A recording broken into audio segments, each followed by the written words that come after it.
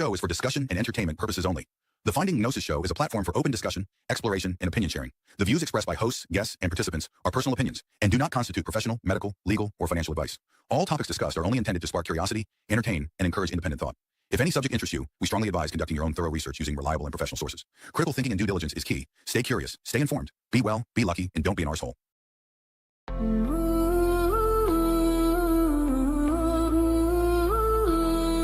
Through the cosmic indifference and through despair, we dig for meaning that might be there. No promises of comfort or bliss, just truths we strive not to dismiss. This is the Finding Gnosis Show,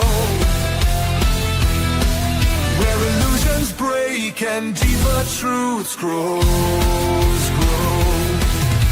Philosophy and thought light the way through the dark toward a brighter day. Not endless struggle, but a fight worth the cost, seeking the meaning we thought was lost.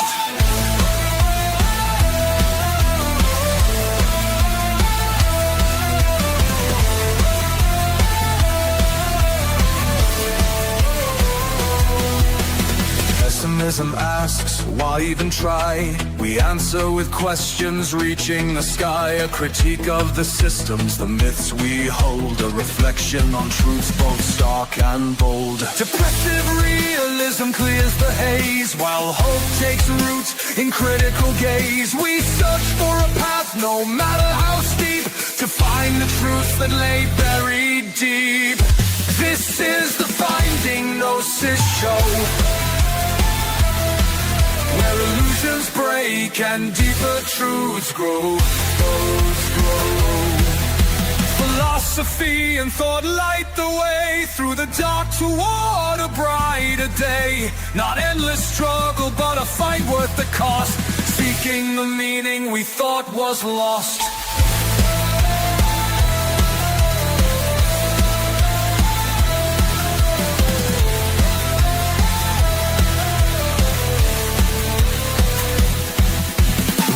Promise ease, we don't promise rest, but a journey to uncover what's best. In cosmic indifference we still find might, to question, to change, and to ignite. Welcome to Finding Gnosis, where truth takes a stand.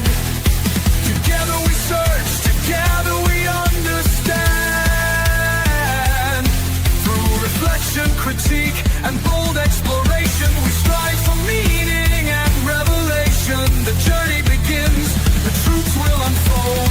This is the Finding Gnosis Show.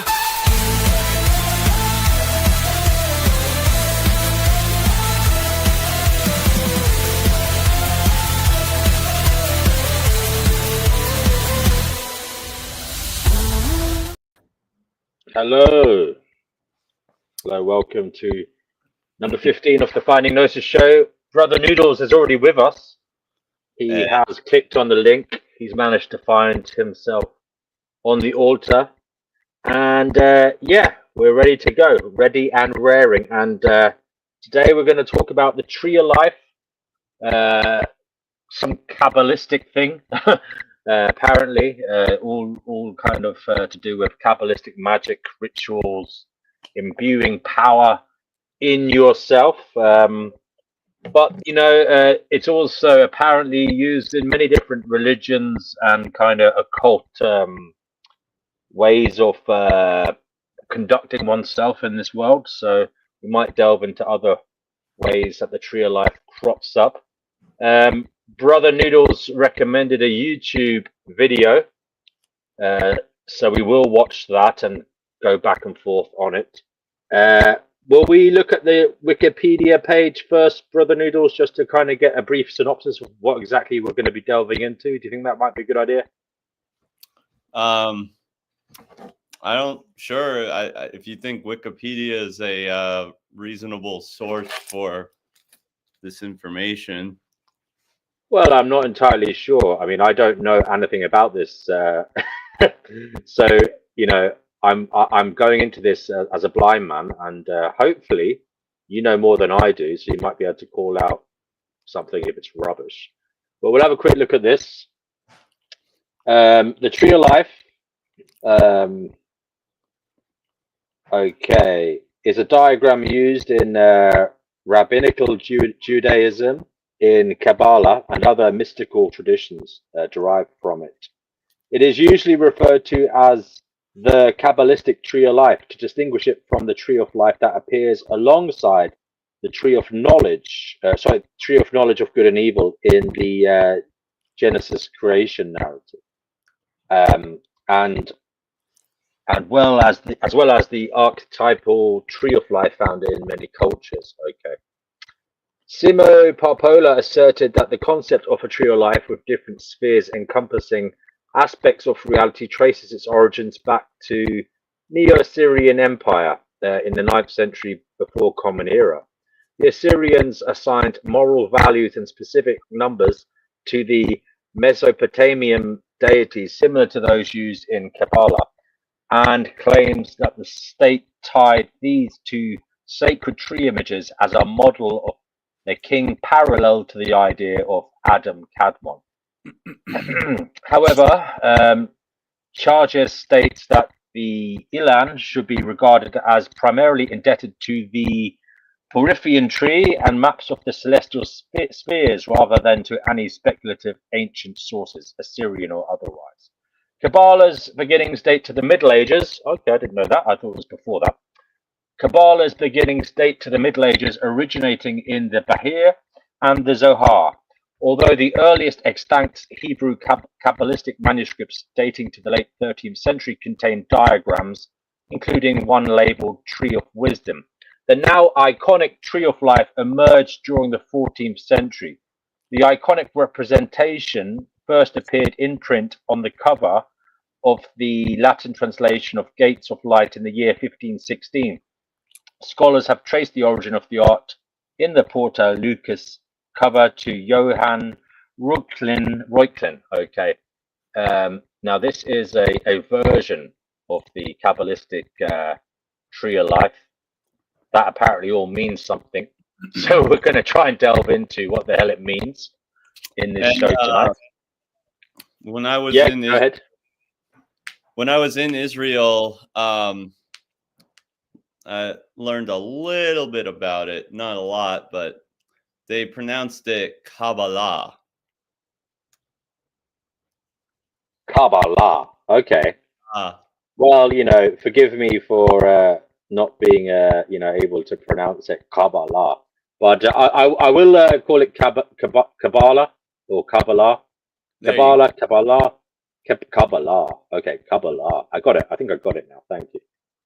So before we continue, do you know much about this tree of life? This Kabbalistic tree of life, Brother Noodles?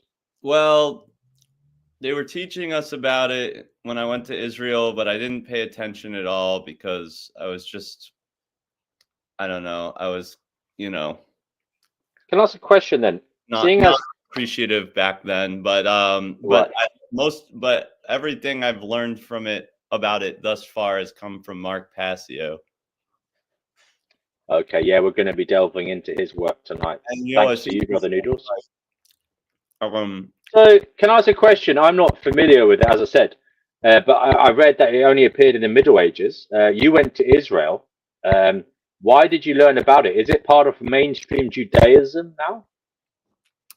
Not mainstream, but it is one of the trips they offer for birthright is like mysticism, Jewish mysticism. Okay. So so obviously there's a long tradition, and this is one of the kind of. But what's interesting is it used to be only, I think it was something like only men 40 years old or older. Maybe I got that part wrong, but it was only men were allowed to learn about Kabbalah. And now obviously, with in the age of information, that's just ridiculous. Anybody can learn anything. It's all out there. So, Okay.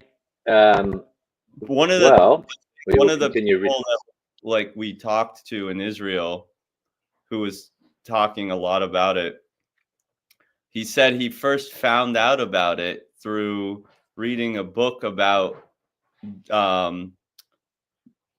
like Jewish meditation. Like there is actually meditative practices in Judaism, and they stem from the Kabbalistic tradition. Okay. The tree of life usually consists of 10 or 11 nodes symbolizing different archetypes and 22 paths connecting the nodes. The nodes are often arranged into 3 columns to represent that they belong to a common category. In Kabbalah, the nodes are called Sefirot. Sefirot? Yeah. They are usually represented as circles, and the paths. The paths are usually represented as lines. The nodes usually represent encompassing aspects of existence, God, or the human psyche. The paths usually represent the relationship between the concepts ascribed to the spheres, or a symbolic description of the requirements to go from one sphere to another. The columns are usually symbolized as pillars. These usually represent different kinds of moral values, electric charges, or types of ceremonial magic. The Sefirot are the 10 spheres on the tree of life. Each Sephirah represents a different aspect of the divine, as well as aspects of human consciousness and existence. These are from top to bottom: the crown, wisdom, intelligence, mercy, judgment, beauty, lasting endurance, majesty, foundation of the word, and kingdom. An 11th Sephirah, Dayat, appears in some diagrams of the tree. It's actually there is no 11th Sephirot. It's there. That is the 11th thing node that they're talking about is not a Sephirot. Okay, they're saying in some diagrams. Obviously, yeah. We'll learn. Mark Passio will delve into that, and he talks about okay. How, I presume there's something about the numbers here. 10 is the number for God. I think you mentioned that before. Right. And if you have 11, it doesn't equal 10. So maybe 11 is if you're satanic or something. Yeah. So it's considered blasphemy to add or subtract anything from the tree of life. So if you say there's 9, that's a blasphemous thing to say. 11 is blasphemous. This is where we get 9/11. This is why Mark Passio makes the argument about 9/11 being a ritual, an occult ritual, yada yada yada. Yeah, I remember you mentioned that last time. Okay. The diagram is also used in Christian Kabbalah. I didn't know there was such a thing. Hermetic Kabbalah and Theosophy. The nodes are associated with deities, angels, celestial bodies, moral values, single colors or combinations of them, and specific numbers. Okay, there's a bit about, when I read the history, I don't. Do you want me to go into the history, or is Mark going to do that? You could. I mean, I don't know how much he goes into the history. He does. He just connects it to like the other ancient. Okay, we'll go. Paolo Ricicchio's son Jerome actively exchanged letters and shared his father's work with Reuchlin before publication. Thus, in the year 1516, Reuchlin's diagram came to appear on the cover of the Paolo Ricciccio's Latin translation of Joseph ben Abraham Gittila's Gates of Light. The diagram only had 17 paths, and at the time the concepts of 10 spheres and 22 letters were still distinct in literature. In 1573, a version sketched by Franciscus Zeletus appeared in Caesar Eveli de Divinis Attributus. Okay, so right, fair enough, if you say so. Okay, so I'm not going to read the history because it's kind of like, I'll take your word for it,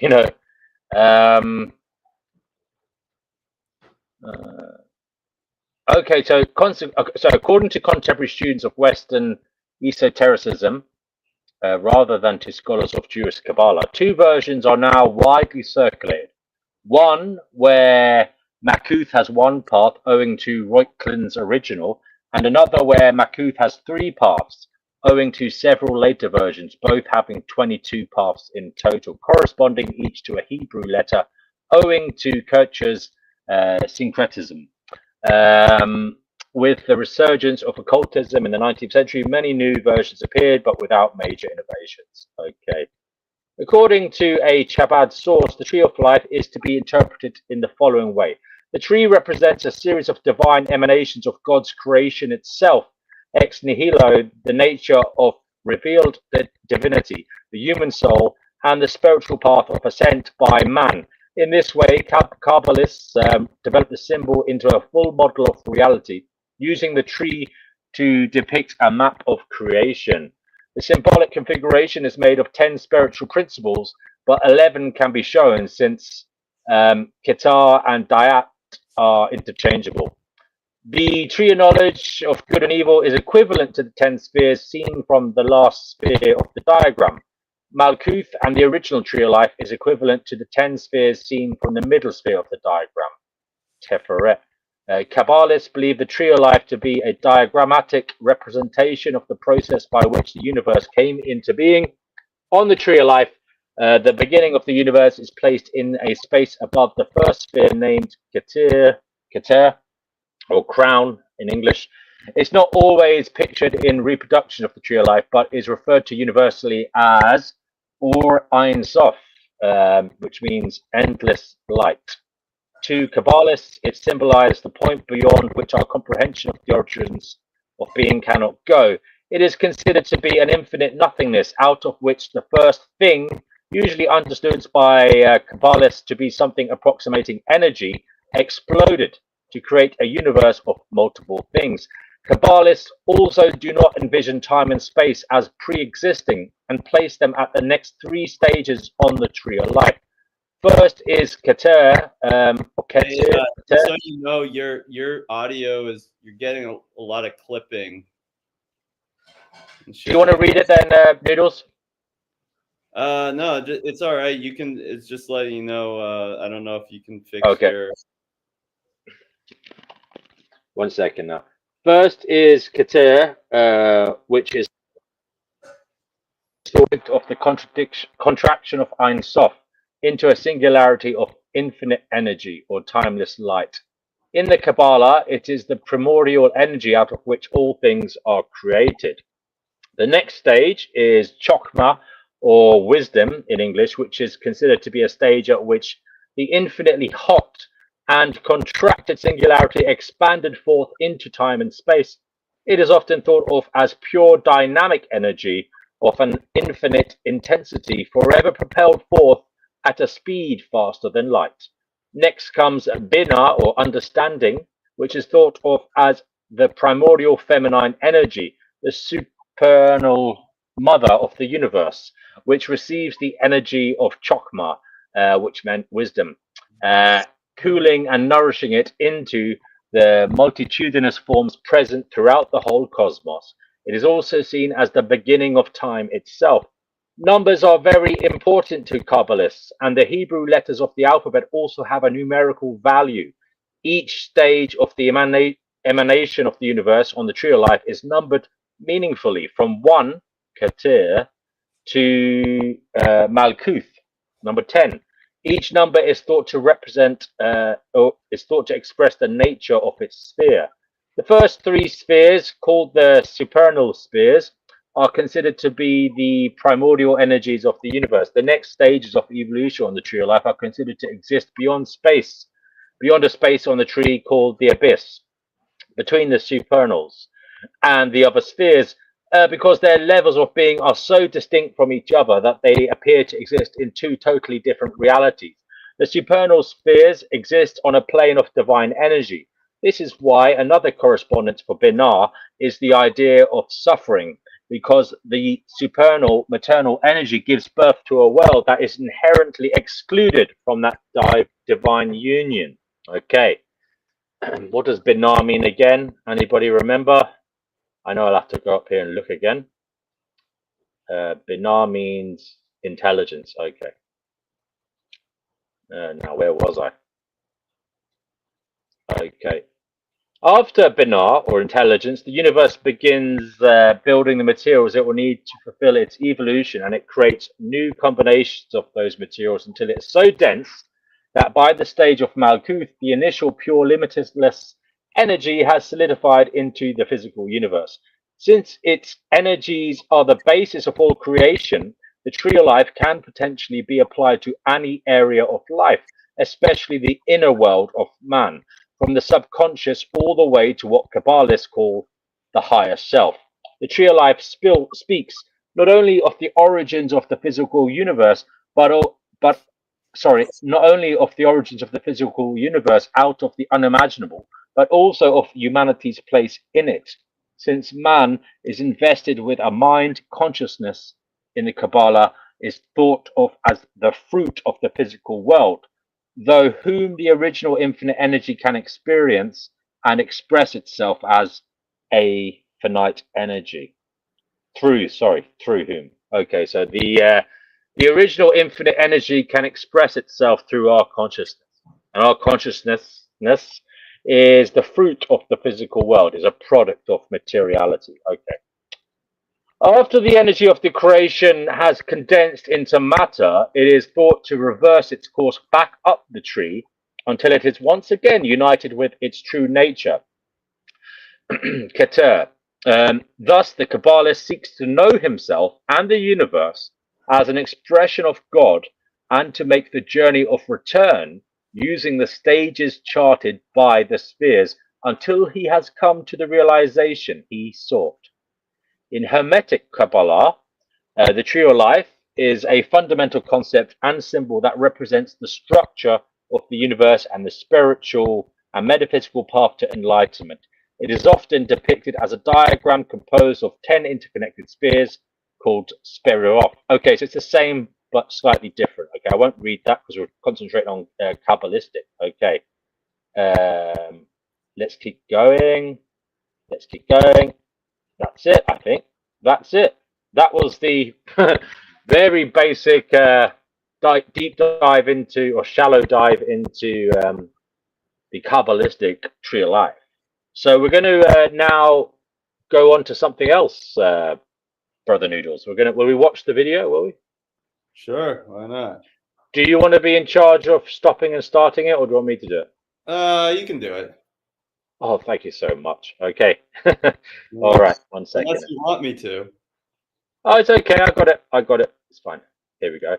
I believe this is the one you shared with me. Now, he starts the video out by saying that there is secret knowledge. Okay. I sent you I sent you one that had better audio than the first one you picked. Yeah. This is the one. Yeah. This is the most recent one. So you know, like, so there's, you know, I had sent you a few different ones to choose from because, and he does mention this in this talk, but in some of the other lectures I sent you, he delves more into how the tarot, like tarot cards, are like kind of are aligned with the tree of life. Or he said there's Kabbalah and tarot are supposed to be learned in tandem with each other. Oh, that's interesting. Yeah. Okay, who is this fella anyway? Mark Passio. Do you know much about him? Is he just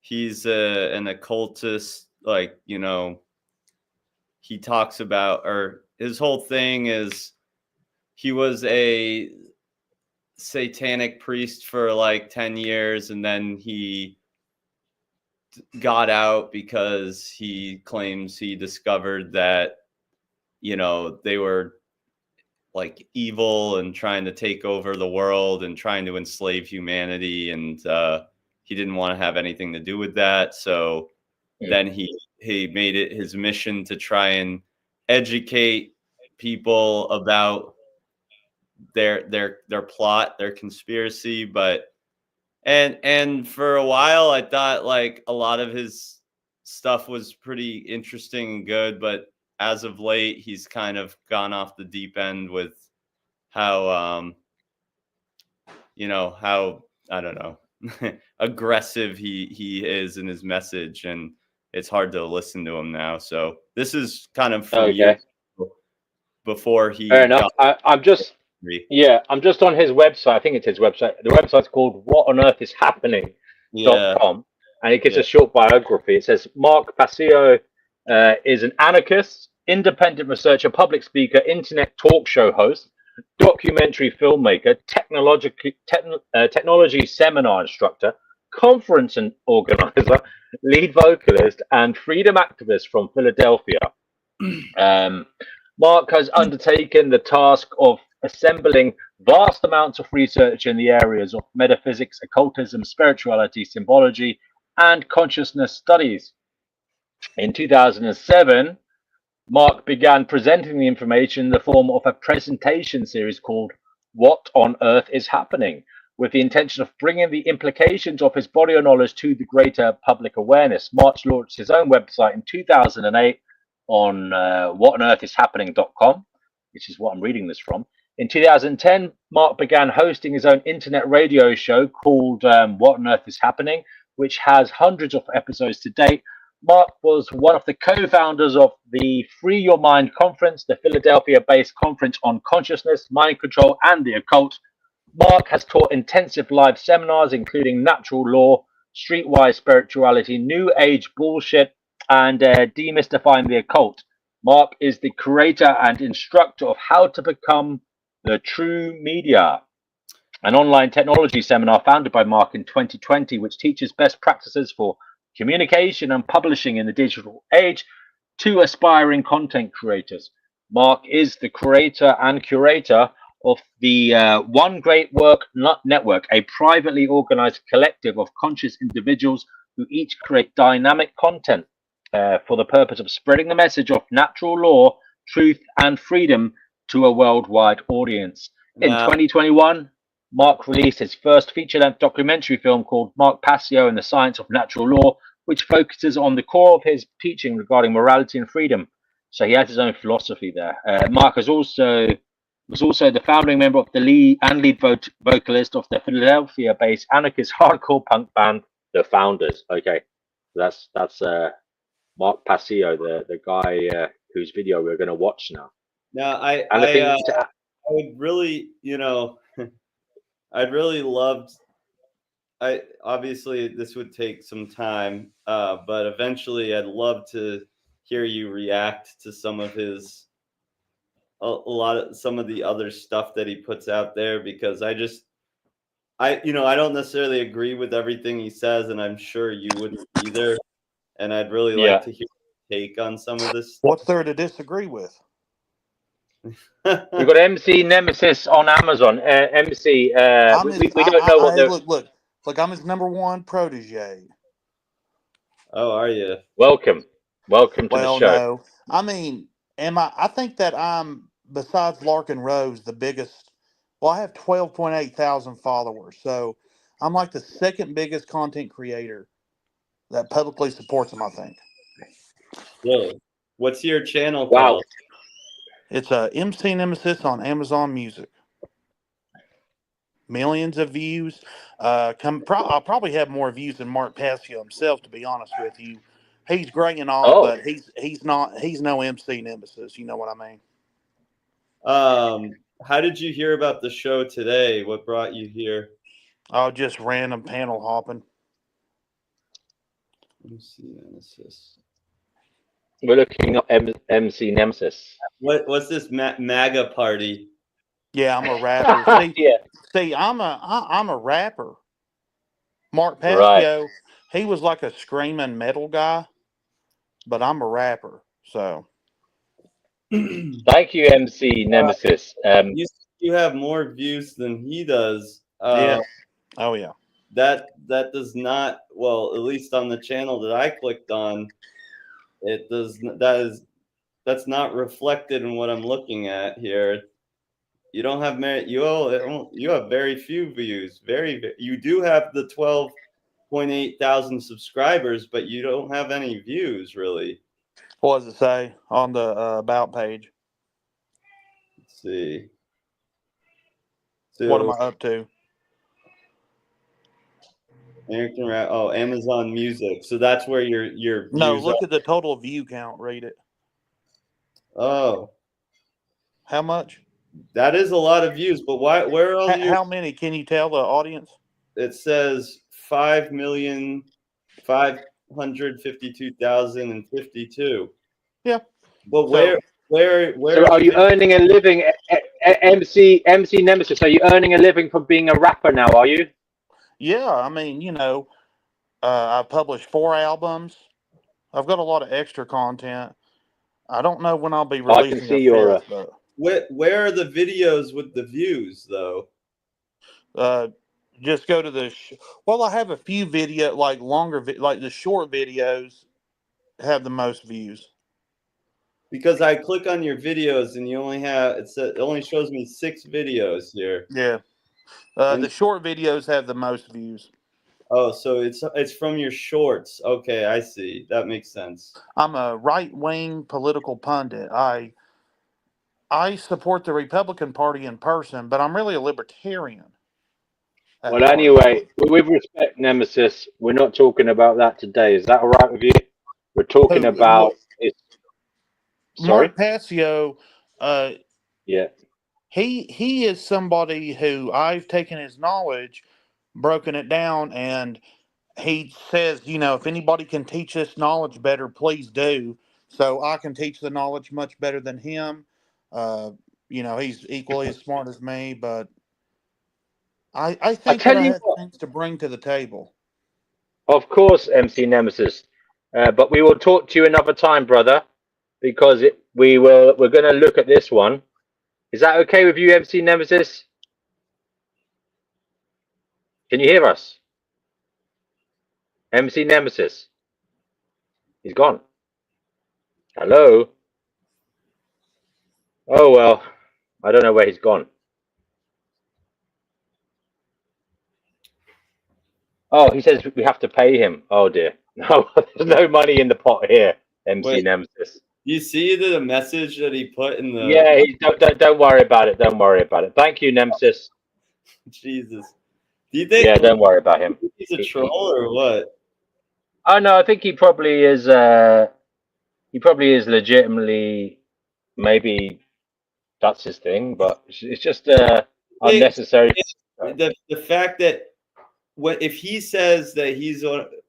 listen, Noodles. Let's not feed the troll. Come on, let's just go on. Wait a minute. Well, wait. No, I don't. You don't, Noodles. I don't want to give it. I want to say. Come on, let's go. All right. I don't give a fuck. Honestly, I don't care because I don't want. You don't. What you do is you don't give him attention, brother. That's what I'm saying. Well, let's just go on, yeah. What? He's not on here anymore. Dude, Mark. I know, but he's probably listening. Mark Passio is against each political party, and he's against. Mark Passio is against libertarianism. Right.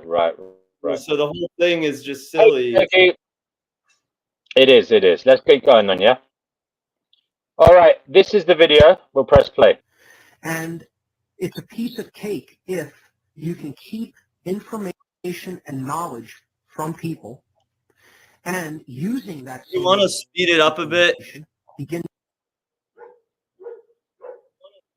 You want to put it at a higher speed? Information without their knowing because they have no access to it. Yes, okay. Look at it as psychology. If a psychologist really wanted to do a number on a person who's very immature and naive and doesn't understand a lot about how the human psyche works, it would probably be a piece of cake for them to do that because they know all about how the inner workings of the mind work. And the person that they would be wielding that information on like a weapon does not. So they would almost be powerless to defend themselves against those methodologies unless they became aware of them. And that's what this is all about. That's what mind control is all about. Mind control is basically using information that other people have been denied access to as a weapon against them. And the only way they can really come out of that is to be initiated meaning they develop the desire to understand that information because they understand how important it is, and because they begin to understand that it's being used against them. They develop the initiative, energy, and effort to learn about how that works, how those processes of the human psyche work. So that's what the process of coming out of mind control is all about, and that's why I'm teaching occult methodologies. I'm teaching occult philosophies and ideologies. And there is no blanket good or bad when it comes to this. It is how it is used. This information is simply a tool to which we have access. And it depends upon the level of consciousness of the practitioner as to how this information will be used or employed in one's life.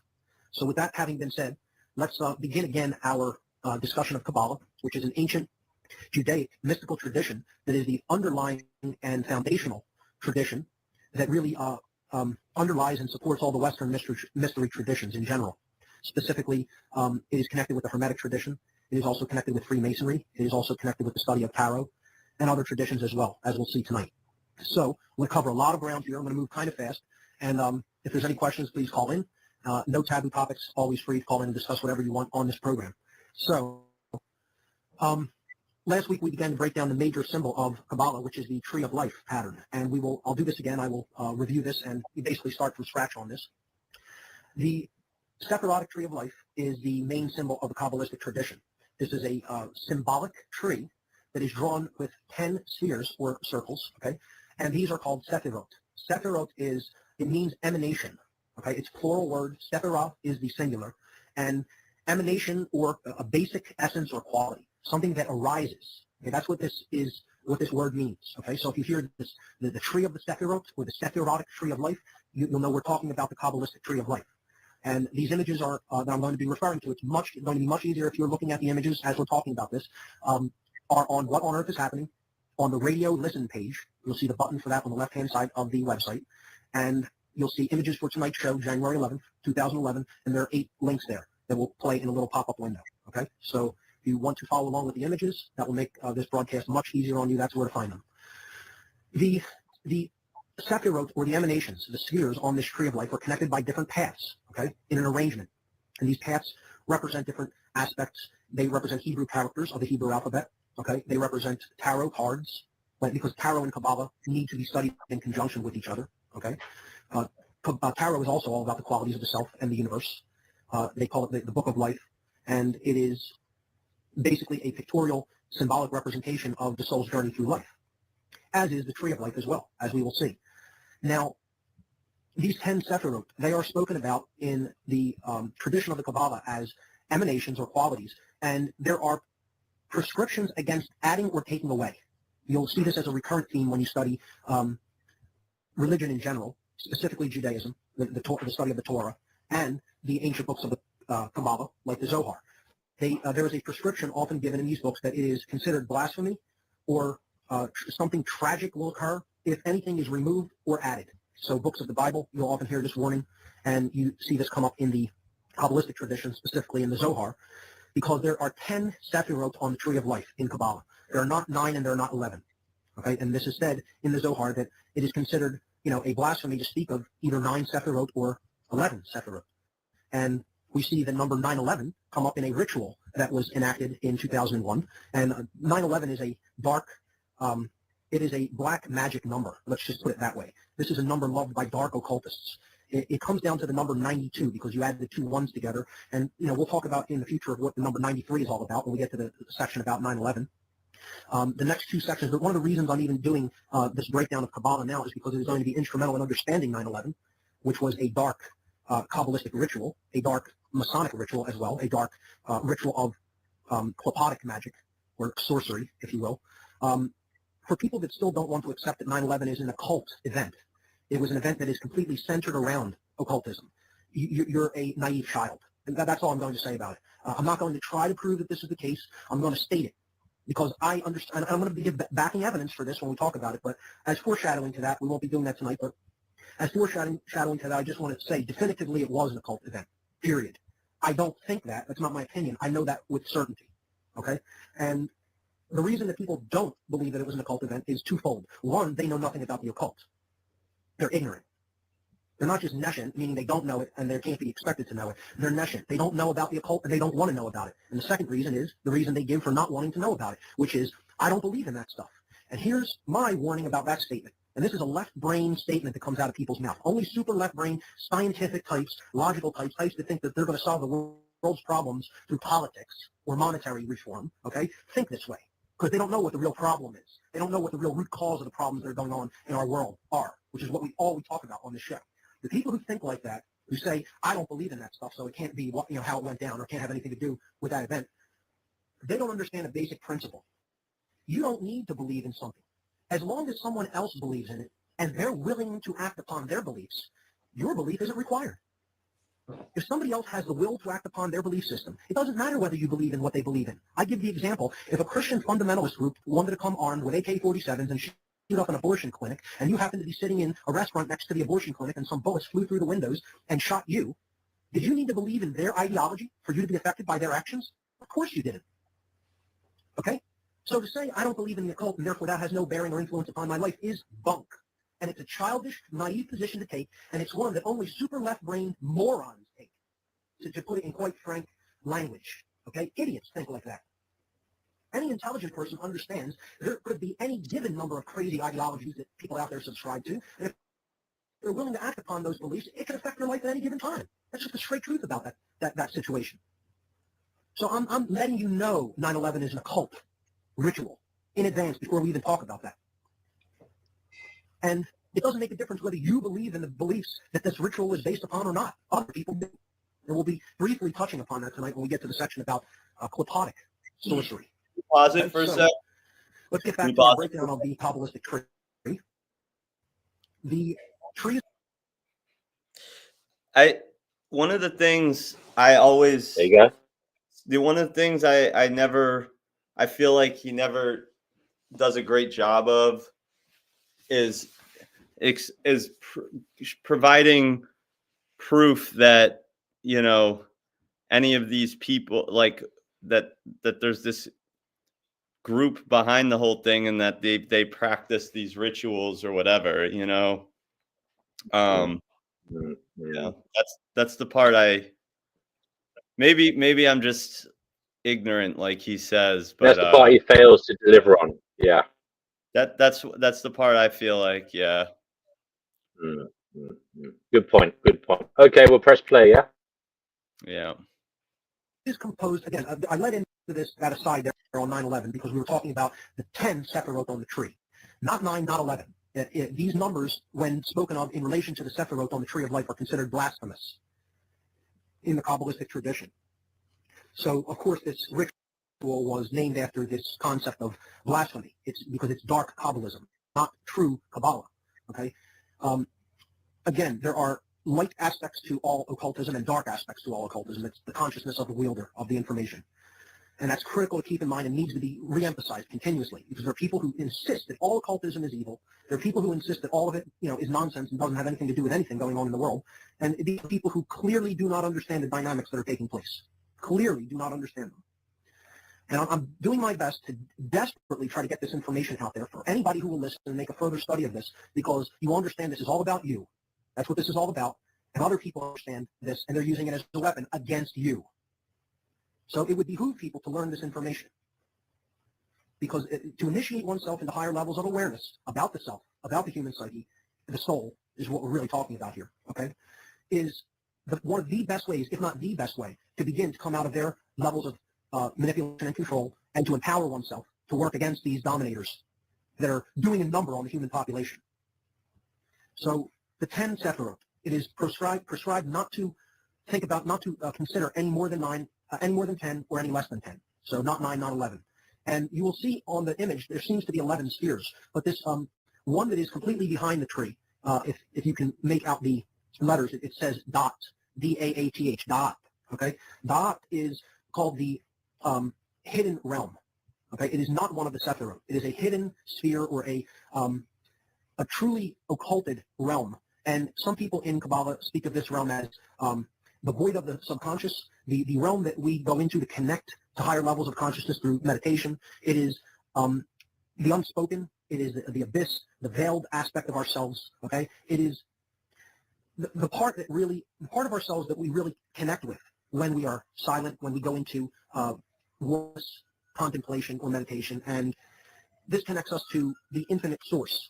And the realm of Dot, and I'm kind of jumping ahead to something that is more advanced. I just wanted to talk about this in relation to that it is not one of the Sefirot. There are 10, and this is not one of them. It is not considered one of the emanations on the tree, but rather Dot is considered one of the places from which the tree emerges. So this is kind of I guess you could call it the realm of the birthing of the tree of life, okay? Like the birthing of the soul. And these are all the soul qualities. So it's like kind of a cosmic womb of sorts, okay? And it is a hidden realm. Some people call it the realm of hidden knowledge. It is kind of likened to the Akash in other traditions, in Eastern traditions, okay? So if you've heard of the Akashic records, this is some people liken this to what Dot represents in Kabbalah. And there are different interpretations on this. So my word is not the final one, but I'm giving you my understanding of it from my readings and study, okay? So let's start to break down the 10 Sefirot, okay? So in order, I'll be listing them and talking about their qualities, and we'll do that after the intro music for this first break. So we'll be doing that as soon as we come back. We'll be listening to what on earth is happening right here on the Intel Hub Show. For listening in on Talk Show, I'm not sure that was a break. It looked like some music had kicked in. I put Blog Talk on hold, and if that clears up, I will go back to the call. This happened last week. Not sure why. Some kind of a glitch on the network end, but let's jump right back into our discussion, and I'll chime in on the Blog Talk line in a moment to see if that is cleared up. So the first realm on the tree, the first Sefirot, is Keter. That is up at the top, okay? This is the crown, okay? This is the Ancient of Days, as they call it in Kabbalah. And what this is basically cosmic consciousness. It's the highest level of awareness. And Malkut, down at the bottom of the tree, where the tree stands upon the base of it, is the physical world. It is the material realm. This is, a material identified state of awareness. And then the other spheres are all different aspects and qualities of the self. So at the top we have Keter, and then to the right, on what is called the Pillar of Mercy, we have Hokmah. Okay, Hokmah means wisdom. It's what we do with what we know. On the left-hand side from Hokmah, we have Binah, B-I-N-A-H. This means understanding. So this is simple knowledge, okay? Hesed, on the right-hand side, on the Pillar of Mercy, this right-hand path of the tree. It means mercy, Hesed. On the left-hand side, a pillar of severity right in the middle, for which it is named as Geburah, which means severity. These are different aspects of how we can deal with ourselves, with others in the world. We can exercise self-control, which would be like Geburah, or we could exercise influence upon others, which would be Hesed. Tiferet, in the very middle of the tree, is the heart. This is the care qualities of the individual. I'm going to check back with Blog Talk real quick. From the burdens and protects your property. All system is often superior to. Okay, they are in the call, so in the ad play right now. So I'll go back to the commercial and hold on through that. Okay, here we go. If you want to know more. Okay, so we were discussing the tree of life in the Kabbalah, and we had a little bit of technical problems. Those are cleared up, and I was talking about how there's 10 Sefirot or emanations on this tree, and they represent different aspects of the personality, the psyche, soul qualities, in other words, and they're arranged on 3 vertical paths. So if you look at image number 1 on the site, you will see that there is 3 pillars or paths. The pillar of severity is on the left, the pillar of mercy is on the right, and the pillar of mildness, sometimes referred to as the pillar of will, is between the two, in the middle, referred to as the middle pillar simply sometimes. So the pillar of severity, we should look at as something that is dark or evil. It is internal. These are internal or yin qualities of the individual. The pillar of mercy are so the pillar of severity on the left-hand side is the lunar pillar. The pillar of mercy on the right-hand side is the solar pillar. These are the active qualities or the masculine qualities, the yang energy qualities of the individual. The pillar of mildness or will in the middle are the synthesis between the two, or they are unitary qualities of the individual that lean neither toward the active or passive, the masculine or feminine, okay? So Keter at the top. This is the Sefirot number 1. Now, how they go in order, I was starting to tell people this last week, but this is the order. You start at the top, and that's 1, where it says Keter, okay? Then you go to the right, and that's the second one, Hokmah. Then back to the left, and that's Binah. So we're going to go in like a lightning bolt pattern, okay? So it's going to go from the top, then to the right, then to the left, back to the right, back to the left, okay? Then we would go to Tiferet in the middle, then down to the bottom of the pillar of mercy, Netzah, and then Hod. So I'll give you the order real quick, okay? Keter is number 1. Number 2 is Hokmah on the right, the top of the pillar of mercy. Number 3 is Binah at the top of the pillar of severity. Number 4 is Hesed. That's the middle of the pillar of mercy on the chart there, okay? That means mercy. Keter means crown. Hokmah means wisdom. Binah is understanding. That's 3, okay? 4, Hesed, on the middle of the right-hand pillar, means mercy. To the left of the of Hesed is Geburah. That's at the left-hand side of the middle of the pillar of severity. Geburah is severity. Okay, the middle of the tree, right on the middle pillar, is Tiferet. Okay, Tiferet is beauty. This corresponds to the heart or care. Okay, Netzah. Okay, that's Tiferet is number 6. Netzah is number 7. That's at the very base of the pillar of mercy on the right-hand side. Netzah. That's victory. Okay, it would correspond to will, power. Hod on the left-hand side, at the bottom of the pillar of severity. That's Sefirot number 8. Hod is splendor. Okay, Yesod in the middle, on the middle pillar, just above Malkut. That's Sefirot number 9. Okay, and this is foundation. And then Malkut is the bottom one at the very base of the tree. Okay, and this is the physical plane. This is the material world. Malkut. It means kingdom. So let's start there. And if you're looking at image number 1, it says Kabbalah, tree of life. It has the tree itself, the pillars listed. All of the Sefirot are labeled. And then there are attributions on the right. And you see that there are 4 realms that this tree is divided up into. We'll get into those in a moment and how they correlate to different aspects of the personality as well. So Malkut, the bottom of the tree, Sefirot number 10. Okay? And you see it has a symbol there where it's the symbol of earth, and it's broken into 4. It's an equal-armed cross with a circle around it. The 4 quadrants. This represents earth, air, water, and fire, or the material realm, the material plane. And Malkut is the base level of awareness and consciousness. It is our physical instincts. It is our simply physical lives. Okay, it is the physical aspects of the individual. Some people call them the animalistic attributes. Okay, these are simply base instincts and survival needs. That's what Malkut represents. It corresponds to the base chakra. Okay, and I'll go over that in a moment when we look at image number 2. Okay, above Malkut is Yesod. Now I'll talk about the Kabbalistic worlds as I talk about the Sefirot. Okay, so Malkut is the bottom of this tree. This corresponds to the Kabbalistic world. There are 4 worlds in Kabbalah, as they are known, and this is the lowest of the 4. Okay, it's called Asiyah, A-S-S-I-A-H. Asiyah is the physical world or the material plane, as we've already talked about. That's what Malkut is associated with. And this is on the image. I've given it the Hebrew character He because in the 4-letter name of God in Hebrew, it's called the Tetragrammaton. The 4-letter name of God is Yod He Vav He. That transliterates into English as YHVH, which we pronounce Yahweh or Jehovah. Okay, and this is the final character in the name. It corresponds to the element of earth, which I put there over on the right-hand side with its alchemical symbol. So Asiyah is the physical world, the material plane, or the element of earth, and it corresponds with Malkut. Now, as we move above and out of the pure identification with the physical world, we have other attributes that we develop in the course of our lives, and we basically start to go up into higher planes of development. The first is the mental plane, then the emotional plane, then the plane of the will. And these correspond with different Sefirot. Okay, specifically they correspond with what are called the triangles. There are 3 triangles that form the other 9 Sefirot. Okay, so we have Yesod, Hod, and Netzah, and that's the world of Yetzirah, the formative world or the mental plane. Okay, and I'll be getting to these as we explain each Sefirot in detail. Yesod is the next Sephirah, and this means foundation. Now this is the desire aspect of the personality. And again, it could be positive or negative, but in its positive aspect, it represents desire to want to know, to want to improve oneself, desire to want to get out of the purely materialistically identified realm and get to a higher level of consciousness. So to come out of Malkut and to go up into higher levels of development is what Yesod really represents. It's the beginnings of initiation.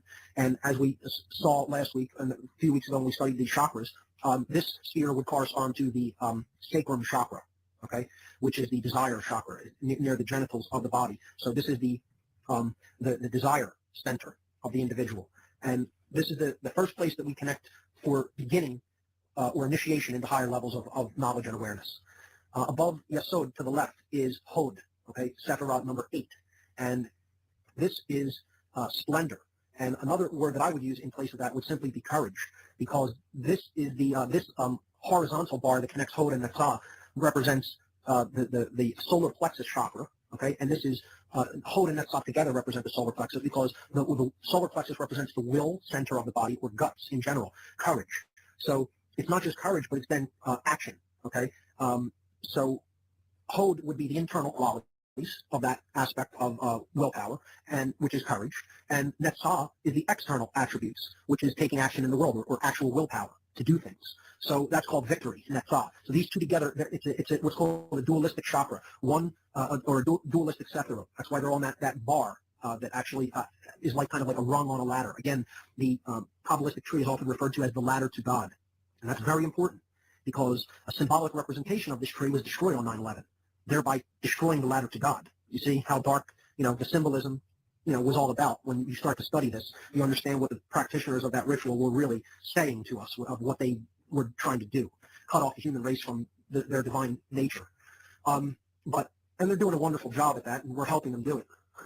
But to go back to the analysis of the tree, Hod and Netzah, if you bring them together, they form the solar plexus chakra, okay, in the middle. And there's simply two different aspects of those qualities within the individual. Again, the pillar of severity, you could look at that as the internal qualities. So Hod would represent courage, and the external qualities on the pillar of mercy, Netzah would represent actual action in the world, getting things done, willpower to get things done, okay? Now, this is where we left off last week with Tiferet. Okay, Tiferet is beauty. That's the very middle of the tree of life, and you see it has the most connections to it because this is what the universe centers around, and it's given the attribute of the sun in the Kabbalistic tradition. Okay, I liken it to the earth in the system of the chakras. Okay, because that's the heart chakra of the solar system, and indeed Tiferet represents the heart chakra as well. And this is the realm of beauty or care or concern. It is love, essentially, love energy. The generative principle, care. That's what Tiferet is all about. And when in the Christian tradition they say none come to the Father but through me, and these are words attributed to Jesus, we see that Keter is the Father, and it's the Ancient of Days. Okay, and that represents the actual God, or the Creator God. Okay, Tiferet represents the Son of that quality. Okay, of that force, which its attribution is the Sun. We see in astrotheology how Jesus is a representation of the Sun, which we studied in previous weeks. And we can see that it is the path along the middle pillar that you must pass through to get to Keter from Malkut. Okay, the Yesod is on the middle pillar as well, right before. We just lost our blog talk connection. I'm going to add it back in, folks. Bear with me. I'm not sure if that's connecting or why it isn't, but it looks like we dropped out of blog talk. We're still broadcasting on TalkShoe, so no worries. May have to get a podcast over to him tomorrow, but technical problems persist. It happens. What can I say? So, that's why I record live here, and everything is backed up. So I take no chances. So I'll just continue, and if blog talk comes back in, we'll add it back. Let me drop that connection and try this one more time, folks. Hold on.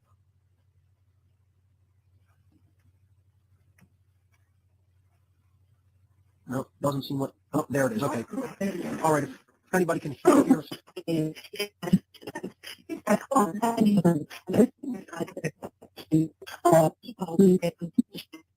Okay, I'm not sure.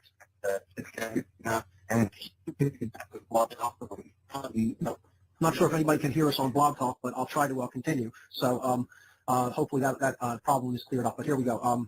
Tiferet is the care center, and that is the middle of the tree of life. The most connections are made to this because, again, this represents the generative principle, and this is what really the universe is centered around. So it is probably the most important Sefirot on the tree of life, as far as I'm concerned. This is what we really have to get in touch with if we are going to get up to the high levels of this climb in consciousness. And so it is true. None come to the Father but through the Son. This is a Kabbalistic allegory, so to speak. Okay, it's a Kabbalistic attribution that's really being spoken there for those who understand it. Above Tiferet to the left, you get to Sefirot number 5, which is Geburah. That means severity. And again, this is a quality that of self-control, working upon oneself. Of sometimes needing to reel in qualities within ourselves that are out of control. This is the thing that I call dominion, self-mastery, or simply achieving sovereignty. Being that as you think, so you feel, and so you act. And then action is connected with this because these are two aspects of the same chakra.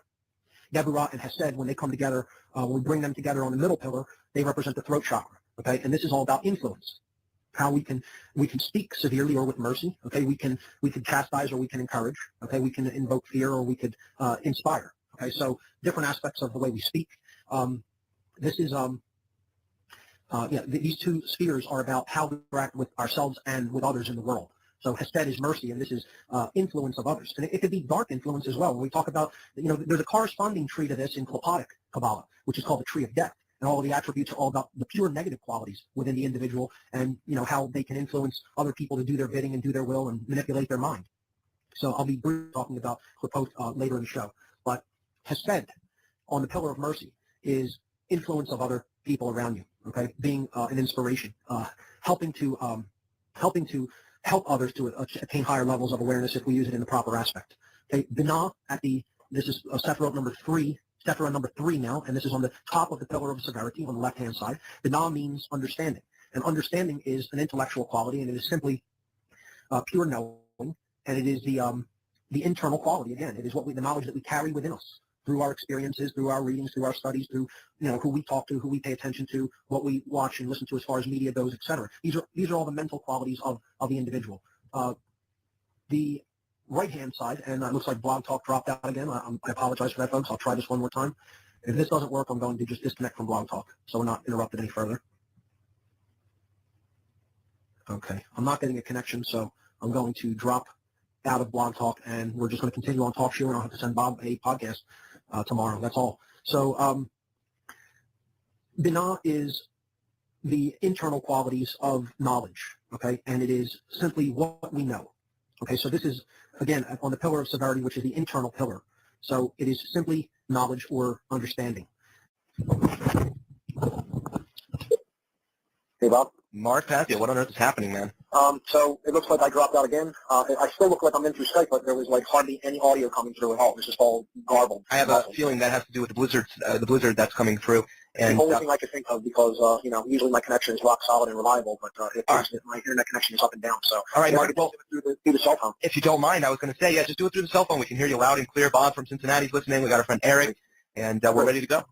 Anybody want to come in and I can take a couple calls? Is anybody hanging on for calls? Let's see. Maybe Chris has a comment or two. I'll ask him off the air here in a second. Yeah, I'll continue after taking a call or two. Sure. Okay, and we also have the call-in lines open at toll-free 877-598-8549. That's toll-free at 877-598-8549. And Mark, why don't you recap as to where you were, and I'll see if anybody wants to speak on it. Great. So I was related to the realm of basic knowledge, the knowledge that we carry around with us. It's an internal quality because it's simply what we know, not what we do with what we know. What we do with what we know would relate to Chokmah, which is Sefirot number 2, at the top of the pillar of mercy. So Sefirot number 2, Chokmah, at the top of the pillar of mercy on the right-hand side would relate to what we do with what we know. And that is wisdom. That's what Chokmah is connected with, wisdom. So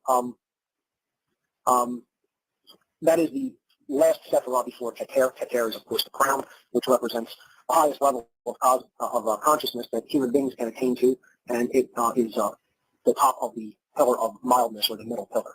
So if you look to the right of this chart, you will see different attributions given to these levels of the tree. The three triangles, three Sefirot form a triangle between Yesod, Hod, and Netzah, just above Malkut. Represents the world called Yetzirah, or the formative world. This is the mental plane. It is the alchemical attribution of air. So, earth, air, water, and fire are how the alchemical attributions progress in upward progression, earth being the lowest and fire being the highest. These correspond to the four worlds in Kabbalah, with Asiyah being the lowest on the physical or material plane, and then Yetzirah above that, which is the formative world, the world of formation. This is where ideas begin to take shape. Bria is the world above Yetzirah, and this represents the creative world, or the emotional plane. So this is the alchemical symbol of water, as you see it there on the chart. This is an internal quality, okay? And this, the triangle that is represented on the Kabbalistic tree is the one that is formed with the three Sefirot of Tiferet, Geburah, and Hesed. It's a downward pointing triangle, is a downward pointing triangle, as is the triangle that is formed by Yesod, Hod, and Netzah, or the world of Yetzirah. So Bria is I guess you could call it the sacred feminine aspect of the worlds of Kabbalah. It is the internal aspects. It is the purely created world. Some people call this I'm trying to think of the name for it. Not the spiritual plane, but the astral plane, the astral world, or the astral plane. Now, above that is one more realm that is even higher in consciousness, and it is closer to pure source without any form at all, and it's called Absolute. Absolute is the archetypal realm. This is the world of just pure archetypal imagery. It's a pure idea. It's pure spirit, if you will. Okay, it's alchemical fire. It's a realm of will and spirit from which all things that come into formation originate. So this is given the Hebrew character Yod, which is the first name in the Tetragrammaton, and it also corresponds with the alchemical symbol of fire. So these four worlds are all different aspects of the individual, and it represents basically Asiyah, the physical world. That represents what we have, our physical attributes, the situation we might be born into, what resources we have in the world. It could correspond with money. It could correspond with, what our talents, our basic talents are. Yet Zira is a formative or mental plane. This would correspond with, how we use our mind. It would basically relate to the things that we study and take into ourselves intellectually, and our capacities in that regard. Bria, the creative world, or the emotional plane, is how we use our heart. And again, Sefirot is based in this world. And this is basically care. It's our water. How do you carry your water, in other words? So this is the realm that has to do with the generative principle, the creative world, care. What we care about is what we create. Absolutely, the archetypal world is the world of pure spirit, or the plane of will. It's ultimately what drives everything. And that's the archetypal world, and that's alchemically attributed to the concept of fire. Now, moving to the next image here, to move along in these concepts, we see the tree of life and its relationship to the chakras. I was briefly explaining this last week, but I made a visual representation of it. We talked about the planetary system corresponding to the chakras of the body, and here we see a chart in image number 2 that basically relates all of these concepts together. If we collapse the 3 dualistic Sefirot into one along the middle pillar, we would get the 7 chakras. The base were Muladhara chakra, the root chakra, and I correspond to that to Saturn in the attributions related to the planets when it comes to correlating them with the chakras of the body. The Sir Yesod on the tree of life corresponds to the sacrum chakra, the Swadhisthana chakra. I corresponded that to Jupiter along the planetary solar system chakra points, if you will. They Hod and Netzah would both correlate to the solar plexus chakra, or the planet Mars. Tiferet is or beauty, would correspond to the heart chakra, as we talked about. The Anahata chakra, that is. Okay? The throat chakra, or the Vishuddha chakra, corresponds to the spheres of Deborah and Hesed, progressing upward on the tree of life. Again, another dualistic Sefirot, which when combined form the throat chakra. Binah and Hokmah, when they come together, form the Ajna chakra, or the third eye chakra, or the planet Mercury. The throat chakra, of course, corresponds to Venus. The heart chakra with Earth. Okay. The non-Hokmah correspond to the third eye chakra, or Mercury. They're the mercurial aspects. Okay, what we know and then what we decide to do with what we know. And Keter represents the crown chakra. Again, this is pure being, higher level of awareness, cosmic consciousness, Christ consciousness, if you will, and this corresponds to the Sahasrara chakra, or the crown chakra of the body. There are the 7 chakras as it relates to the 7 levels of the Kabbalistic tree of life. We see that this, if we move to image number 3, we see that this is what the menorah, which is a Jewish candelabra that is used during Passover. This is about the tree of life as well. It's a different orientation of the tree of life in the 10 Sefirot. Hey, Mark. We have 7. Yes. I thought you agreed that you wouldn't talk about this Jewish stuff on the air. You know I'm Jewish, and I don't want anything to get out about our secret plan to rule the world. No problem. I'll keep it on the down low. I don't know if you heard Payday Monsanto's show on Saturday, Mark, but he started going off on Zionism and everything. And, I did the same interruption. Of course, it's a joke amongst the people that listen to the network that the Jews run our media station. I happen to come from a Jewish family, but I am more than happy to hear about all these sorts of symbolisms, whether they come from the Jewish traditions, the Masonic traditions. It doesn't matter to me. I'm interested in truth. Sorry to interrupt, Mark. Go right ahead. No problem. As I said previously on shows in the past, people who think that it's all one group, it's all the Zionists, it's all the Freemasons, it's all the dark Kabbalists, it's all the Jesuits, it's all the Vatican. They don't understand the interconnections of these secret societies and how they work as one guiding hidden hand. It's a very complex web of interconnections, and it works through the banking system, it works through religious structures, it works through government. It's not cut and dry. It's not a simplified thing with one set of people at the top that are all part of one organization. It's psychopaths who have infiltrated all institutions that are based on hierarchy and compartmentalization. This is why I spent so much time talking about the structure of power, of quote power, which is illusory power. But the structures of control are more important than the organizations that actually work toward that control. It's important to know about them, but we have to understand the how and the why, even more so than the what. The why is the most important. The how is right under that. Then we can understand the what and analyze it, from a left-brain perspective about who is involved, and, what those organizations are all about and how they work. But we have to understand the complex interwoven strata of secret society networks working together, and it's no one group. There are good and bad in all. DNW. He's showing a menorah that has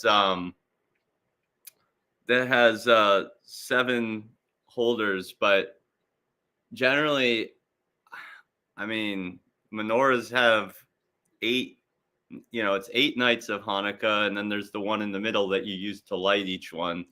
So I don't understand. I'm not religious. I haven't dug deep into Judaism, so maybe there's other kinds of menorahs, but I always thought that a menorah had 9 candle holders.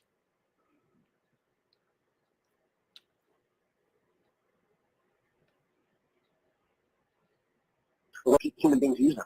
So I'm sure there are people in the Jesuit order who are good-hearted people, and there are people I know plenty of people in Freemasonry that are very good people and are working toward the betterment of mankind. The people in the Kabbalistic tradition, there are tons of good people. All of these things, however, can be twisted and perverted and used for selfish reasons and for reasons of control. So again, we have to elevate our understanding of this into a more mature perspective, as opposed to this childish notion of saying it's all one group of people and they're doing it all. Let me just add one quick addendum.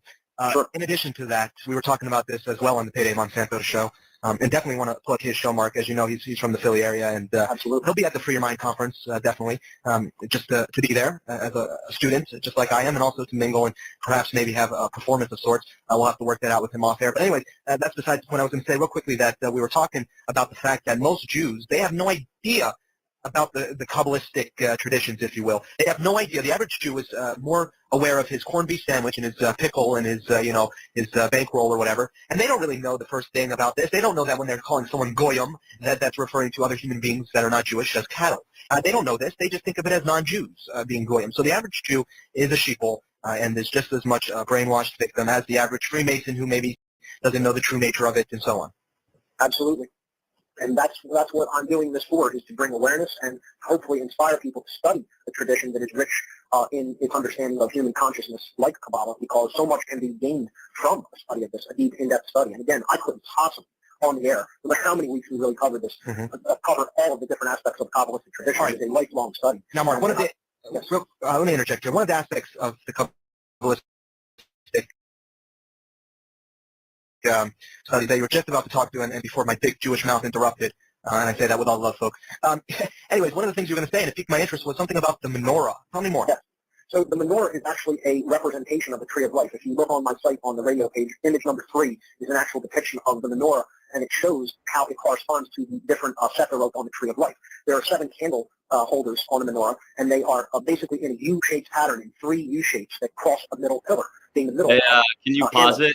So if you look at that middle candle as the middle pillar, okay, and you have the 3 external Sefirot, okay, on the left, representing the path of severity, the pillar of severity, being Hod, Geburah, and Binah. Okay, as you're all the way to the left, 8 is Hod, 5 is Geburah, 3 is Binah, okay, on the left-hand side, right? On the right-hand side, we have, starting from the outside, Netzah, Hesed, and Chokmah, going up on the path of mercy on the right-hand side. So, Sorry, my screen turned black. Go ahead. So, yeah, I guess. Hey, can you hear me? Hello? Yeah. Can you? Yeah, I can hear you.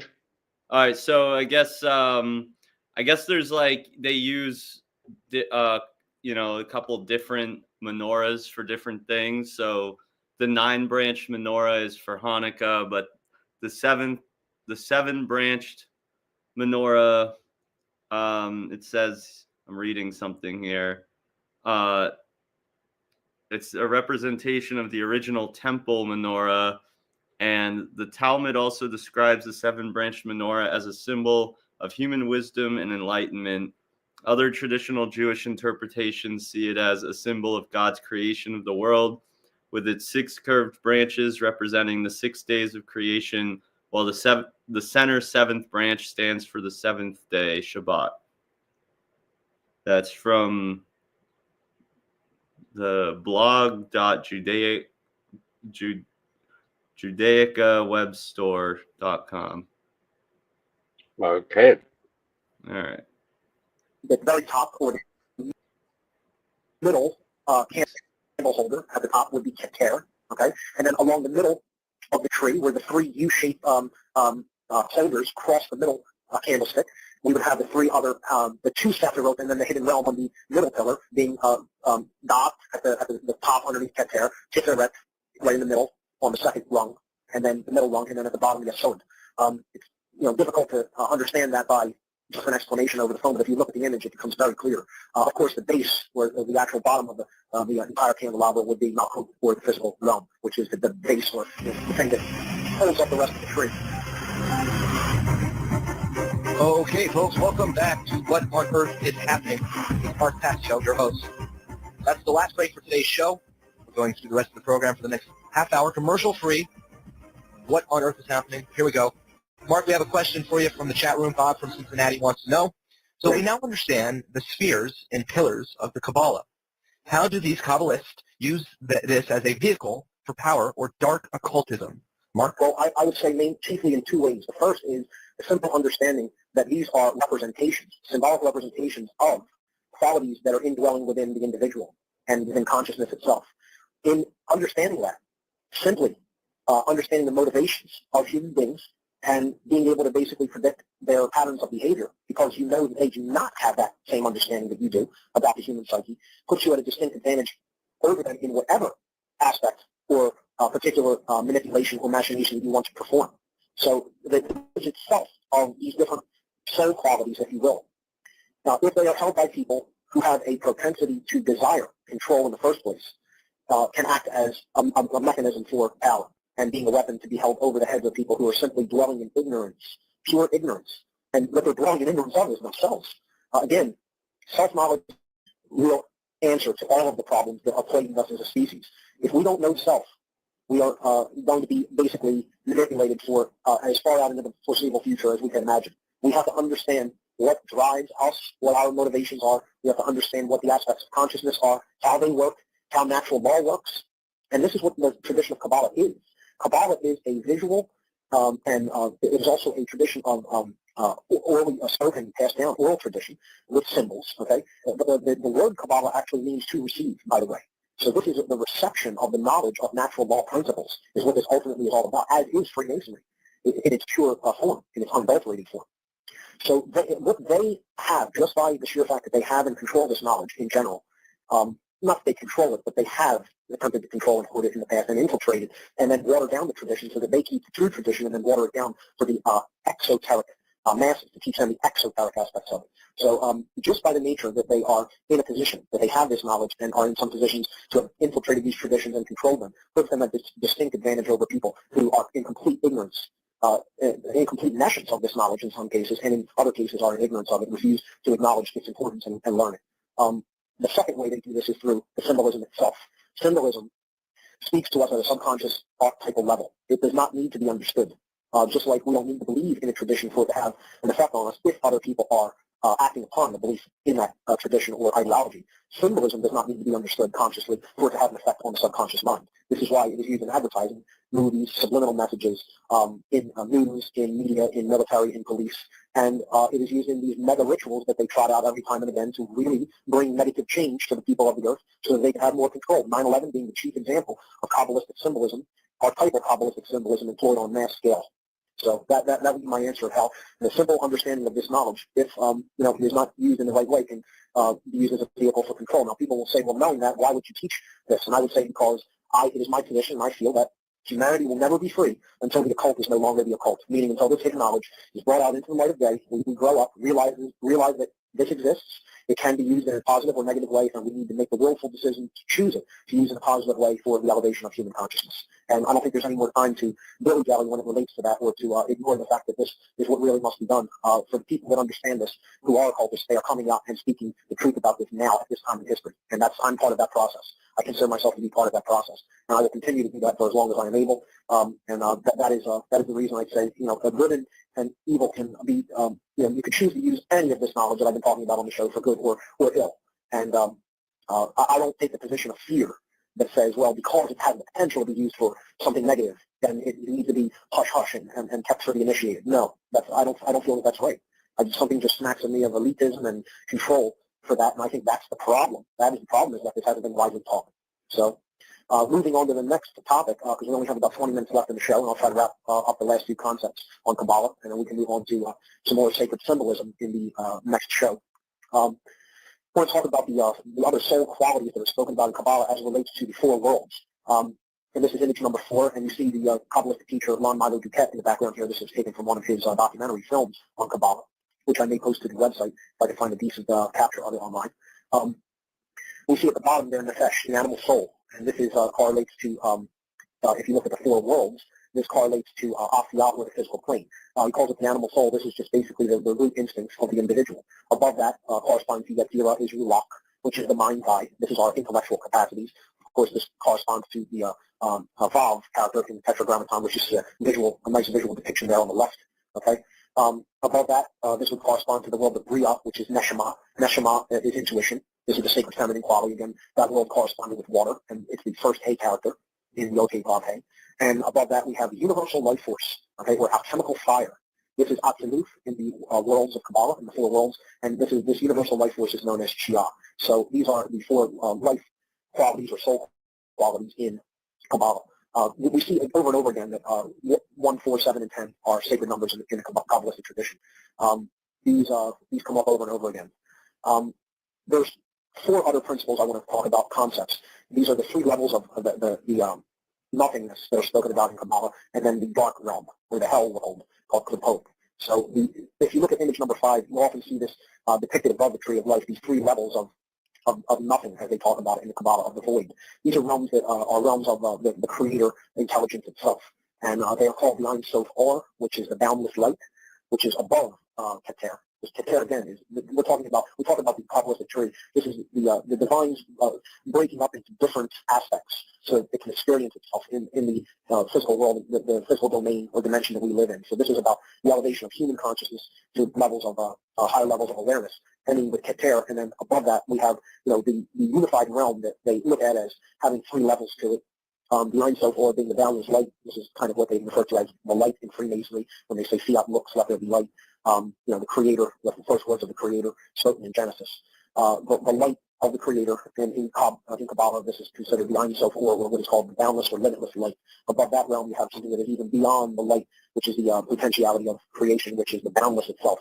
This is just, there's no physical dimension to it whatsoever. It is just boundlessness and limitlessness. People look at this as pure empty space, and the nothingness between the stars, so to speak. And then finally you have the Ein, which is just nothing, pure void, the absolute potentiality that is underlies all creation, the no thing that from which the everything emerges, the silence from which all vibration emerges. So these are kind of very heady, abstract concepts, but I think I put them in there nonetheless because they are considered important concepts in Kabbalah. And finally, underneath the tree of life, there is a realm as well. So this is the concept of correspondence in the Hermetic tradition, which is also taught in the Kabbalistic tradition of as above, so below. As there are regions above the tree, there are regions below the tree. And I put this region in red and labeled it. It is known as Klipot. Klipot is the dark realm, deep subconscious realms that underlie physical creation. Some people say are the hell worlds that sometimes disincarnate consciousnesses may want to enter our physical dimension from. And you hear about different researchers talking about that what's really going on is that people are actually inhabited by other consciousnesses from other dimensions. They want control and want to feed off of fear. And this is what Klipot is. Klipot is this hell world where it is basically the deepest and darkest recesses of the human subconscious that connect with other dimensions of existence that are very dark and not geared toward the elevation or mastery of the individual, but toward the control of the individual. And dark Kabbalists practice what is known as Klipotic Kabbalah. And in the Klipotic Kabbalah, there is a whole other tree, which I have not talked about, which is called the tree of death, not the tree of life. So if you do further study on that and research Klipotic Kabbalah, this is the black magical side of Kabbalah. And this is what the sorcerers of the world use. It is one of the methodologies that they use to gain access to our subconscious and control us and put us on strings like puppets through our desires and our fears. This is the realm of fear, is how I would describe Klipot. Okay, Klipot is the realm of fear. It is the realm of dark negative energy. Okay, it is it's the Antichrist realm, so to speak. This is not the realm of the light of the Creator, as the Ein Sof or Ein Sof and Ein are, but this is the realm of the demon world. Okay, so that's all I'll say about it for now. But it's an interesting study. It's more difficult to get information on Klipotic Kabbalah. Maybe I can post some because I do have some in my library, and I'll try to do my best to put some good resources up on the website for people to look into further, and I'll do that sometime tomorrow. So finally, I'm going to wrap up tonight with a breakdown of Kabbalah when it comes to the tarot. And this is an even more fascinating study, in my opinion. Tarot is one of my favorite mystical traditions. It is a very rich tradition symbolically and spiritually. And if you really understand what these cards are speaking to us, it's a beautiful tradition. So on images number 7 and 8 on the website, we see two trees. The first tree, image number 7, I didn't get a chance to label. I put this up last minute, and I'll label it probably for the podcast images. We see the microcosmic tree of life. Okay, image number 8 is known as the macrocosmic tree. Now, all of these cards form the major arcana of the tarot deck. The major arcana means knowledge, and the major knowledge is the higher realm of knowledge. This is the knowledge of the soul and the universe and its relationship to their relationship to each other. The lower realms are the realms of the personality. Okay, the lower knowledge, the minor arcana. Okay, and these are the decks in the tarot, and they correlate to the playing card decks. Okay, so maybe next week we can just do a study of tarot. Because I'm taking a break from, again, the mind control techniques, because I want people to have a firm background of where some of the symbology that we're going to talk about comes from before we even start to break down all the different symbols that we're going to break down in the next section when we talk about symbolism as a form of mind control, a method of mind control. But, perhaps next week we can look at tarot for the whole show. But just wanted to show how these cards in the major arcana relate to the Kabbalistic tradition and the Tree of Life. Let's go back to the minor arcana for a moment. The suits of these 4 minor decks are coins. Some people refer to them as discs. Okay, coins or discs, or pentacles they're referred to as in some decks. So coins / discs / pentacles, depending on the deck that you have, corresponds to the element of earth. And again, these are our resources. This would be in the world of Asiyah in Kabbalah. Okay, and earth would represent the resources that we have to employ in life and how we use them. And on the regular playing card deck, this would be the suit of diamonds, because it's about riches or money and physical worldly things. Okay, moving upward, we would then have the deck of swords. Okay, so swords would correspond to the mental plane, okay, or air, and it would be net 0 on the Kabbalistic tree. In the regular playing card deck, these would be spades, and these represent our intellect. Okay, a cutting qualities of the intellect, swords. Okay, upward from that, we would go to cups. Cups would represent the emotional plane, and this would be Bria on the Kabbalistic tree. Okay, this is the alchemical quality of water, hence cups, which chalices, the sacred feminine, in other words, the emotions. Okay, on the regular playing card deck, the cups correspond with hearts, the suit of hearts, and then the highest deck would be the minor arcana would be wands, which correspond to fire or will. Okay, this is the realm of absolute in Kabbalah, and on the regular playing card deck, this would be clubs. Now you'll notice in the regular playing card deck, the entire major arcana is missing, representing taking knowledge of the self and its relationship to the universe out of the playing card deck and relegating it to just a game. Okay, none of those images are in the modern deck of playing the cards. Okay, the 5th element is left out of the equation, which is the soul, spirit. So if we look at these 2 tree depictions, images number 7 and 8, as it relates with the tarot, I have laid the major arcana cards out according to their numbers in the same positions as the Sefirot on the Tree of Life. Okay? Now, the dot spheres, okay, which is the second down from the top on the middle pillar, the second card, we look at the very top card on number 7, that's the magician. Underneath that, I put the soul, or the fool. Okay, this represents soul on the microcosmic tree. If you look at the corresponding position in image number 8 on the site, okay, these may be different images in the podcast. You have to understand that. These are just the images for the live show. Maybe I'll just keep them in that position to avoid confusion and tack on anything underneath, if I add anything else. So the world is corresponds to the position of dot on the macrocosmic tree. So these are what these 2 trees are about. The first one is all the qualities of the individual as it makes its journey through life, and the second is about the qualities that we see enacted in the world. Okay, so I'll start at Malkuth. Malkuth at the bottom is the material world. Okay, on the first tree, the microcosmic tree, and this is the Wheel of Fortune card. So this is the material plane. Okay, above that we have the Hermit, and he corresponds to Yesod. Yesod is a desire for knowledge and initiation. We see the Hermit holding the lamp, understanding he's in darkness and wants to, move on in search of light, to be initiated. He's the initiate. Okay, the Strength card, which represents internal qualities of courage, and the Chariot card, which is on the sphere of victory. Okay, this is the solar plexus chakra, courage and will. Okay, so we have the Malkuth at the bottom, the material plane, I made it red. The Yesod sphere, which is orange there, the hermit, and the yellow sphere, which corresponds to the solar plexus. It's the courage card or strength, and the chariot will. Okay, so this is Hod would be strength, and Nephthah would be the chariot. Then the lovers is Tiferet, the heart chakra, bearing green. Okay, and we go up to the Hierophant and the Emperor. So this is the throat chakra. These are the way we interact. Hierophant would represent Geburah, severity, self-control, and Emperor would represent Hesed, mercy, or influencing others. And then we have at the top bar, just below Keter, we have the Empress there on the left, representing understanding or Binah, and the High Priestess on the right, representing wisdom or Hokmah. So the Empress would be the knowledge we carry with us. The High Priestess would be wisdom, what we do with what we know. And then, of course, there is self-mastery, representing the magician, elevation to higher levels of awareness and consciousness. He's at the top of the microcosmic tree, which is the goal in the physical world of the fool. Okay, but ultimately, this whole tree grows from the 0 points, which is the fool, and it's that represents the soul's journey into a state of incarnation on the earth plane. Okay, so that's the microcosmic tree. The macrocosmic tree deals with the forces of nature and natural law in the external domain of the universe, seemingly external, I should say. So we have the judgment card at the bottom representing Malkuth for being kind of stuck in the material plane.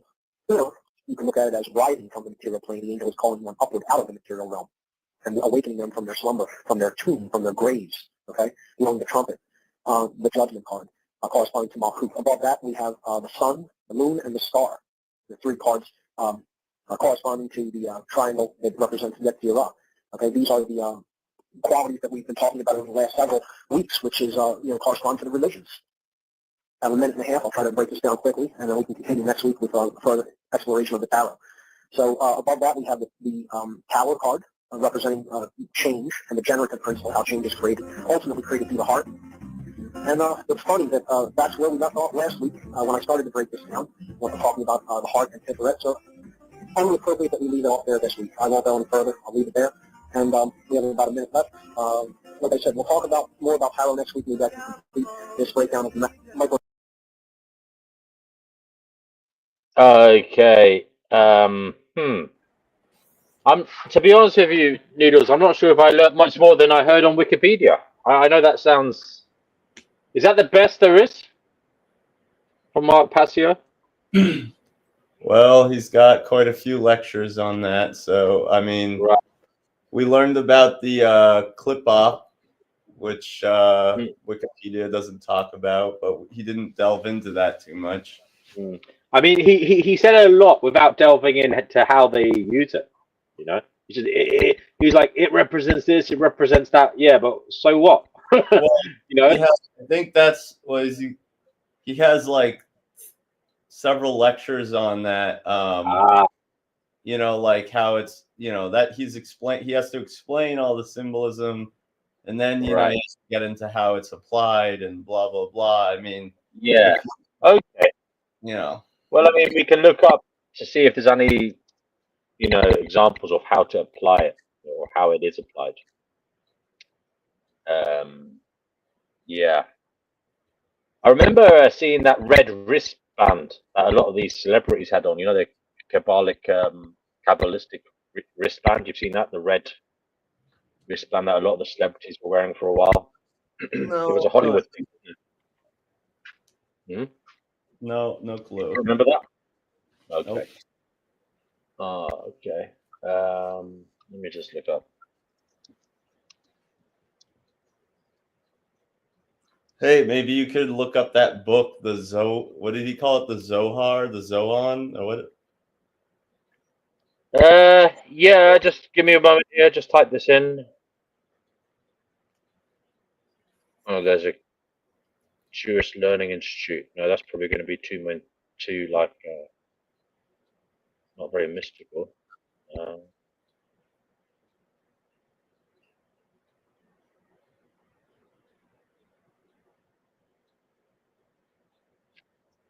Let's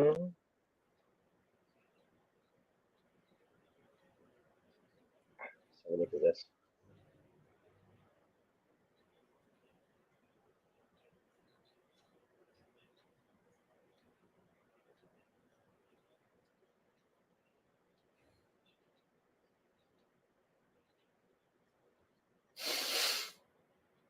finally let. To learn Kabbalah is a very complex thing. I heard conversations of people who claims to teach Kabbalah, very foreign, very dark, very awful methods that are very far from true and real Kabbalah. So I like truly, honesty, really recommend more to learn Kabbalah or to try to observe and look deeply into the sources of Kabbalah. I don't want to mention names. A couple of months ago, someone sent me a message, a video of one of the most famous teachers of Kabbalah today, very not righteous, a really not righteous man, very, very disappointing, very scary, very dark, hating the sages, hating the Torah, hating the innocent way of beautiful, honest, simple Judaism, like hating it, despiting the beauty of the sweetness of the Torah and Jewish life, and only desiring the false methods of the dark secrets and the names, the Kabbalistic codes and numeral values. It's like dark and spooky and evil and very bad, very bad. When you see people with anger, people that are claiming, demanding, forcing, stay away from these kind of teachings. This is a fire that is not meant to be spread out. This is foolishness. This is evil. Fire that is healthy is warmth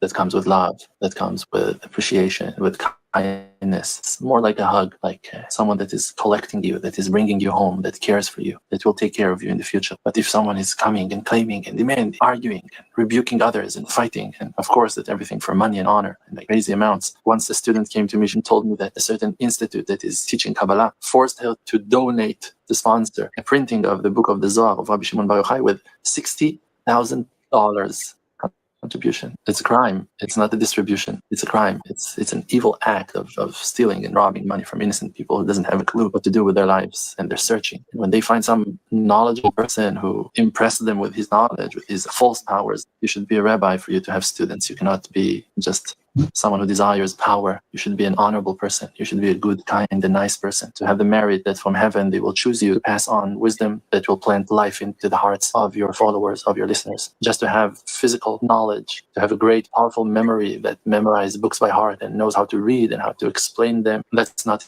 enough. For you, a rabbi is someone who cares from all the people of Israel. He cares about the tribes, the lost tribes. He cares for the poor, for the lonely, for the brokenhearted. He is with his people. He's not putting himself above the public. He does not consider himself to be more important than the poor ones of his flock. So we need to attach ourselves as much as we can to the most beautiful things of Judaism, and to attach and connect ourselves to the innocent side, to the kind side of the Torah, to attach ourselves to the true righteous ones, and to stay away from the impure fire that brings more darkness and damage to the world and goodness. May Hashem answer our prayers and remove the darkness away and reveal the true light to us all and bring happiness into our hearts. Amen. There you go. For those who want to delve into Kabbalah, careful. Be very careful, because there's a lot of people saying they know what it's about, but they might not. They may be talking about it to do evil things, to make money, etc., etc. It might not be in your best interest. Again, he looked like the guy I met. He looked like one of the guys that we saw in Israel that was speaking about it, but I don't know if it's the same dude. He was a likable Jew. He was a very likable Jew, I have to say. No, let me. What do you mean by that? What? He was a likable. He was a good example of Judaism. That's what. Of the good side of it, Oh, okay. Yeah. I just thought you meant that generally Jews aren't likable, so it was like a pleasant surprise. I mean, because you could have just said he was. No, I don't actually. I don't know why you had to bring Jew into it. No, but he was. Well, he was just talking about Judaism, wasn't it? That's what I meant. It was an example of a likable Jew, because people always give them bad press, but he was a very likable Jew. Oh, okay. Yeah. The thing about him was, yeah, that's what I meant. Oh, okay. But he was very likable as an individual. I don't like it when religions talk about their own people, and he did that. He talked about the people of Israel, blah blah blah blah. It's the same with the Muslims, the same with the Christians. I mean, I believe we have to look around us at everybody. But, aside from that point, and he's not the only one who does that. As I said, they all do that. Muslims, Christians, whatever. But aside from all that, he seemed like a very charismatic rabbi, Let's have a look around. Was he a rabbi? Right. I think so. Or he might have been. I don't know. He seemed to be. You're right. He might not have been. Could have. He was. He was. I don't know. What age can you become a rabbi at? I don't know. Rav Draw. Welcome to Rav Draw's Freedom Through Faith channel. Okay. I don't know who he. Let me. I'm just on his channel now.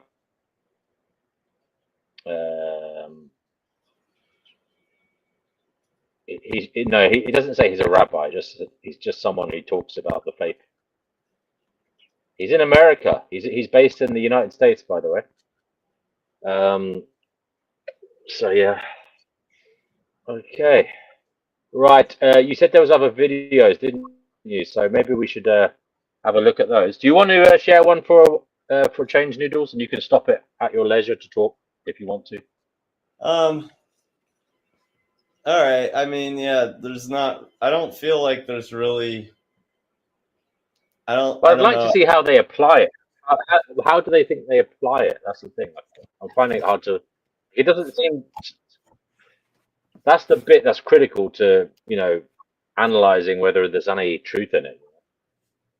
Right. Hold on. Let me look. Hey, by the way, have you done much tarot card reading and stuff? What have you thought of it in the past? Well, I personally think it's a load of bollocks, but I haven't really dug into it. I appreciate more what Mark says about it, sort of being symbolic, aligning with the tree of life. Right. Let's see.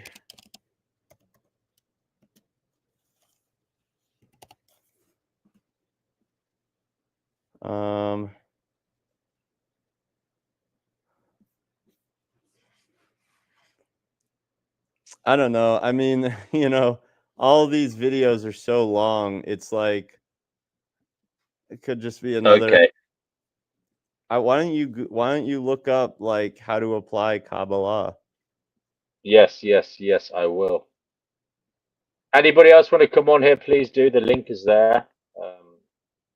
Do feel free to come on and talk to us about Kabbalistic magic rituals application.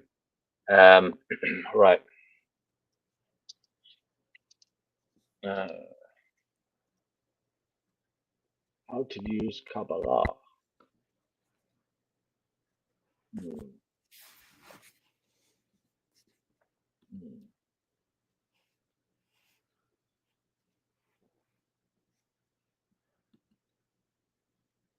Okay, I don't know. See, I don't know if this is legitimate Kabbalistic study, but anyway, there's one here. You can stop me if it's outside of the curriculum. 1 second.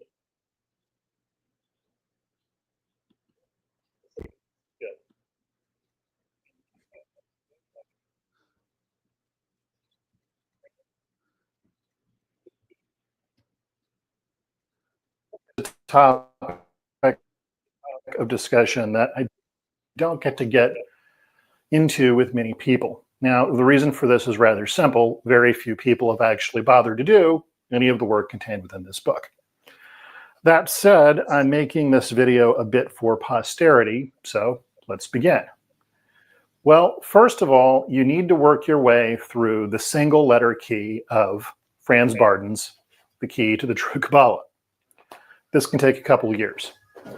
But this is not the end of the process. Interestingly enough, Bardon points out what he wants you to do with this on the cover of the book. The fact that more people don't seem to apply much thought to this is a bit of a surprise, but here we go.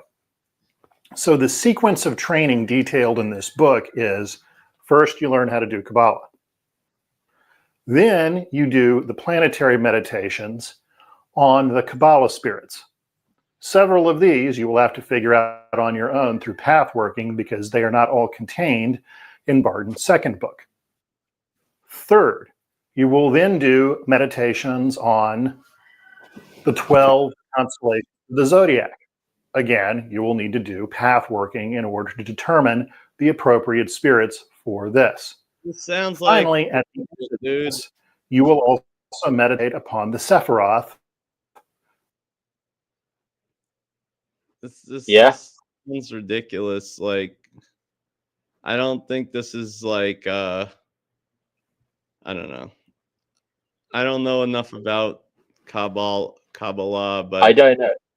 this doesn't sound, to me, this sounds like kind of far out, you know? Right. Well, we'll give it a few more minutes, see what he says. Again, from a Kabbalistic standpoint. Now, this is clearly indicated in the drawing on the cover of the book. Why do you want to do this? Well, ultimately, you will invoke the power of the letters via a 4-part concentration. Sephiroth, constellation, planet, letter. So you will be utilizing the Sephiroth at the Akashic level, the constellations at the mental level, the planets at the astral level, and the letters at the vital level. Along the way, you're also going to need to practice the 4-letter combination for all 4 elements plus Akasha. The one for Akasha you will also have to figure out. So this is the basic outline of the system that Franz Bardon had intended in his book. Now, personally, I've worked through the first 2 stages of that.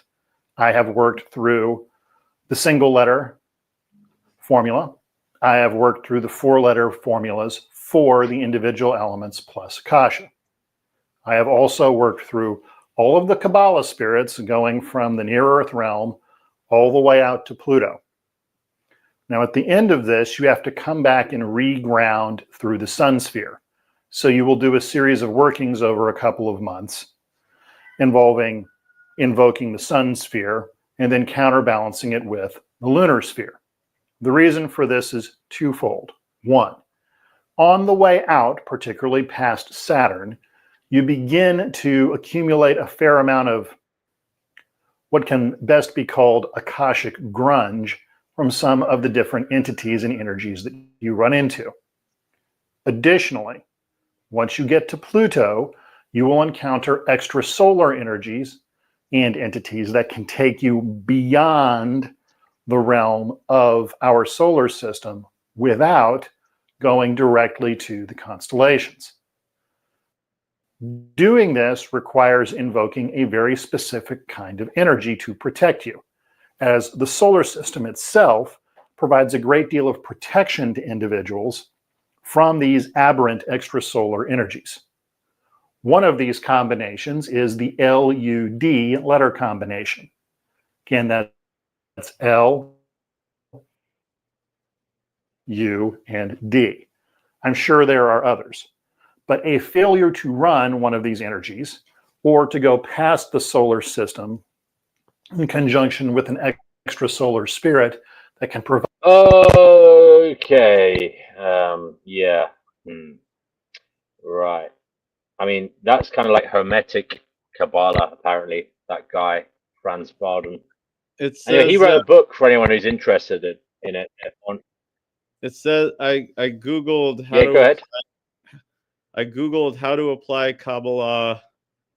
It says individuals typically engage in the study of Kabbalistic texts, often focusing on the hidden meanings within traditional Jewish scriptures, with the goal of achieving a deeper connection to the divine through practices like meditation, prayer with heightened intention, and applying Kabbalistic concepts to daily life, all while guided by a teacher or rabbi well-versed in the subject matter.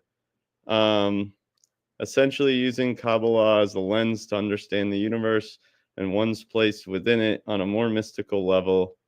So you study the texts, and using the Zohar, you study the Sefirot, and you meditate and do prayer, and you apply ethical conduct to your daily life, you know, ethical behavior and positive intentions, seeing every action as an opportunity for spiritual growth. Guidance is key, respectful approach, and it's not just about mystical practices. While mystical aspects are present, Kabbalah can also be used to gain a deeper understanding of Jewish texts and rituals. Okay. All right. Thank you. Now I'm going to play this especially for Last Minute Lacey. She wanted to hear the end of it. I've sped it up a bit. There's only like 2 minutes left anyway. 3 minutes. There we go. So just 1 moment. Provide the necessary protection for you can be quite damaging to a human being, as our bodies and minds are simply not designed to handle this stuff. Now, why do you want to do that? Well, it turns out the extrasolar region, while not having a direct influence upon this solar system, ideas and concepts and ways of doing things can be brought back from this extrasolar region into this region. Things like Buddhism, certain kinds of technology, and I could go on. You can also get an interesting history lesson on the origins of human beings writ large and a bunch of other things. Again,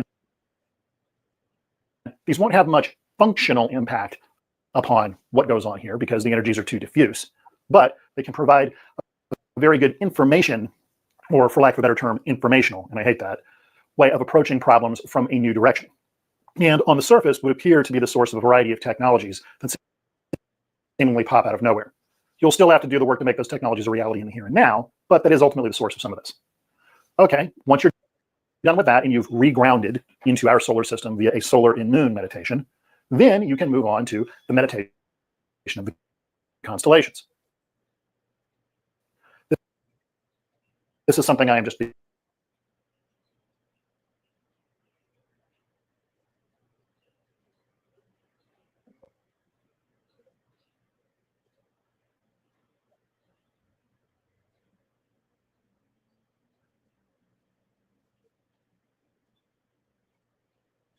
meditation of the constellations. This is something I am just beginning to explore now, so I don't have a whole lot to say about that. Towards the end of that year-long meditation, because you will, of course, do 1 month with each constellation of the zodiac, then you will meditate upon the 10 Sefirot. I myself am not exactly sure how to do that at this point in time, but if it's anything like what happened towards the end of my planetary meditations, the exact nature of what has to be performed, I'm sure, will be made clear to me at that point in time. Because typically the way this works is when you finish working with one energy to an adequate point, and you move on to the next one, shortly before that happens, you'll end up meeting an entity that can explain what to do next. So this is the meta system contained in Franz Bardon's third book, Key to True Kabbalah, that a lot of people never get around. Of energy I was capable of developing, particularly at an Akashic level, had grown a lot, and is going to take a while to get used to. So if you like the contents of today's speech, please give us a like. Please hit the like button down below and subscribe to the channel. And if you'd like to learn more about this kind of thing, please check out the links contained in the details box below. Otherwise, train hard and be well. Okay, thank you for that, to that gentleman. Okay, so yeah, I bet you do. Last Minute Lacey, she says she wants that book. It's by Franz Bardon, so you can look that up. He was a Czech occultist, student and teacher of Hermetics. Interesting chap.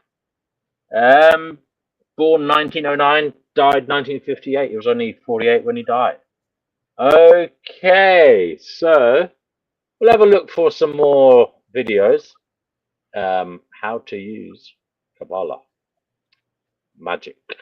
Let's look up that. Anything coming to you, Brother Noodles? Any thoughts coming to you as we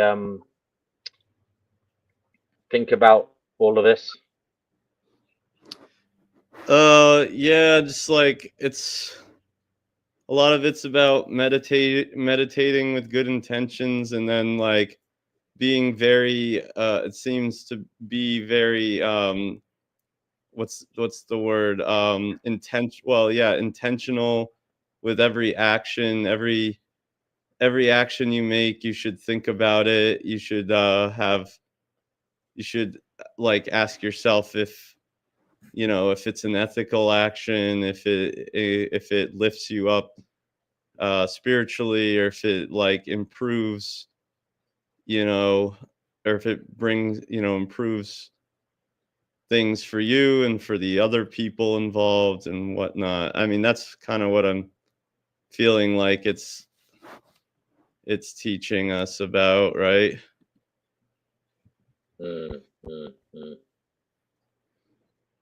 Yeah. Right. Like you can use the Sefirot for if you're trying to make a decision about you're about to do something or say something, you can go through the different Sefirot and see, you know, where it kind of falls and how it applies, right? If you have knowledge of the Sefirot, you can say, okay, this would correspond more to this Sefirot or this Sefirot. You know what I mean? Right. Yes. Yes.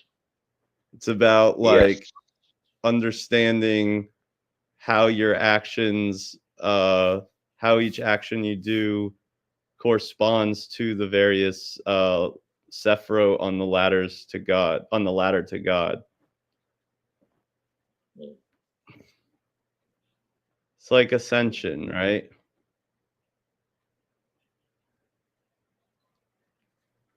Right. So I found a video. You know, if you're there's that's why it talks about, you know, there's the path of severity and the path of mercy and the middle path, and like, you know, well, let's say, okay, if you have to take a, you know, you have to be very proactive about something. I'm sure what the action that you're going to take is going to be more on the path of severity, one of those Sefirot. You know, if you have to take a more caring approach, it's going to be somewhere on the path of mercy. It's a more feminine thing, you know. I don't know. Yeah, it's a pretty... Well, I found a video here. I don't know if it's going to be any good. Sorry in advance. It's by a channel called The Nementon. Hopefully it will be okay. It's not the most exciting topic we've ever covered, right? It's not the most what, sorry? It's not the most exciting topic we've ever covered. Well, I mean, I think we haven't really delved into it. We've just kind of superficially scratched the surface, you know. I think the proof, the interesting stuff is the practice of it, you know, and evidence as well of the fruition of that practice as well, you know. That is interesting. So anyway, this is the Nemitan channel. Hopefully they don't give me a copyright strike. Thank you for letting us watch your work. Go subscribe to this channel if you want to. I'll make a big compressed play. I'm excited to finally talk on what seems pertinent to our present convention, to elaborate moderately on what a person may do to foster both a conceptual and literal connection to the divine form via mysticism, otherwise known as practical Kabbalah. However, we have to start by asking ourselves, what remains prior to action? Rather, we may say, what are the means of proper preparation for practicing? In occultism and general theology, we find a few things, specifically ritualistic purification, provision of implements, and typically seclusion. More so, seclusion of oneself in a sacred space. After we cover these 3 points of preparation, we'll be discussing methodology, the literal practice or active engagement. I won't be talking about how to daven or pray, which is also considered a connection in this video, but I'm looking into a full discussion at a later date. Alright, so preparation is prior broken down into implements, sacred space, and purity are strikingly talismanic visually and majorly symbolic. By that I mean that there are pre-existing sets of visuals in script easily conjoined in theory to modern Western magic. For example, while sigil construction produces an image of relative significance to some idea, phrase, or outcome, so too are the signs and symbols of the Kabbalah, albeit represented entirely by Hebrew and Aramaic letters and words for their traditional literary significance, rather than personally ascribed meaning. Of course, this is partially true, and that significance seems to shift with insight and present mental state of the individual, but this is expected and normal. With that, we can now ask, what implements are we referring to? Mostly, as this is specific to the Kabbalah, a talit and tefillin, which are the implements of the practitioner just as a proper liturgical activity, along with sensory or external symbols like candles, incense, and meditative imagery. For example, meditative imagery would be like having a readily visible Kabbalistic image, upon which a person focuses their interest during engagement, but we'll cover this more extensively in the methodology portion of this talk. I suppose that sacred space is mostly self-explanatory, in that a person selects a single designated area to house these activities, which is common to almost every single line of belief, be it religious or occult, so I won't elaborate on it any further. But now we come to purity, a more difficult area, which takes us into the Talmudic analysis on what is holy, known as kodashim, or holy things. In a strange way, these practices are likened unto the animal offerings which were historically given at the Temple of Solomon. Therefore, we must note what exactly makes an offering impure, thereby circumventing this issue since these methods have, in a sense, replaced the offerings, however are subject under similar limitations. Just before we discuss purity, you may ask, for what mystical purpose does a person seek to know aspects of the Talmud? The answer is found in the Zohar. Now, specifically from Volume Bet, Section 28, Subsection 77, we find, whoever reads and learns the 6 orders of the Mishnah, or the 6 partitions of the Talmudic law, knows how to arrange and connect with his master's unity, as is fitting. It is he who knows how to sanctify the holy name each day, always. So, the idea is that knowing the Talmudic passages allude to the laws of spiritual engagement by way of Gnosis, which was lightly addressed in the introductory video to Kabbalah. Don't use bullet points in a presentation. Look, if you're responsible for driving new sales into a business. All right, let's talk about active preparation and purity. Quoting from the Talmud, Section 5, subsection Zevahim, folio 2.1 of my particular translation, we find, all offerings become invalid if, 1, they are received by one that is not a priest, 2, a priest is mourning his near of kin, 3, had immersed himself because of uncleanness the same day, 4, not clothed in proper raiment, and 5, has not washed his hands and feet without specification of uncleanliness. So let's utilize these insights to develop an understanding of purity in practice. Segment 1 is by far the most difficult to perceive. However, of the Talmud, we find an explanation pertinent to our current endeavors. In Section 4, subsection Nezikin, folio 3.8, we find a quote yet paraphrased here, a priest precedes a Levite an Israelite, and an Israelite any lesser or impure thing. But if an impure person is learned in the law and a high priest is ignorant of the law, that impure person that is learned in the law precedes the high priest that is ignorant of it. Basically, while man himself is not labeled any manner of a Kohen, via pure intention and elevation he may ultimately take on the likeness of the priest, who is in essence a magician. Now segment 2 is rather clear. Mourning or extended sadness can delay certain matters. However, we find in spaces such as prayer that mourning is an elevating factor. So for this case, let's just say that acting in some form of desperation isn't going to help you. Your mind needs to be in the right place to keep things moving properly. Segment 3 is a fun one, in that if we are in a place of uncleanness or impurity and submit ourselves to ritual immersion, fundamentally purification via a mikveh, which is a special bath, which while seeming underwhelming, is at root just that, taking a bath. And I'm not joking with you. It's actually part of the process. Now it states, of the self-same day. In short, this is rooted from Leviticus 22:7, which states, when the sun goes down, he will be clean, and after that he may eat the sacred offerings, for they are his food. So if you bathe for ritualistic purposes, you are not good to go until the sun sets. Segment 4, are being clothed in proper raiment. While the priests of the temple had very specific raiment, we in these current endeavors may attribute this to the word daven, meaning pray. While davening, the raiment of a talit and tefillin generates a spiritual conduit, as it is in essence a mimicry of the higher divine experiences of the patriarchs. So as you can procure these implements, the expectation is of greater insights and divine inspiration. Segment 5, and our final one, on purity, it says, has not washed his hands and feet. Let's assume you took on ritual immersion, you took a bath, the sun is set, and you're about to roll in some extreme devakut. Well then don't forget to wash your hands and feet before starting. In fact, while not mentioned here, certain Talmudic sections also promote or demand being barefooted after this, which I'll admit is pretty nice on a wood floor. Alright, so now you're dressed to impress, clean, and ready to get started. Now what? Well, you've made it past preparation, hoping that if you have the implements, you're wearing them properly, candles and incense burning, comfortable space, all in that sacred area set aside for this very purpose.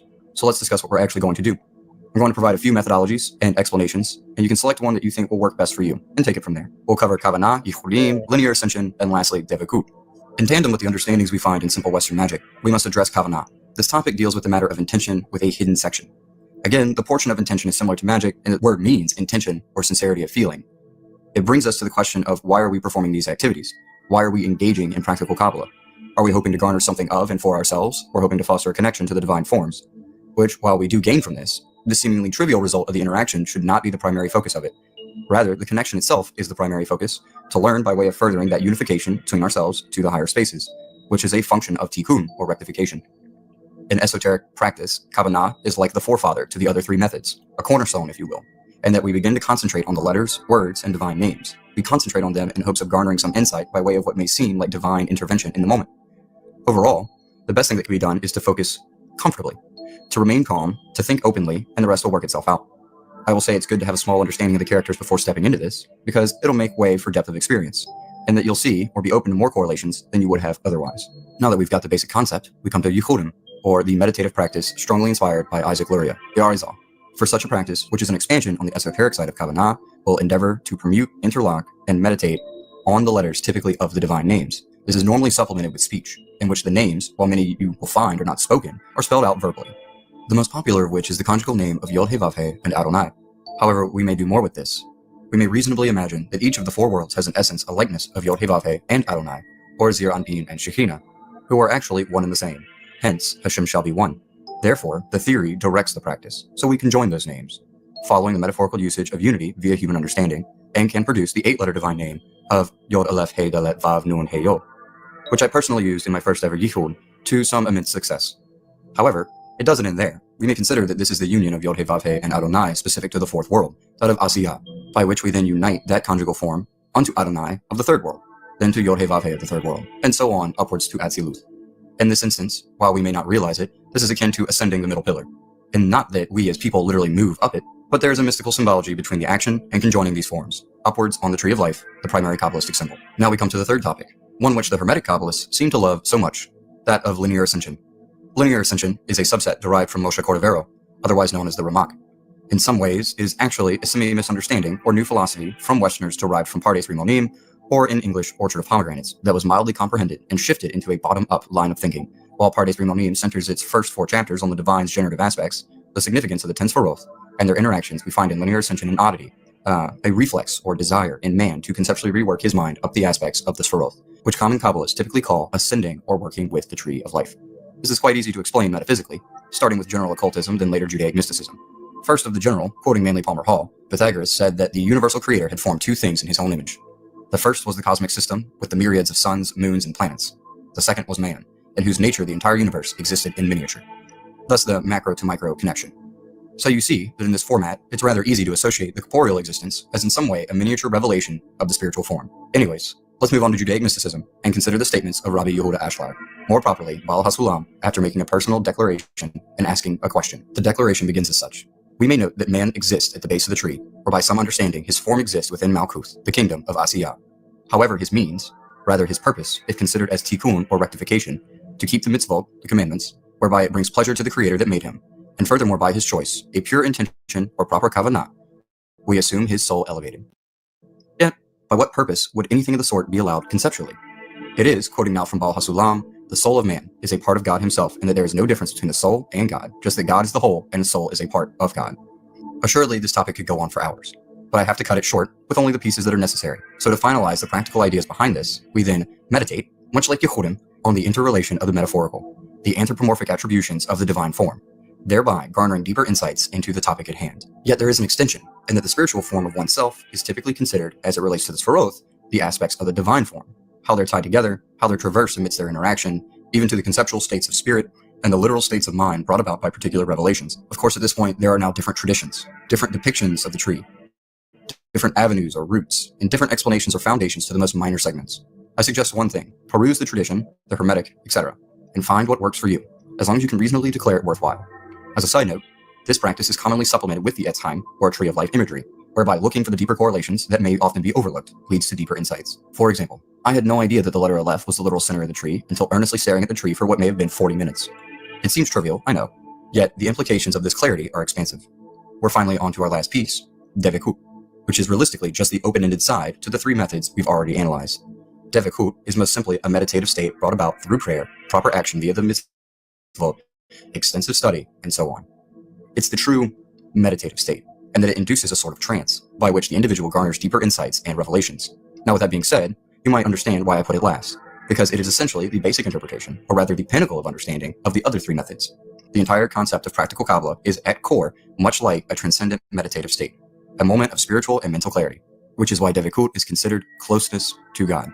This closeness is characterized by a phrase, quoting Baal HaSulam, "You are known through your actions," which is studying the interrelated nature of the tree of life, divine names, and so on, in tandem with right action and proper intention. Thereby the person is considered closer by way of proper alignment. How is that related to the quotation? Well, because the analysis of the Torah has birthed the Kabbalah, along with the oral tradition. Thereby they are an analysis of the actions of the divine. and subsequently studying them is a closeness. In ethics, Astrolog relates this to a concept, receiving in order to give, quoting a nice tone to end such a topic. All right, everyone. Thank you very much for joining me, and I hope you enjoyed this brief. Right. It's a lot to take in. It's a lot to take in. Are you there, Brother Noodles? Yeah. Yeah. I mean, I suppose we should invite others on here to have their say. If there's anybody here who knows anything about Kabbalistic magic or rituals or whatever, do come on here and let us know, because we're trying to find out, as much about it as possible. Brother Noodles here obviously knows more than me. I don't really know. I don't know. You don't know shit. Yeah. You talking about? I mean, to be honest with you, Brother Noodles, I'm skeptical about it anyway. I mean, yeah, I don't think. I kind of regret recommending the topic. It's okay. It's okay. I mean, I've regretted some of the show's topics and stuff, because, but at least we're trying. We're trying to find out something that's got a bit of. It doesn't get us any. I mean, it's just like, yeah, try and. It's like, it's like a simple. You could deconstruct it down to like, think twice before you speak. What's one of those? There's that thing I seen, like, people put it on their refrigerator. It's like, before you speak, think, is it kind? Is it helpful? Does it, you know what I'm talking about? Yeah, I mean, to me, it just sounds like focused meditation, basically. Very mindful prayer, Yeah. But, and there's nothing new about that. There's nothing unusual about that. Like, there is a lecture that I watched with Mark Passio where he talks about the symbolism of the 9/11 ritual and how it relates to Kabbalah. And see, that was like kind of interesting, because it's one of those things where it's like, so the coincidence is so huge. It's like, for it to actually be a coincidence, it's got to be like, 1 in a million kind of thing. But other than that, he doesn't explain necessarily like why these people use, bother with the symbolism, and why, and how he knows, that this is what they're doing and why they're doing it. I mean, he does explain why. He tells why he thinks they're doing it. But it's just like, it's one of these things too. It would have it's a conspiracy that so many people would have to be in on it. It just seems ridiculous. Yeah. I mean, I don't know if there's anyone in this world living a truly charmed life. I mean, there are very rich people, don't get me wrong, yeah? But they're still suffering. There's nobody free from the suffering of this realm, I believe. That's what I've come to believe. I mean, like, look at Elon Musk, the way he's behaving now. He's clearly, suffering. He seems to be very anxious, very paranoid, and I mean, he's kind of suffering because he's around so many sycophants in his general kind of vicinity. But then in the wider world, he's got so many haters. So, sick infants. Sorry? He's around sick infants. But he's got a lot of kiss asses around him, hasn't he? Basically. Yeah, I guess a lot of billionaires, they get caught up in all of the work and maintain, but there aren't people who are focused on health. But there is that guy who has, I guess, the health of a 20-year-old, and he looks like a 20-year-old in his. Brian Johnson, Brian Johnson. Yeah, the best representative for everything, apparently. Yeah, I think you're talking about Brian Johnson. I'm not convinced he looks like a 20-year-old. Yeah. Anyway. 30-year-old. I think he's showing signs of strain and age now. Anyway, I found another one. Bill Donahue. I might he's follow. going to talk about. That's okay. That's okay. We'll have a look at this one now, guys. It's something called the Kabbalah. And why it's interesting for you to begin to learn these things. First of all, if you're a follower of Jesus Christ says, ask, seek, knock. Don't sit and let anybody shove anything down your throat. That's why we've gotten this world in the miserable shape that it's in, because we're not looking. We don't understand where these things come from. We just say, well, they said this is the way it is, this is the way it is. It's not the way it is. The Kabbalah, okay, is one of the ancient forms of spiritual wisdom, and almost your entire book of Revelation comes out of the Kabbalah. In other words, things were written and put into history long before they entered into the book of Revelation, and they were taken directly out of the Kabbalah. The Kabbalah, now this is interesting, and you must understand this. The Kabbalah is unwritten. Unwritten. It is wisdom. It is of the Jewish religion. It is an oral message. It is passed via the spoken word. That's the Kabbalah. Passed via the spoken word. It was introduced to the rabbis and became quite popular during the Middle Ages. And during the Middle Ages, when the Middle Ages became the Dark Ages, these people were hunted down by, guess who? The born-again crowd, that's right. They hunted these people down and killed them. Part of the Spanish Inquisition was against Kabbalists because they were mystics, as many of the saints were. But the origin of this, the Kabbalah, coming to Jews is an interesting thing, because there was a group of Buddhist missionaries who left India, came to the direction of what we call the Holy Land, the Middle East, ran into a bunch of Jewish rabbis, and they sat down and had a conversation, and a lot of wisdom started to flow, and it interjected itself into a group called the Essenes. Very strange cave people who were mystic people and spoke in these strange terms as well. But these are ancient mysteries. And what we're talking about, we want to learn, we want to understand wisdom. So we want to begin to try to figure out, and these are very dark things that these people spoke about. And when I say dark things, are things that don't sit right with a lot of people. They don't sit right with a lot of people today. They're not understood by a lot of people today. They're called dark sayings. Let's go to page 541, if you would, in the Old Testament. And for the rest of you, I'm looking at 541 in those little Bibles.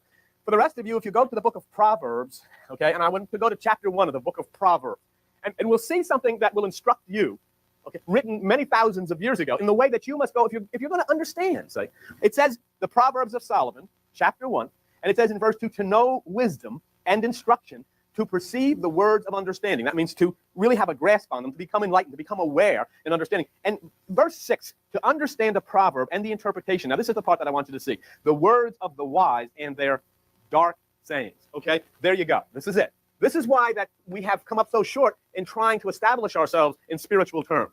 I hear so many people, say, well, religion does a lot of good. They help the poor people. There should be no poor people. Oh, they feed people that are hungry. There should be no hungry people. As long as there's a necessity of a religion to help poor people, then I want to know who is keeping those people poor and who is requiring those people to have to ask for it. There is plenty. Remember we were talking the other day?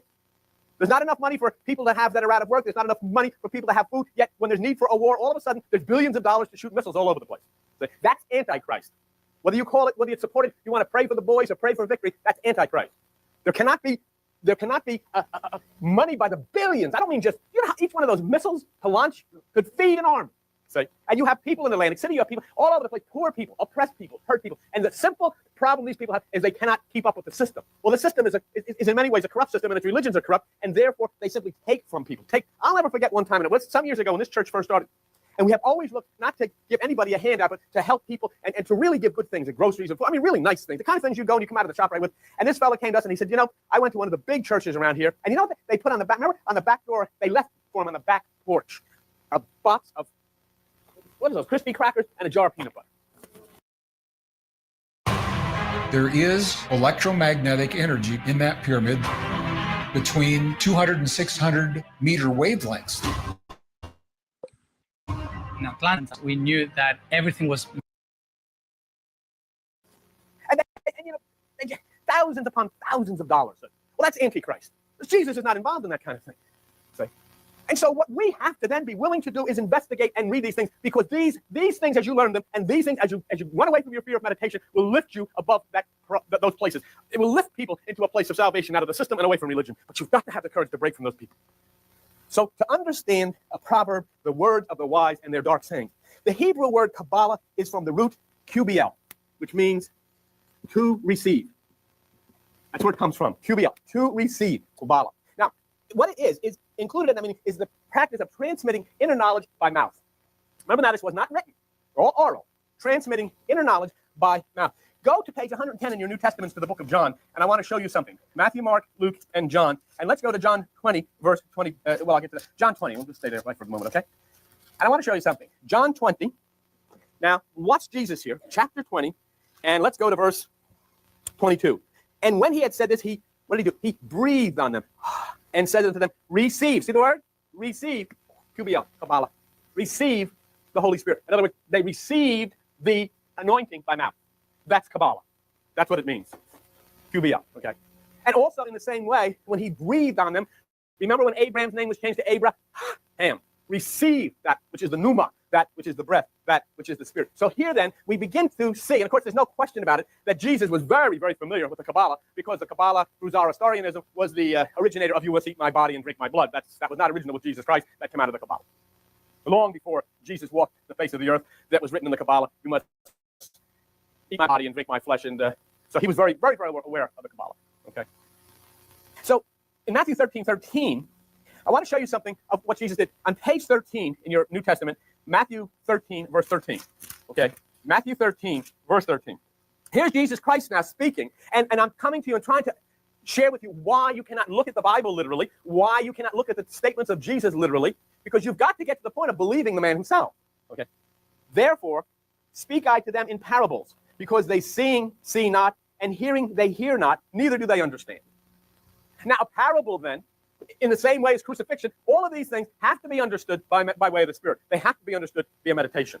Jesus deliberately spoke in these strange parables simply because people would not respond in any way, shape, or form to this message. They couldn't bear to hear it. So they had to receive it spiritually. They had to meditate on it in order to receive the answers to it.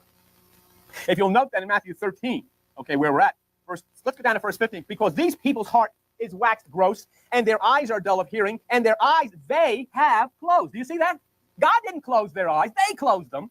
And look at, and lest any time they should see with their eyes and hear with their ears, and look at the next one, should understand with their heart. See that? Now, he doesn't mean a pump in your chest for the heart. He means the center of your consciousness, to understand there. See? They have closed their eyes. We have, today in 1991, Christianity has literally closed its eyes and stuffed up its ears to this. They don't want to hear this. And the reason they don't want to hear this is because this is the stuff that sets you free. And if you're free, you can thumb your nose and take a walk, and you don't have to run and fill their, it was like Joseph Campbell was talking today about different things that religion can say to get people all involved with them. And they said they just have to say these things a few times and the money comes rolling in. And that's it. And you're going to be set free totally on your own. I don't follow anybody. I don't tell anybody I have to believe anything. I'm standing in front of you, sharing things with you to help you think, to help you look, and to let you know that there's a lot more that you haven't been told. That is part of the history of your religion. So there's the key. And the key means that all I can do is try to force this stuff to the heart. And so there you can sit and ponder about it, buy books about it, read about it, meditate about it, and read the Bible about it, and start to look at it in a way that you've never looked at it before. My first encounter with consciousness from the world was when I met someone in 2010 whose most... The belief is that the origin of the information in the Kabbalah was celestial. In other words, just like we speak about in the Zodiac, it's that they believe, the ancients believe, that this information came directly from angels. It did not come from people. And of course, we've been through this before, but for those of you who don't understand that EL means the God impulse in you. That's why angel is spelled that EL. EL means the impulse in you, the God impulse in you. And of course, all the angels' names are spelled. Gabriel, Uriel, Raphael, Michael, etc., because it's an impulse in you. There are not things flying around with wings on them. We're never going to understand God. We're never going to understand spirituality. We're never going to understand the truth until we can raise ourselves out of kindergarten. We still think of angels as things floating around in the sky with wings on it. And you know you do. And that's not what an angel is. An angel is that little thing that speaks inside of your head when it gives you the right way to go. And say, I know what I have to do. And you follow on it and it works. And say, why didn't I think of it before? An angel has spoken to you. It's an impulse within yourself. It's the EL, the God inside of you. Angels are God ideas. They're from the higher mind. That's what angel means. But see, we're not able, because we're such a materialistic society, and we're such a plastic society, we're not able to relate these things to consciousness because religion has never told you had a consciousness. And so all that they can relate, if they hear the word angel, they draw a picture for you of something with a white sheet on and wings floating around with a tinfoil around their head, and that's it. That's not what it is. It's inside of here, and it speaks to you from the right side. That's angel. It's believed that King Solomon and King David were both initiated into the Kabbalah. And I'd like you to see these things for yourself, because they knew of the higher realms of divine power. They knew of the higher realms of consciousness. Let's take a look at it. Page 552 in your little Bibles, and Proverbs 15, okay? Proverbs chapter 15. And let's take a look at this. Now, I ask you watching on television, when you hear this proverb, Think to yourself and think of what your life has been like in the past. And here, this is not saying that you have to die and go to heaven. Look what it says here. Proverbs 15, verse 24. Here it is. Now listen to it, and we tell you to raise your consciousness up to a higher level in meditation. The way of life is above to the wise, that he may depart from hell beneath. How clear does it have to be? How clear does it have to be? The way of life is above to the wise, that he may depart from the hell beneath. And that does not mean you're going to fly up to Jupiter or Pluto or Capricorn or anything like that. There is nothing out there. It's right here. You might as well make up your mind to it. It's right here. Seek it, find it, and create a heaven through the power of Jesus Christ right smack here where you are. And it is above to the wise. You can depart from the hell, which is beneath, which is the guilt and the fear and the oppression that's been forced upon you by all of these money-hungry seekers of politics and religion. Let's take another look at this one by David. Page 467 in your little Bibles and the rest of the book of Psalms. And take a look at this one. In the book of Psalms, page, what did I say, 467? Psalm 11. Let's go to Psalm 11, and I'll show you this one from David, which is quite evident also. Psalm 11. Now, here's a symbolic statement of your meditation and why it's necessary for you, and how you must find your meditation, how you must find your place of safety. Psalm 11, verse 1. In the Lord put I my trust. How do you say to my soul, flee as a bird to your mountain? You know? You see, and people say, well, you know what? God never said anything about flee as a bird to your mountain. Depart from the hell beneath. Rise up into the heaven above within yourself. Okay. There was a rabbi by the name of Eleazar, who was probably the initial Kabbalist, and he gathered together his disciples, and after the Kabbalah had manifested itself through word of mouth, and through word of mouth, Rabbi Eleazar began to reduce the Kabbalah to writing, and you might want to write this one down, because somewhere in our studies you may come up with it again. Once the Kabbalah is written in a book, it is called Zohar. Zohar. Z-O-H-A-R. And Zohar means splendor. Brightness. That's what it means. Okay? In Isaiah 60, verses 1 and 3, it says, arise and shine and bring the kings to the brightness of your rising. And of course, in Matthew 6:22, Jesus Christ said, if your eye be single, your body will fill with light. This is the brightness. This is the splendor. This is the understanding. You know, it's the same thing as if you're trapped in a forest all of your life, and all of a sudden you see a light and you see a way out. It's like saying there's a light at the end of the tunnel. This is your escape from all of the bondages and all of the fear and all of the entrapment and trying to figure things. I mean, mighty sakes, you've done nothing all of your life but spend your life reading the Bible. You're going to drop dead reading the doggone thing. What's the sense of it? What's the sense of reading anything if we don't do what it says?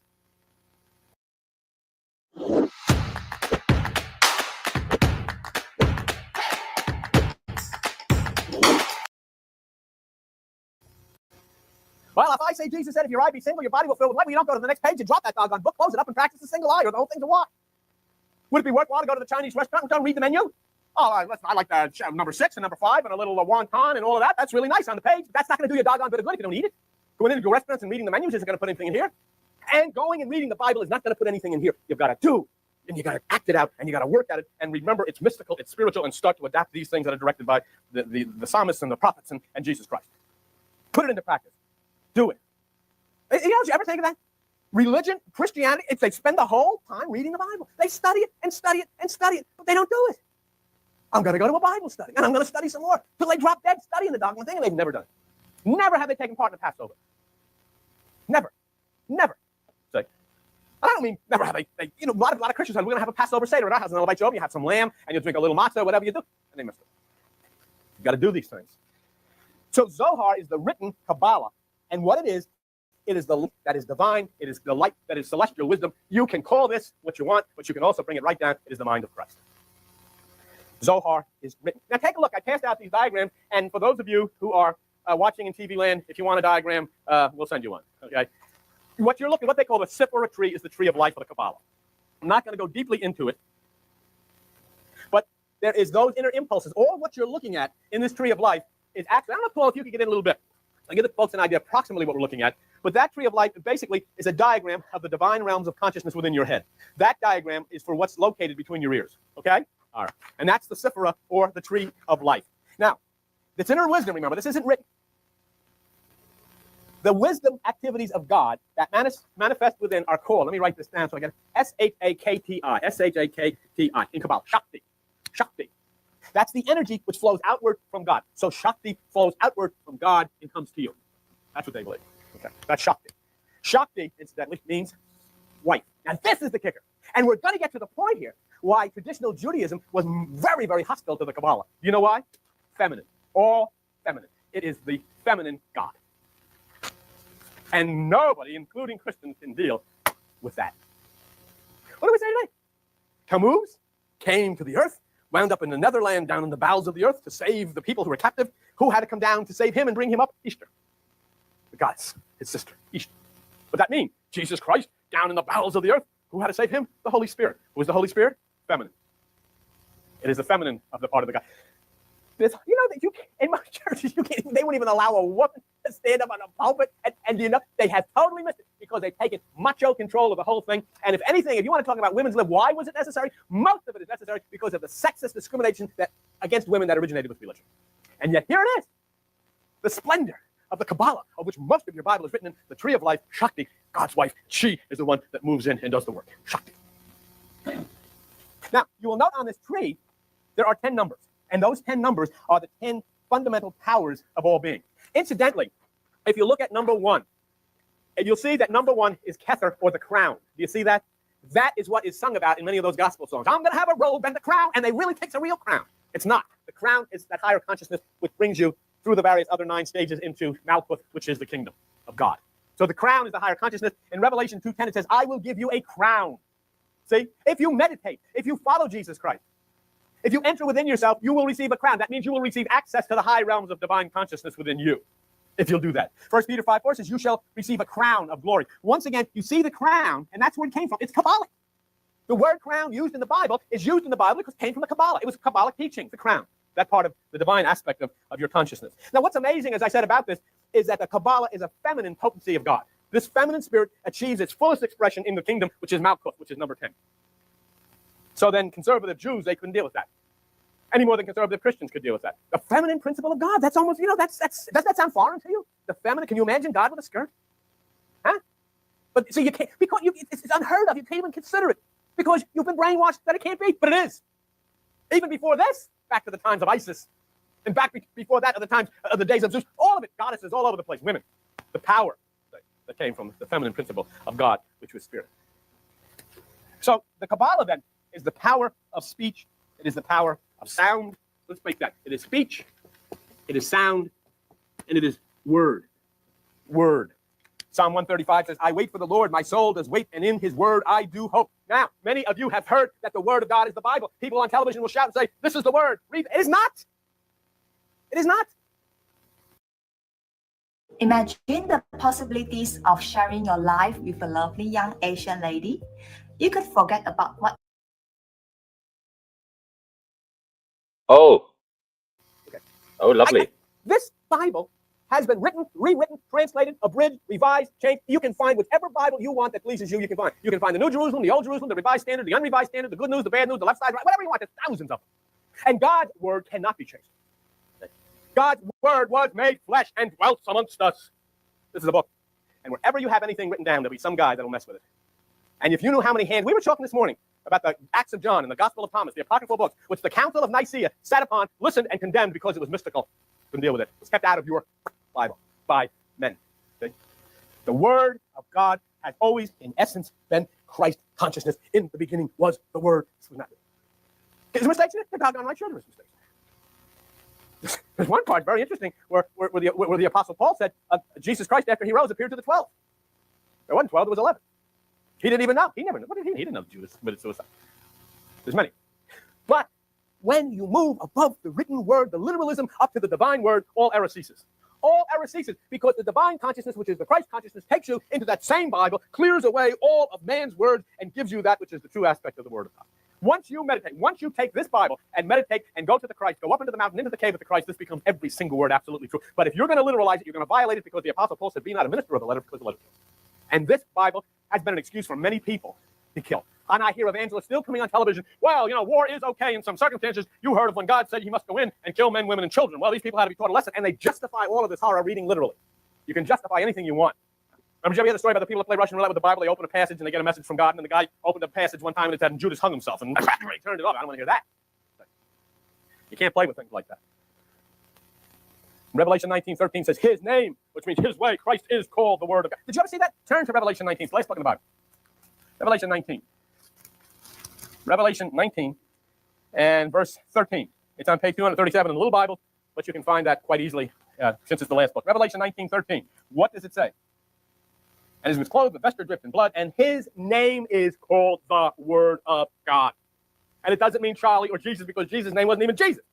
It means the way. When you understand something in the East, when they say I am doing it in his name, means I am doing it in the way that he said to do it.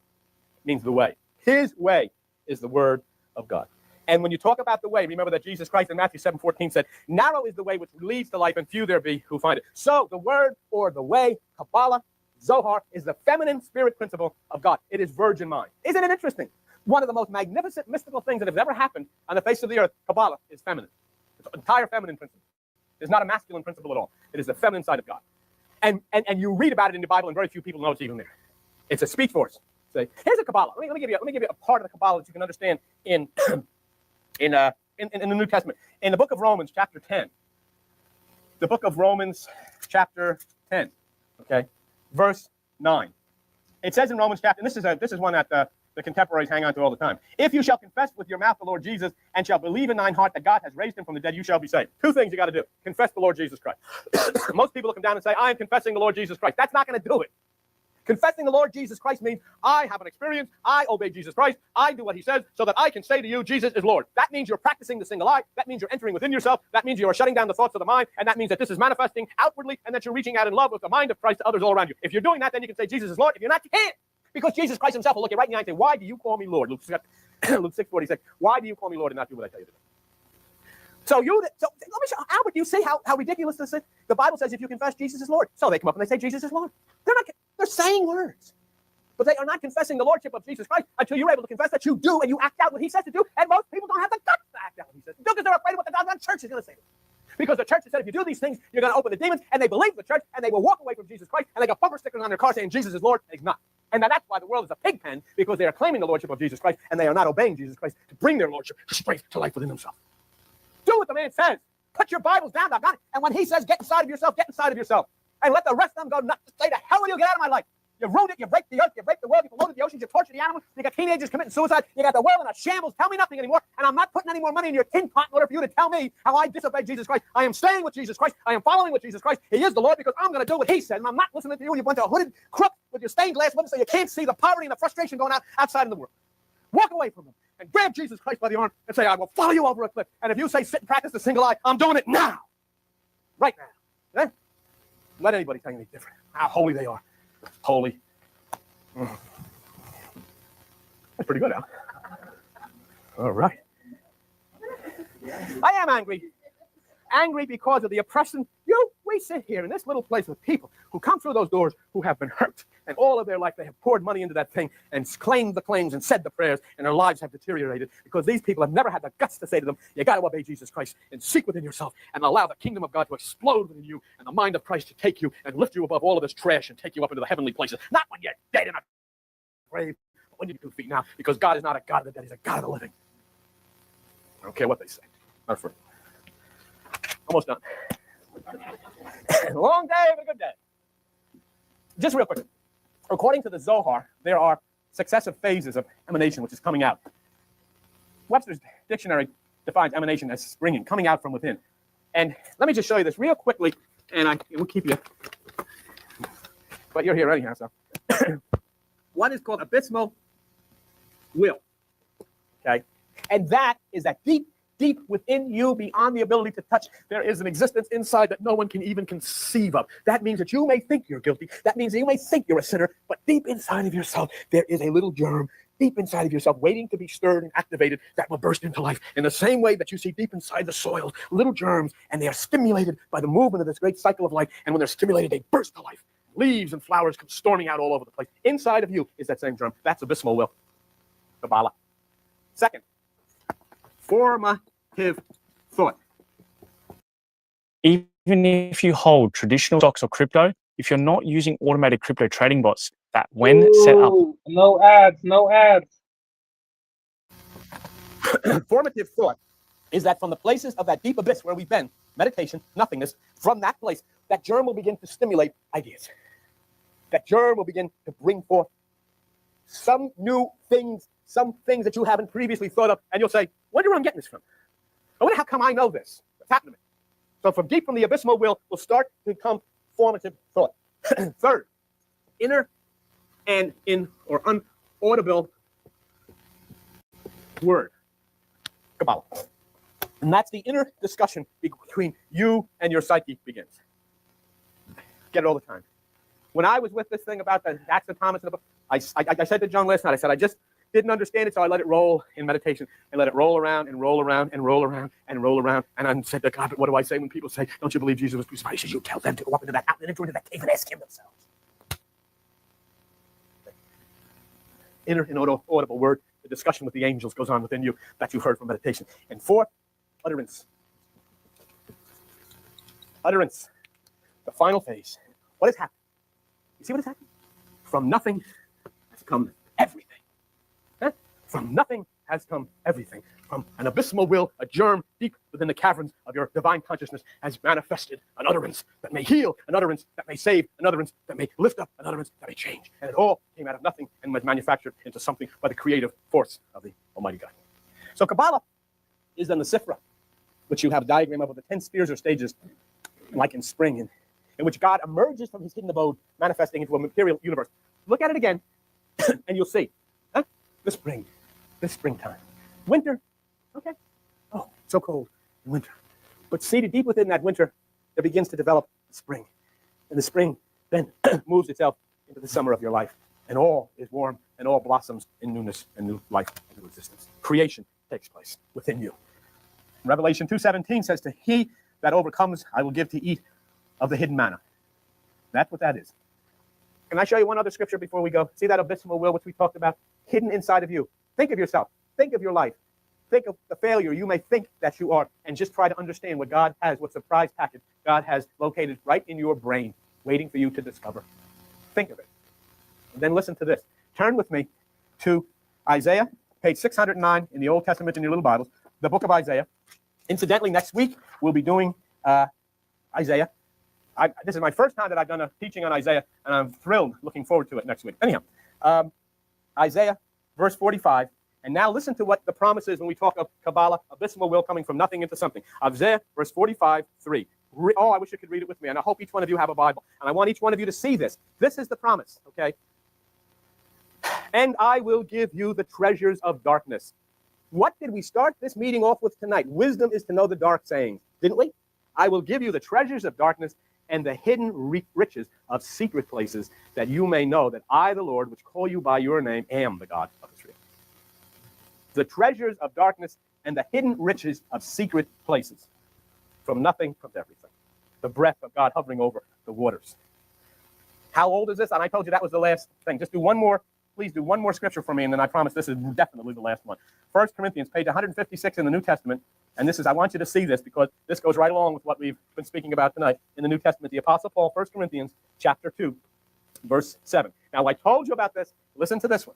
But we speak the wisdom of God in a mystery, even the hidden wisdom, which God ordained before the world unto our glory.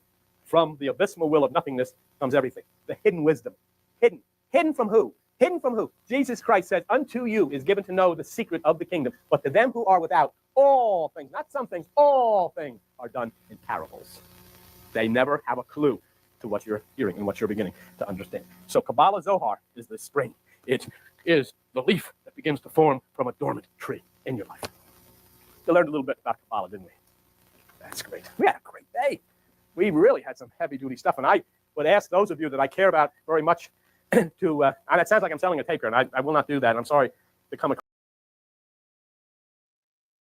Thank you, Bill Donahue. Okay, I mean, there's little bits of that were quite interesting. And down the rabbit hole we go into the Kabbalistic warren with many chambers. We don't know which way to go. Oh my goodness me. Yeah. We've got J.E. in the house. Just skeptical. How are you doing, brother? You're muted at the moment, so do unmute yourself and tell us how you are. Do you know anything about Kabbalistic magic, about the tree of life? No, I mean, I think all of it is probably a bunch of bullshit, to be honest. So no, but I have heard the term thrown around a lot. Kabbalah and tree of life and stuff. The tree of life meaning the tree of life in the Garden of Eden, right? Hello? Yeah, I'm listening to you. Say that again. The tree of life, meaning the tree of life in the Garden of Eden. No, no. If you were watching earlier, they have this framework which kind of shows existence from uh, possibly the lowest levels of awareness to the divinity, and that is the tree of life, and we're all on that. We're nodes on this tree of life, and it's just that we have to direct our thoughts Godward, I suppose, is how they see it. But it's quite complicated. It is similar to like Buddhism and Gnosticism in a way as well. Probably similar to strands of Hinduism, although I don't know much about Hinduism, but I'm only guessing. It's probably this similar kind of thing. Transcendental spirituality. Transcendental spirituality. Trying to get the hell out of here, ultimately. Oh, okay. Oh, so is it like basically the belief that consciousness is essentially on a journey of self-evolution from the bottom, like lowest form to its highest potential form, essentially? So I don't know. Brother Noodles might be able to give you a little grounding in it. Brother Noodles, you've been. I know you said you didn't know much, but you know more than me. Would you be able to kind of describe it to just skeptical? You're muted, by the way. He might be lifting weights. He might not even be at his computer. Yeah. I'm guessing he's lifting weights. Yeah. Oh well. So, anybody else want to come on here? Please do. So what do you think of it? I mean, I don't know enough about it. It's not something I want to give a judgment on yet. You know, I'm very skeptical about any kind of magic. You know, in that sense, I'm skeptical about anything being able to be done magically in this realm. But I think there may be use in it as a kind of framework of self-development. You know, because it seems to be there's a lot of meditation, there's a lot of focusing on what really matters, trying to get inner peace, like trying to introspect and find out what matters to you, and compare and contrast it to the environment around you to see where you need to get to rise up in your well-being and knowledge. There's nothing wrong with that.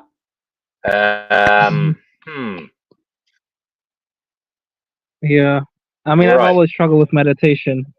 I've always tried to meditate on my own, but something always like distracts me and stuff. But it is something that I want to really, really get into.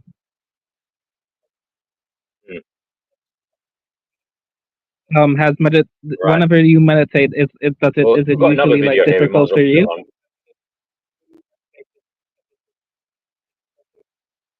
Yeah, No? very difficult. I don't really do it, to be honest with you. I don't do meditation, no. So Oh, okay. it's not something I do. I mean, my meditation is probably now when I do exercise, walking. Walking is like, or like, you know, when I'm walking, I might start thinking about things. Walking and thinking are my kind of meditation. You know, I do pray now and again. Yeah, they're kind of more. My prayers are more like earnest pleas than anything else. You know. Yeah.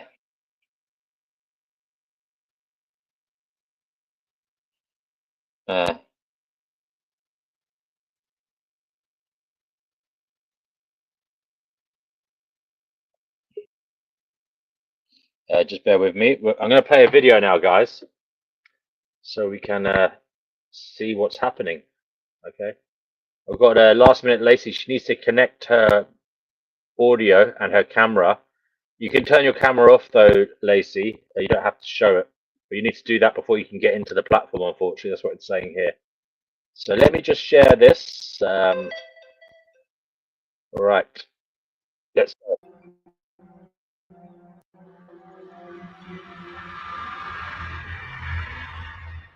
One is filled with admiration on penetrating into the sanctuary of the Kabbalah, at seeing a doctrine so logical, so simple, and at the same time so absolute. The necessary union of ideas and signs, the consecration of the most fundamental realities by the primitive characters, The trinity of words, letters, and numbers is a philosophy as simple as the alphabet, profound and infinite as the word. Theorems more complete and luminous than those of Pythagoras. A theology summed up by counting on one's fingers. An infinite which can be held in the hollow of an infant's hand. 10 ciphers and 22 letters, a triangle, a square, and a circle. These are all the elements of the Kabbalah. These are the elementary principles of the written word, a reflection of that spoken word that created the world.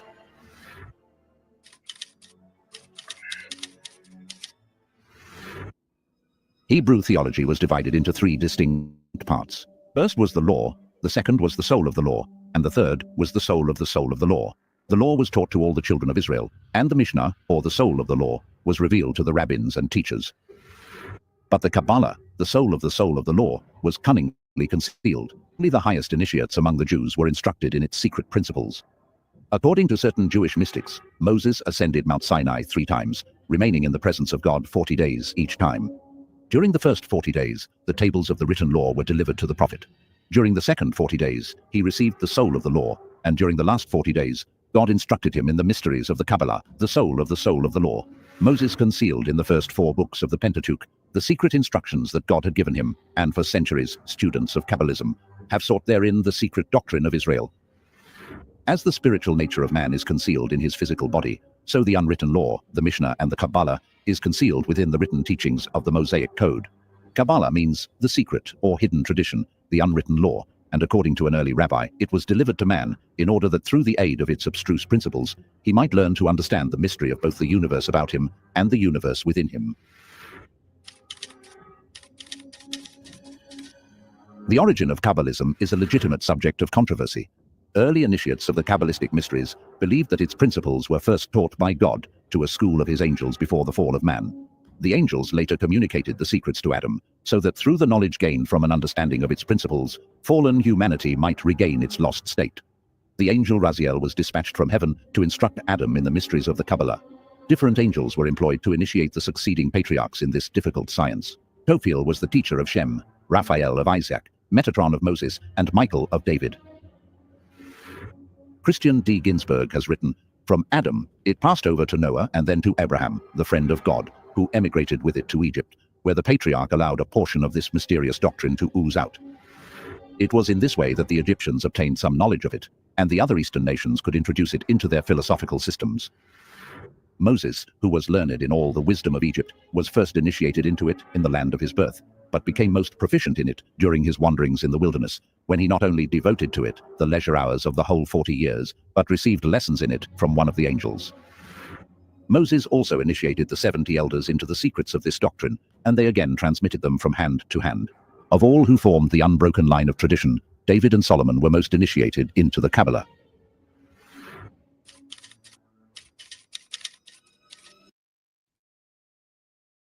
I dare you to let me billow to.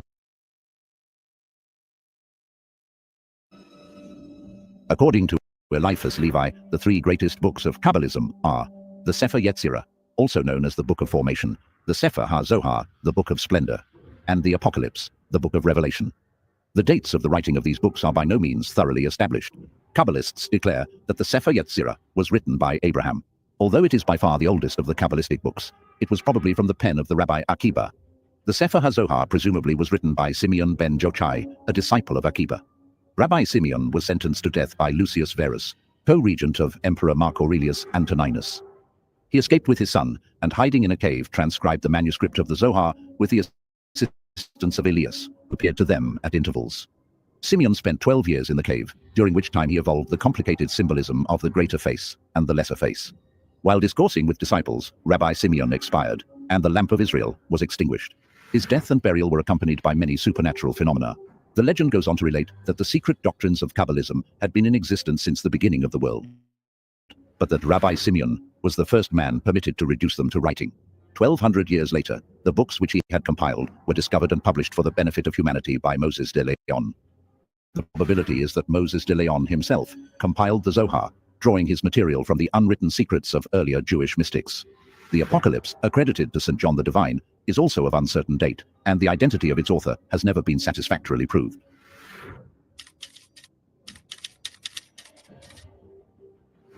This rare cut shows the name of God, in 72 languages inscribed upon the petals of a symbolic sunflower. Above the circle are the 72 powers of God according to the Hebrew Kabbalah. Below are 2 trees, that on the left bearing the symbols of the planets, and on the right the signs of the zodiac and the names of the tribes of Israel. The esoteric doctrines of the Kabbalah are in alignment with the secret teachings of all the schools of philosophy, but the method by which its secrets are revealed to the wise and concealed from the ignorant is most unusual. As the religious world interprets its scriptures with 20th century educational facilities, it becomes ever more apparent that the sacred books were not historical documents, but that the kings, sages, prophets, and saviors, whom Bible students have revered for ages as once existing personalities, are in reality only personified attributes of man himself. The Zohar can vast number of philosophical tenets, and a paraphrase of its salient points is embodied in this work. Few realize the influence exerted by Kabbalism over medieval thought, both Christian and Jewish. It taught that there existed within the sacred writings a hidden doctrine which was the key to those writings. This is symbolized by the crossed keys upon the papal crest. Scores of learned minds began to search for those arcane truths by which the race should be redeemed, and that their labor was not without its reward, as their subsequent writings have demonstrated. The theories of Kabbalism are inextricably interwoven with the tenets of alchemy, Hermeticism, Rosicrucianism, and Freemasonry. The words Kabbalism and Hermeticism are now considered as synonymous terms, covering all the arcana and esotericism of antiquity. The simple Kabbalism of the first centuries of the Christian era gradually evolved into an elaborate theological system, which became so involved that it was next to impossible to comprehend its dogma. The Kabbalists divided the uses of their sacred science into 5 sections.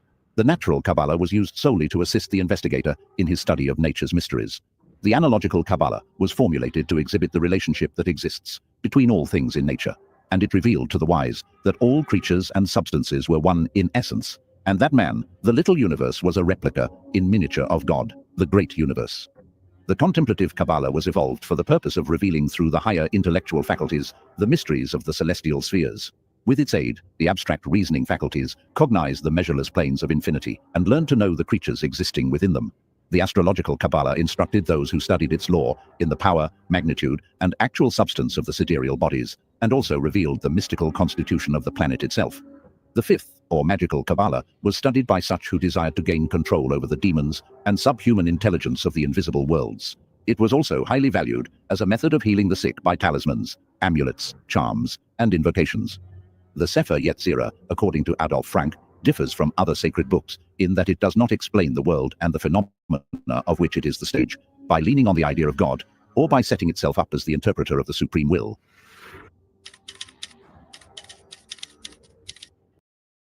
Okay, this is the Automatic Course Creator, and if you are looking for the fastest and most affordable way to launch your first or next course, high-ticket offer, or online business,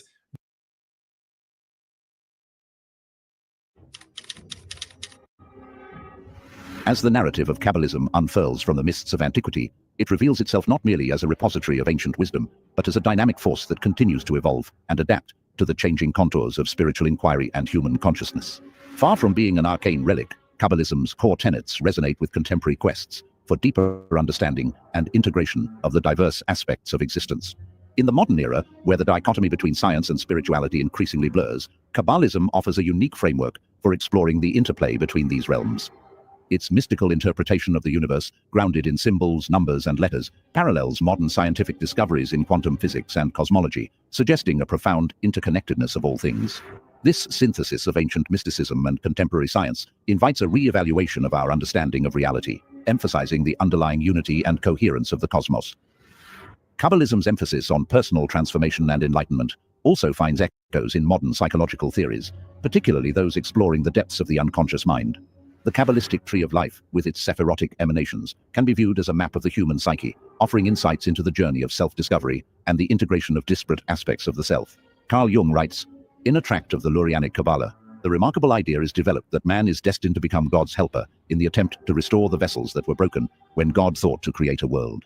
Only a few weeks ago, I came across this impressive doctrine that gives meaning to man's status, exalted by the incarnation." This psychological dimension of Kabbalism bridges the spiritual and the therapeutic, providing tools for navigating the complexities of the human condition. The Kabbalah, more than a mere system of esoteric thought or a relic of bygone ages, remains a living bridge to the transcendent, offering keys to unlock the mysteries of creation and the human soul's place within it. Its principles, though shrouded in secrecy.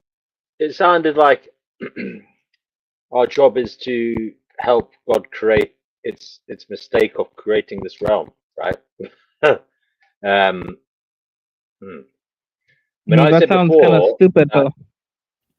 well, no, I've said before it's somewhat similar. The thought I came up with, and that was that maybe we're meant to have empathy for God, because God found himself in the position of having existential crises. Like he found himself to be as well, and in finding himself to be, he was tormented, and then he created to try and get out of that torment, like we do. We try to create to get out of our torment. And in a weird way, we suffer the same feelings as God. So maybe part of the healing process, but maybe we're like a kind of mental health therapy for God, and we're meant to try and heal God and direct God's ways to create better creations. So God is not all powerful. Well, that's Yeah. Well, it may not be. He may not be. It may be that maybe he is, but he's just not using his powers. You know. Well, that seems he's not all powerful if he needs. If like. Well, you can be all powerful if you're not using your needs. It's about being knowledgeable. You So could have all the power necessary, knowledge. but you're not using it. So he's not all knowledgeable. Maybe not. It's one of them. Maybe but he's doesn't not being all but doesn't being all powerful entail like being able to know everything? Not necessarily. Like, for example, you could have all the money in the world, so you could be powerful enough to like buy whatever you want, to do whatever you want. But you got to know what you got to do with it. Yeah. So I'm just saying, maybe maybe God is all knowing in a sense that he's all knowing as in what is happening in this moment, because everything is God. But he's trying to work out what to do next, and our job is to try and send back some data to the mothership, as it were, to direct it towards something better. Well, so what I'm hearing is, oh, sorry. He's not Go ahead. He's No. not on. Oh, me? Well, yeah. Okay. Yeah. Go ahead, Bastian. Yeah, it's yeah. I'm Sipazuz. Yeah. So like, Hey, Sip. how you doing, Jay? Yeah. Hi guys. Hi everyone. Sorry for barging in, but yeah, this kind of sounds like well, I wouldn't have a problem with this, but this almost seems like this is kind of like anthropomorphizing God. Like this is like humanizing God. I don't like. Yeah, but then so is saying he's all knowledgeable. Like it's like that's a human quality is to be knowledgeable. Yeah, but I don't. Yeah, yeah. but I don't see God as like a human. I see him as just a ground of being. I don't see him as like. I think all of this is just a metaphor. Whenever they say he's all knowing, or whenever they attribute human attributes such as knowledge and feelings and emotions. So yeah, I don't. So I see this as good, as good like gateways to like more like abstract and esoteric thinking. But I think unfortunately, thanks to like the liberal sciences of humanism that has infiltrated our train of thought, our thinking in academia, I think we've kind of become too succumb to like humanizing the absolute, and that's something I'm really I don't want to sound like a firebrand or like a totalitarian person, but like I'm against that. I'm more in line with like how the ancient philosophers viewed God, like Plotinus and Plato. Like they didn't view him through like a humanizing effort. You cannot humanize the one in Neoplatonic thought, and like in early Islam, in Sufism, to even compare humans to Allah or God is inconceivable. You can only know a few attributes of this. So yeah, but that's just where I stand. I'm more of the negative theology type, as they say. Okay, well, we'll play the rest of this video then. And symbolism resonate with the universal search for meaning and the interconnectivity of all existence. Through the study of its sacred texts, the Sefer Yetzirah, the Zohar, and the Apocalypse scholars and seekers alike delve into the depths of metaphysical speculation, exploring realms beyond the grasp of ordinary consciousness. These texts, attributed to venerable sages and prophets, serve not only as conduits to divine wisdom, but also as mirrors reflecting the multifaceted aspects of human understanding.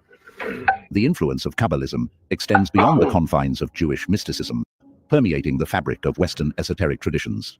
Its concepts and symbols have been woven into the tapestries of Hermeticism, alchemy, Rosicrucianism, and Freemasonry, revealing the shared heritage of humanity's spiritual endeavors. In this confluence of streams of thought, Kabbalism emerges as a fundamental force, enriching the philosophical and mystical landscapes with its insights and revelations. The Kabbalistic journey, characterized by the pursuit of esoteric knowledge and the transformation of the self, embodies the eternal human aspiration to bridge the finite and the infinite. It teaches that within the heart of the mundane lies the seed of the divine, and that through contemplation, study, and the practice of virtue, individuals can ascend the ladder of spiritual enlightenment. As we stand at the crossroads of the past and the future, the teachings of the Kabbalah invite us to look inward and upward, to unravel the mysteries that bind the universe and the soul. In this quest, the Kabbalah serves not as an end, but as a beginning, a portal to the boundless realms of spirit and the infinite vistas of understanding. Thus, the legacy of Kabbalistic wisdom endures, a beacon of light illuminating the path toward universal truths and the harmonious unity of all beings. Each thread of Kabbalistic thought contributes to the unfolding pattern of cosmic and human evolution, affirming the timeless relevance of this ancient yet ever-new philosophy. Thank you for venturing with us through the shadowed corridors of the unseen.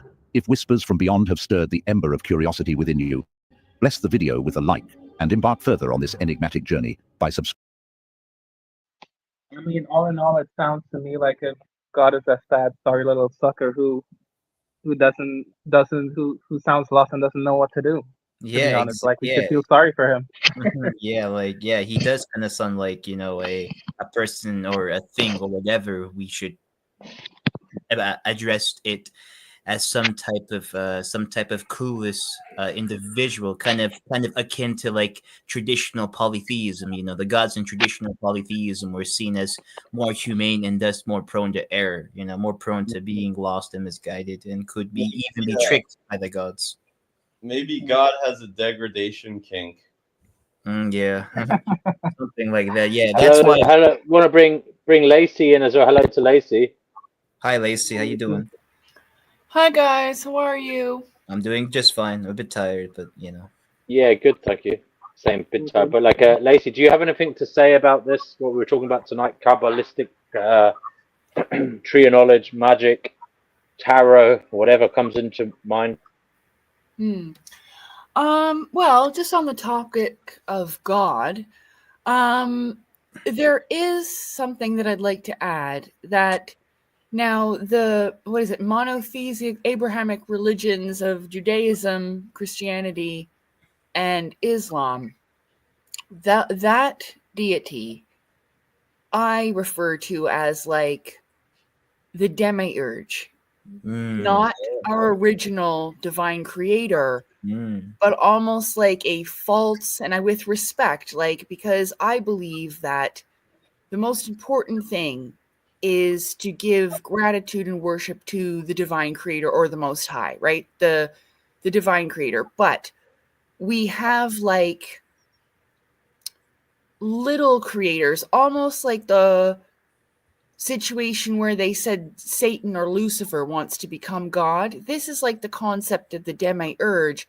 saying that, you know, the God of this earth here is fundamentally evil. And I think that's the problem that we have, even when discussing the vast topic of the divine, is that we have other people that have given us a false conception of what that even is. So it's a great topic of discussion, you know, to all these different facets of what the divine could be and what the point is and everything. But I believe and feel that it isn't one thing nor the other. It's a combination of things. So that's why it's difficult to say, well, it's this, is God all-knowing or not knowing? That's the debate, I suppose. And I think that it's okay for it to be both. You know, maybe, like I said, maybe some things are just a roll of the dice. But especially with like the demiurge, maybe just the divine creator stepped aside and thought, well, let's just see how it plays out, right? Because if the divine creator sent this false god, this demiurge, like the story of Lucifer being cast out of heaven, it could very well be that energy that we're dealing with that's caused so many problems and confusion.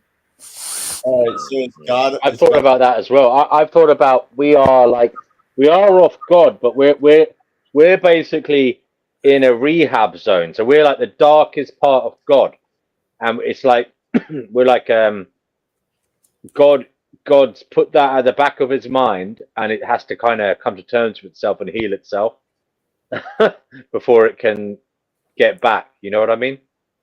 Is God Or a bit of like a timeout or something? Well, more like a reformation, like or what prison is for, to rehabilitate. Some people argue that prison is to eternally punish people. You know, Is so God all-knowing? Essentially, though, prison is for rehabilitation. So when they say we are in a prison planet, we're all here because we need to be for learning, transmutation. And what D and W said, the host said that that we're all put here like pieces of the divine that need to work themselves out to rejoin the rest of the herd, so to speak.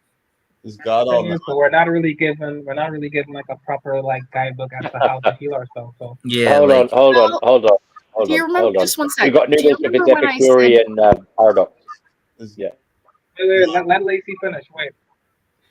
do you remember when I said that even the Bible, the letters of the Bible, Bible, is basic instructions before leaving Earth? Bible. yeah, I've heard of that too. Yeah. There are many different formats. I suppose it just depends on where you're at to see it, because there's some people that will live their lives according to the Bible. At the end of their life, they will go to a version of heaven or the higher realms, but they will also be reincarnated eventually, just because it really, really matters about the development of the heart and the mind equally. You can't go through without the process of both, the development of them both. All right. Well, you're very sure of yourself. Is God all-knowing? You've asked me this before. You asked this the last time I was on the show, and I told you, and I've already said before, that is an unanswerable question. I'm not the divine. I think that You sure act like you know a lot about it to say that you basically have all these answers except that one. well, I'm not God, right? I can only go so far based upon my own personal experiences, things I've learned, things I've gone through. And to know these things is because I've gone within and experienced them. That's where you experience God. Meditation is to converse with the divine. A lot of people think that it's quieting the mind or whatever, but really it's a form of listening. So it's not. So you had all these answers about God except that one. Well, I never said I had the answers. I said I had suggestions, theories, and ideas. She's very open-minded. She has beliefs that are open to being changed. She has feelings Absolutely. on the back of that. Yeah. She's not. She's like us. She is a seeker. She's not someone who says she knows absolutely what's going on.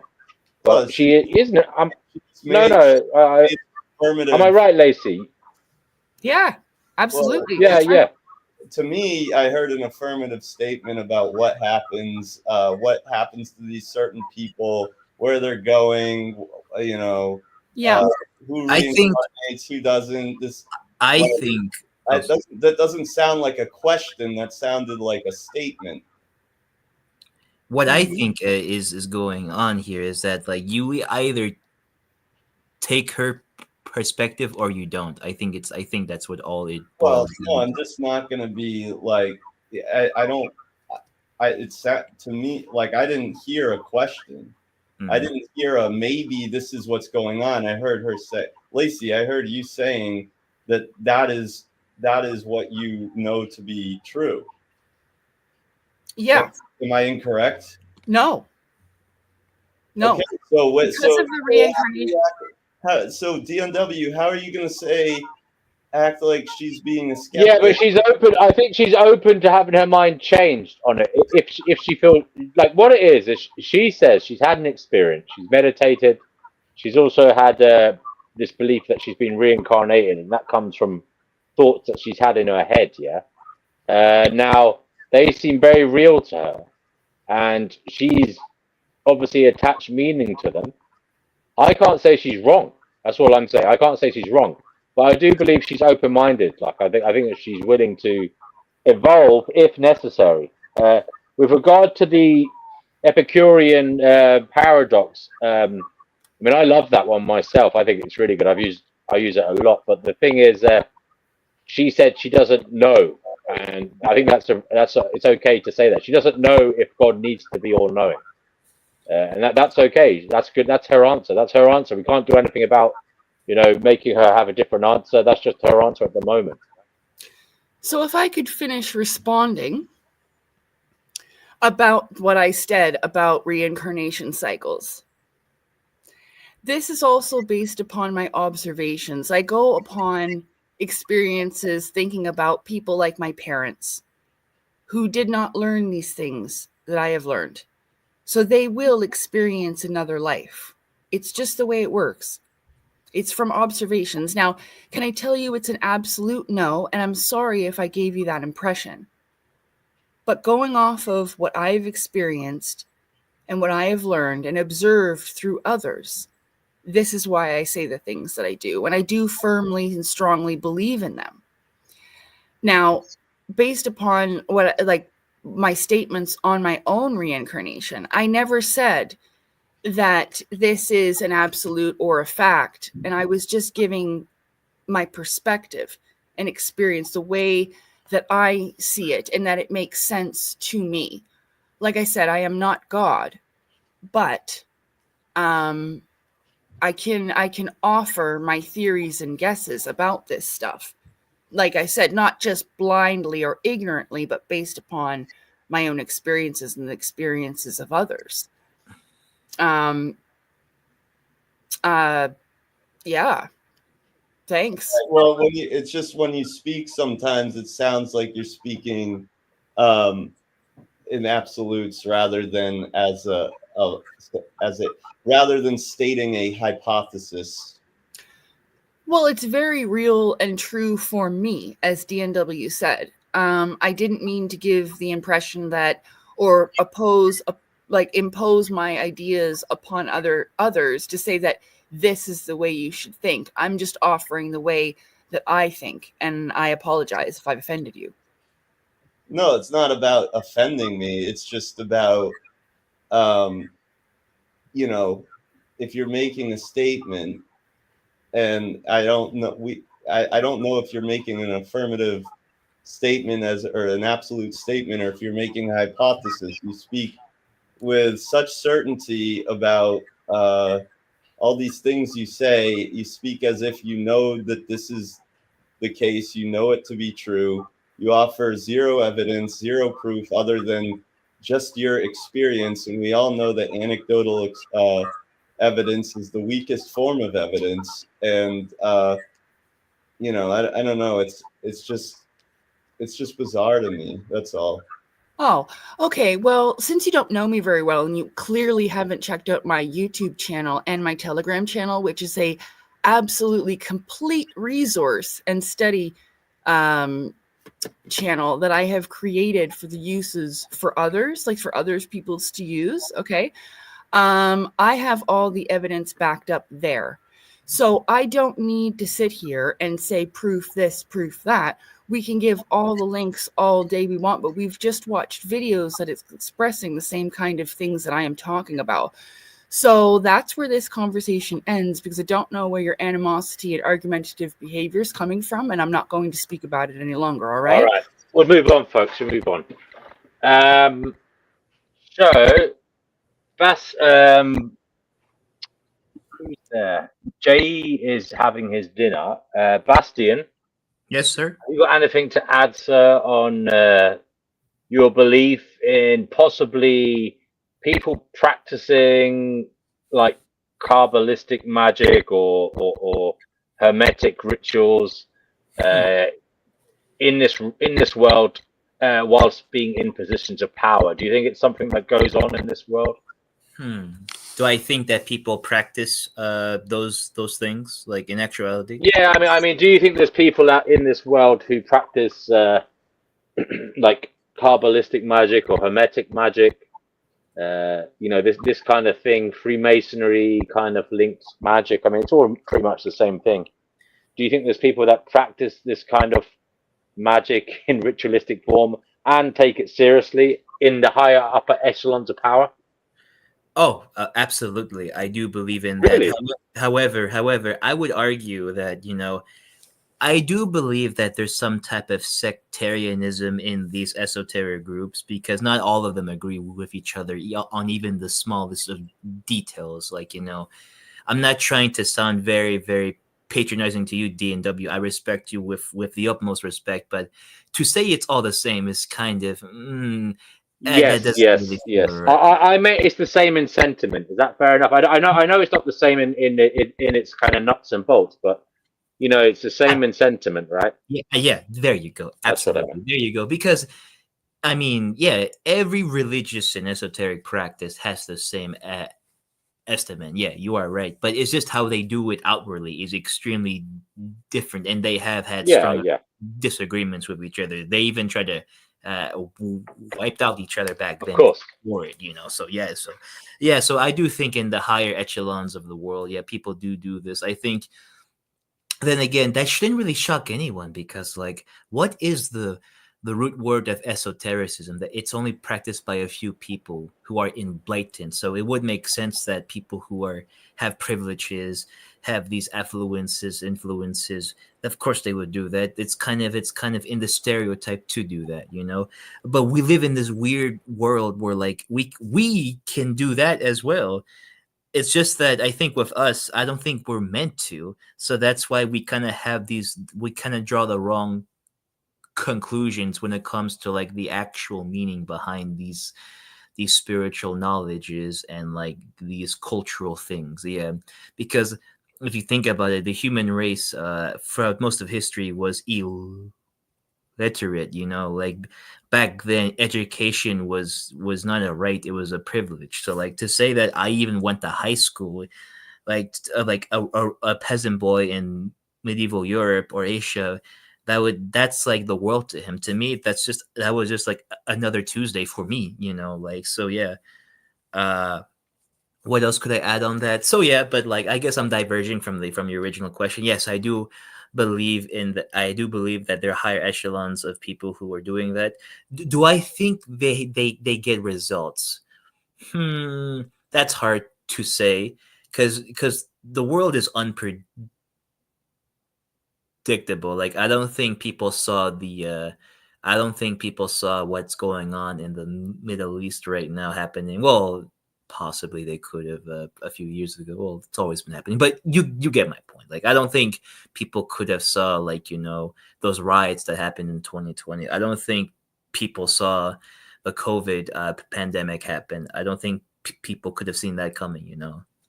So that's what I think. So like I think that if you try to put control in the world, it could work, but it will backfire on you because like life is chaotic to me. It's inherently chaotic, entropy. I mean, I think there might be rituals and stuff in certain groups, like at a higher level. But I personally don't think those rituals have any power.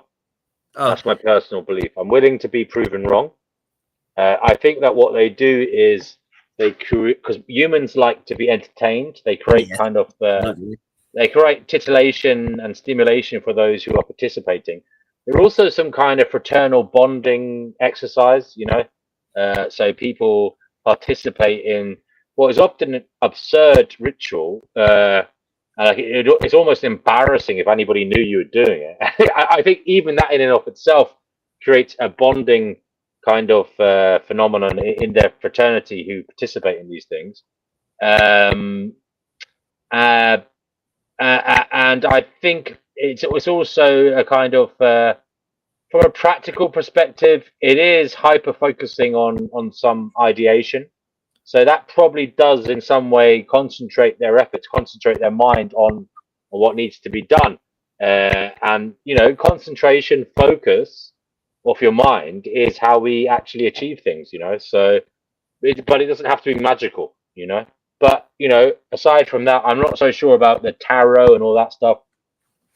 Tarot is very strange. I mean, I learned that a few years back, or many years ago, when I was working in a bar. And I remember doing it for the ladies who used to frequent the bar.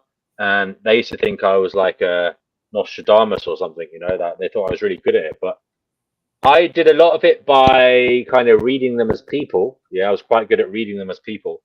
And also, I found that the cards were quite general in their application. You know, as I've said before, if you haven't lived under a rock, the way the cards fall could apply to anyone more or less. You know, they seem to have generalities in them, generalities that could apply to anybody.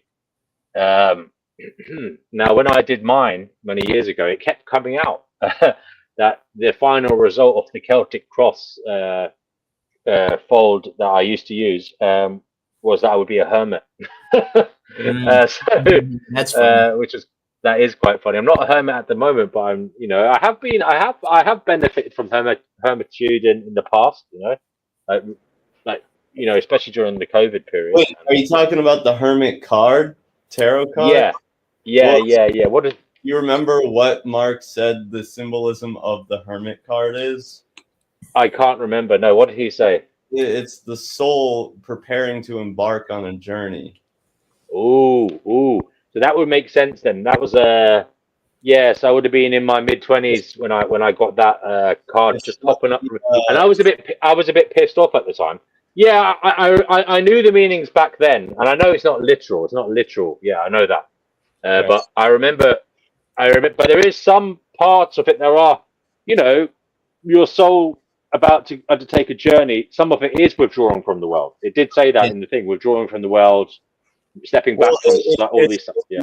It's about ascending from the material world. That's see, remember he said the hermit card is the second card up from the base.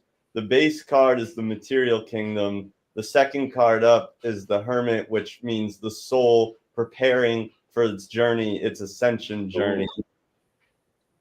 Yeah, I mean, if you were going to look at it in terms of my life, I mean, that was the time when I started kind of waking up a little bit more, which is interesting. And I started questioning things a bit more. So, yeah, I mean, listen, tarot cards, I do think they're a bit creepy. I am being honest. They seem to do something sometimes.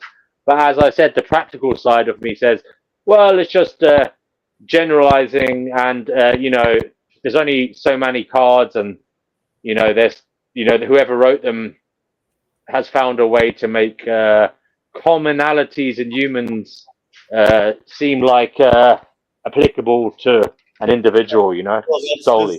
Same thing with astrology. It's just they take the general traits of humans, and that way everybody can be like, oh, that's so me, you know. It's like, well, everybody has overlapping traits. So yeah.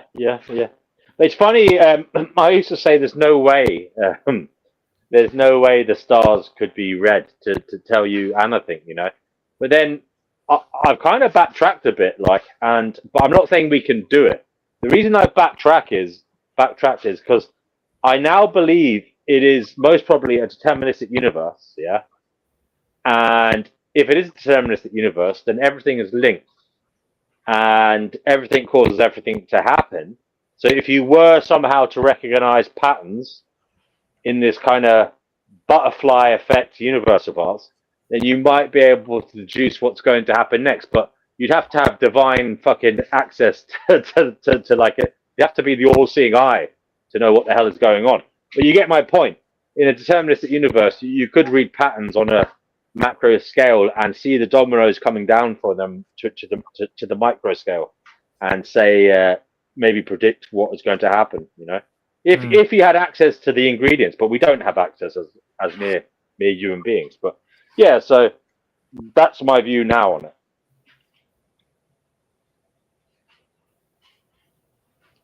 Oh, by the way, I want to say we all miss Chickpea. Divine Hazel says she misses Chickpea. She hopes she's doing well. Yeah, I miss Chickpea as well. She said she was a bit depressed in a comment on my channel yesterday or today. I told her to take care of herself, but yeah, she basically watched a video about someone say when you die, you know, you enter this place and you get tricked by all these like entities trying to seduce you to come back here. So there's all these like false beings that appear pretending to be Jesus or Krishna or you know, Muhammad or whatever it is, and it's all basically or pretending to be your beloved granny or your you know the dearly departed grandfather that you miss, and these entities stand there beckoning you towards the white light, and then yeah, you come back here. So she was watching a video about that, and it upset her apparently. I mean, it's an upsetting thing. I mean, I don't know how anybody would know that. Is my argument against that is, well, how would you know that's the case? How would you know, right? If you met these entities, yeah, and how would you know? Because you'd either come back here and be reborn and forget about it, or you'd say, yeah, I'm not going to listen to you guys. I'm going to hang around and not be reborn. But the point is, this knowledge wouldn't be transferred to human beings. How would a human being find that out? That's why I'm very skeptical about that. I'll be right back, but I'm listening. Okay.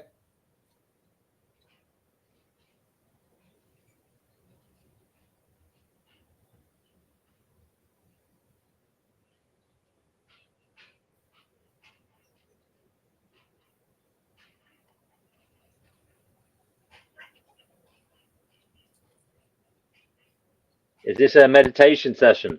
No one wants to talk. J.E. is eating his dinner. I'll be right back in 1 minute, okay? You can feel free to take the reins, Bastien. I think you're the only one who wants to talk at the moment. In a position to. Yeah, I would say so as well. I just wanted to say that, you know, I like doing these things because I like hearing other people from all types of the spectrum, you know, like, you know, epistemology is very, very, you know, everyone's epistemology is extremely different from one another. And honestly, that's both beautiful and kind of frustrating at the same time, you know, the oh, you're not upset, Lacey, that's great, you know, that's really good. Yeah. But like yeah, just the fact that, you know, we have a variety of thoughts, you know, we all are kind of, but yet we're all kind of intertwined by one thing, and that is the imagination, you know, curiosity, you know. I think that's what really speaks to me. But it's frustrating the fact that all of us have to, you know, kind of butt heads with one another and, you know, and stuff like that, when like I'm more of a let live kind of person, you know. Like I doubt that, you know, most people would even care what we say, and they really don't, you know, because like, you know, most people don't really care for these things, or they don't have time to like research these things, you know. They just have a belief and that's about it, you know.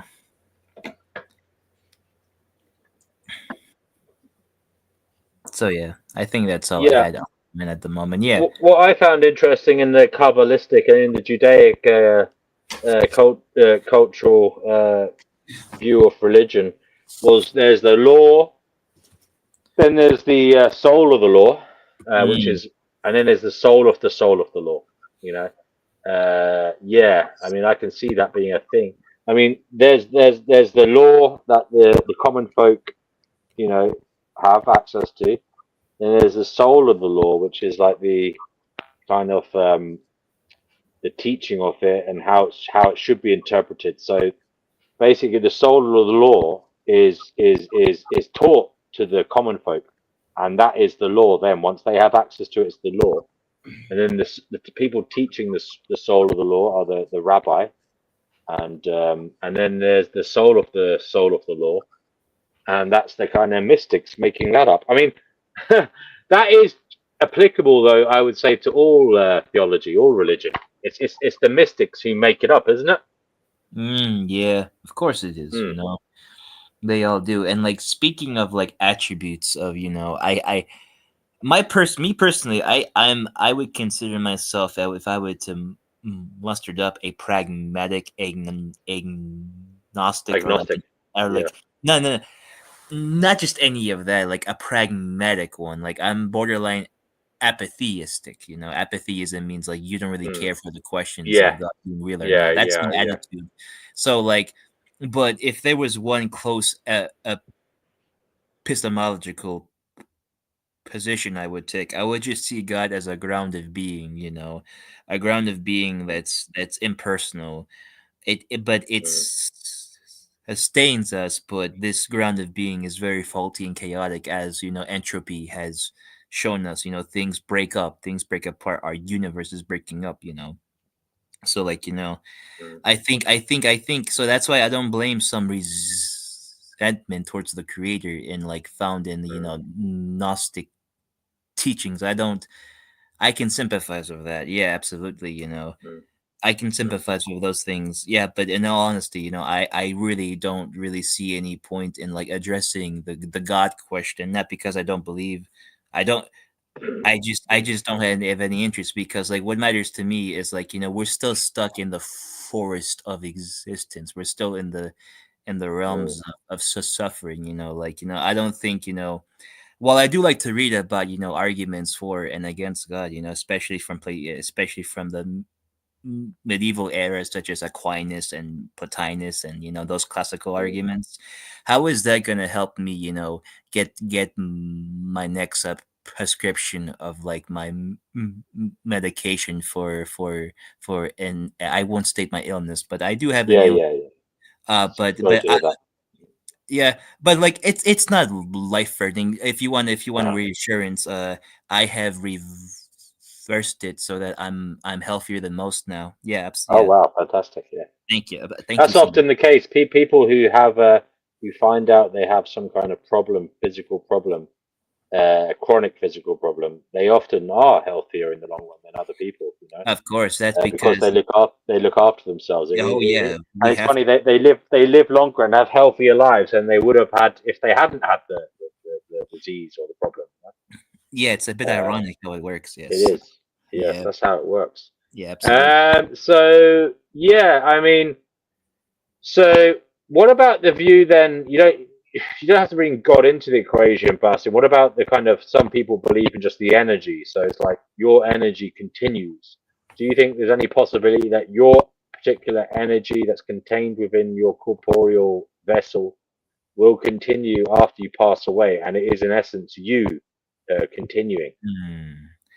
Without, you don't have to bring a God into it. You can just talk about the energy. Of course. Oh, I completely understood the question, and honestly, I don't know. Like it would be nice, wouldn't it? You know, or it wouldn't be nice. Yeah, I don't know. Yeah, you have to ask on which day, which mood I am to ask that question. There's some days where I want everything to end, and there's some days where I'm like, you know, I want to see what's above reality. Yes, I oscillate between those two questions. Between those two feelings, you know, whether I want things to completely end after death, you know, complete cessation, you know, annihilation, or like maybe I want to see a better world that isn't here, that's above imagination, you know, sort of like a Platonic realm. Yeah, and I oscillate between those two positions. Right, there is no middle ground for me. And you know, part of that for me is like, you know, it kind of gives me motivation to find out what will happen the next day right now, you know, like, you know, I have a very, I guess you can say, overactive imagination. And yeah, I think that's my answer. Yeah. So and honestly, I'm just gonna have to say I don't know. I'm gonna claim I just don't know. But I would say it would be nice on some days, and it wouldn't be nice on other days for sure. Yeah. So if you ask me the question tomorrow, I would probably say hell no. If you ask me the question the day after tomorrow, I'll probably say hell yeah. and rinse and repeat. It's a pattern after each day, you know. So, but I don't mind people believing in things that helps them. Like if you are a religious person that prays like 5 times a day, you know, and if that helps you get up, then who am I to like discourage you from not doing that, you know? Like I don't care what people believe in as long as it doesn't hurt others. I know that sounds very, very, you know, like, you know, run of the mill advice, but it goes a long way, you know, like, and it goes both ways. Like, I don't care if you don't have any belief in, you know, Right. in anything. I don't care. Like, it's not hurting me. It's not doing anything to me, you know. I'm a very pragmatic person when it comes to Right. these kind of things, and I don't think people take a pragmatic approach to it. You know, they want to be proven right. They want to force their beliefs, and it goes both ways. I have met religious people that act like this, but I've also met atheistic people that act like this too, as well, in my experience, because I used to be one of them. You know, so Right. yeah. I tell you what, guys. JE is here. Thank you for that, Bastian. JE is here. JE, are you finished your dinner? I'll tell you what I'll do. I'll share another video. We'll see what this guy says. Magic is literally real. So it's kind All of... right, everyone, it's time for the occult video number 239. Yes, magic is real in a literal sense. This is sort of prefaced on what V was saying the last time we spoke, where he asked if I thought magic was real in a literal sense. I said yes. Then he asked me to define sort of what I meant by that, what magic actually was. That can be much more difficult than simply saying it's real. It's sort of a feeling. If you've delved into the occult, if you've had odd or paranormal experiences, you start getting the sense that there's some sort of general overarching thing that's responsible, like something that's responsible for all of the sub-phenomena that you're witnessing, all of the feelings that you're having, thoughts, changes to your own mental state. It's much more difficult to actually try to encapsulate it, though. If you look at some mystic traditions, there's no way to do so because it's like some divine totality or it's God or whatever in the more religious sense. I find it funny. By the way, I'd point this out really quickly. It's funny how people who are religious and believe in literally an otherworldly creator, angels, demons, jinn, whatever they believe in as part of their path, will scoff if you say that magic is real, despite the fact that you're essentially describing the same thing. There's no real difference other than the externality of the source of power between the idea of conducting an invocation, causing an effect, and praying, gaining intercession, and causing an effect. Paranormal, an effect is desired. It's either requested or commanded in some ritual essence. There's a ritual involved. There can be an externalization of the source of that. There's really no difference between the two. I've said for years that prayer is basically a form of magical spell, but a lot of people don't seem to understand this. There is no real difference. Look back at the Renaissance, and you'll find spells and prayers intertwined, intermixed. They're basically the same thing anyway. The difference is that one form of prayer was enshrined by, dogmatically adhered to by the church, the political authority of, you know, mainline Christian religion or Islam. One form of praying, one style, one set of things you can and cannot ask for was allowed. Other things were, of course, excluded, and therein lies the left-hand path. The concept, by the way, of the left-hand path is central here. It comes from the concept of the sinister current. The sinister current, or energy, comes from the word sinistra, literally left-handed. The idea was this, within these fairly ancient traditions. This is why they tried to get people who were left-handed, by the way. They would force them to write with their right and do everything right-handed and fuck people up. The idea was that it was different and therefore it was scary to people. The left-hand current is the occult current. You could call it black magic in some essences, although it has nothing to do with being evil or bad or dark in the literal sense. Depending on which path you're adhering to, if any at all, of course, mine is independent, so I don't have that problem. There are different explanations for this. The basic idea is, though, the right-hand path in the Eastern tradition, it gets you to enlightenment. It's a slower, more refined, genteel process, whereas the left-hand path is spooky. It's dark and mysterious. It can be physically or spiritually hazardous, but it can do more, potentially, as long as it's harnessed. In a more esoteric tradition, in arguably the politicized or proto-eugenic sense, the occult tends to be intertwined with science to a degree, the manipulation of humans via linguistics, psyops, things of that nature. And I've delved into all of these different things. And although a lot of the occult is bunk, it's bullshit. A lot of the claims that people have made throughout time, whether it's a yogi, a monk, a priest, some occultist from the Victorian era wearing a suit, or some modern day occultist with a black robe, a lot of the things throughout time that they've claimed don't happen. Some of the cryptids of past lore don't exist and never did. They're misidentified like a unicorn. It's just a rhino. Or it's just, you know, a stag with one horn or something like that. It's not actually a unicorn. The species doesn't exist and never did. The closest approximation, hilariously, a narwhal, which pleases, by the way, that element of mythological lore very much pleases the millennial generation with robot unicorn attack and all of its other memes of the last generation. A lot of these claims were never true. If you dig through it, though, if you dig through thousands of books and weird texts and the words on video or whatever of people throughout time, you will find some truth there. Now, one thing that I very carefully try to do is not to tell people, what do I think is true? Tell me which elements are bullshit. Well, no, that's not the way it works. Go through it yourself. You might come to a different conclusion. Maybe you're right and I'm wrong. There's the search for truth. You can't necessarily rely solely upon your own judgment in anything except for your life.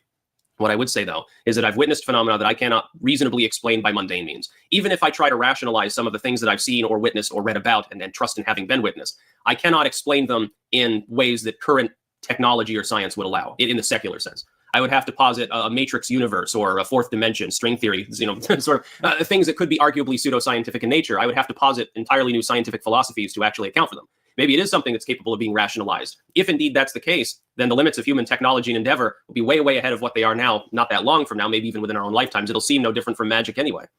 And when you see, for example, when they use resonance technology to levitate water droplets, the idea of using this for maybe more productive means, would that seem any different from magic if you showed it to a primitive peoples from 300 years ago, that some uncontacted tribe? Yeah, we can make things float by means that you yourself cannot understand. Well, it'd be considered magical. It's not, but it's the same thing, basically. Philosophically speaking, there's no real difference. Like if we met an alien race 10,000 years ahead of us, a lot of what they'd be doing would seem like magic. We would, of course, rationalize and say, well, it's advanced technology. Yeah, but what's the difference? If you're able to levitate because you're wearing some sort of jetpack apparatus and you're capable of becoming just shy of invulnerable and shielding yourself from damage and cloning yourself and doing all this weird stuff, it comes pretty close to some of the claims of religion anyway, now doesn't it? Could become a new religion in the future. When we talk about like alien religions or like UFO cultures, like the Kabbalists or something, it's not that far-fetched to think that could happen in the future. I'm getting off of topic a little bit here because I'm not talking about that when I'm talking about my feelings of authentic, very real magic. I believe in something that's more spiritual in the more pure sense. You don't have to, though. To study, to delve into these things, I tend to distrust any person or movement that tries to prevent me from accessing any form of information. This is one of the beefs I had with Christendom. When I used to occasionally look at grimoires or something, spells and stuff, back when I was a Christian, it was frowned upon. It was considered odd, and it was like, well, this is devilish, evil stuff. You shouldn't be reading. You shouldn't be looking at this spell book from the Renaissance that's basically spiritual metaphor talking about Jesus anyway. You shouldn't be reading this because it's something unfamiliar to us. It's something strange and external and outside of what we consider the mainstream is basically, the gist of it. I chose to keep studying it. I never felt that appropriate. I read the Quran at the same time. Like the idea of me, as a Christian, bothering to read the Quran, I'm sure cocked some eyebrows. It was like, oh no, he's going to become an infidel, something like that. If you fear knowledge, then I have a distrust of you, is what I would say. I much prefer to look into everything that I can, making as few assumptions, at least spiritually, as possible. You have to make assumptions within human systems if you're looking at politics. My job forces me to make assumptions based on statistics, based on history, based on sets of knowledge that I can apply then to scenarios and try to make predictions for political purposes. I don't have to do that with the spiritual. You can, but why would you want to? It's much more exciting not to. So I would say, yeah, magic is real. You should look into it. Yeah, you should do magic. You should read occult books and stuff. They don't have to be mine, although mine tend to be the cheapest. So, have at it. I've got a books blog of that shit. By the way, you can get a lot of spiritual texts. Look at the Sacred Texts Archive or the Esoteric Archives. You can get a lot of these things for free online. Archive.org is full of literally tens of thousands of spiritual texts. That's one of my main sources of material to read and edit from because a lot of it is in a proper format. I mean, it takes an enormous amount of time to correct all of the spelling errors and you have to reformat everything. So it takes longer. By the way, I can't remember who was saying it, but somebody else was pointing out, I think it was one of my critics actually, in the course of editing things, how shitty it was that some of the things like on Amazon are just OCR documents that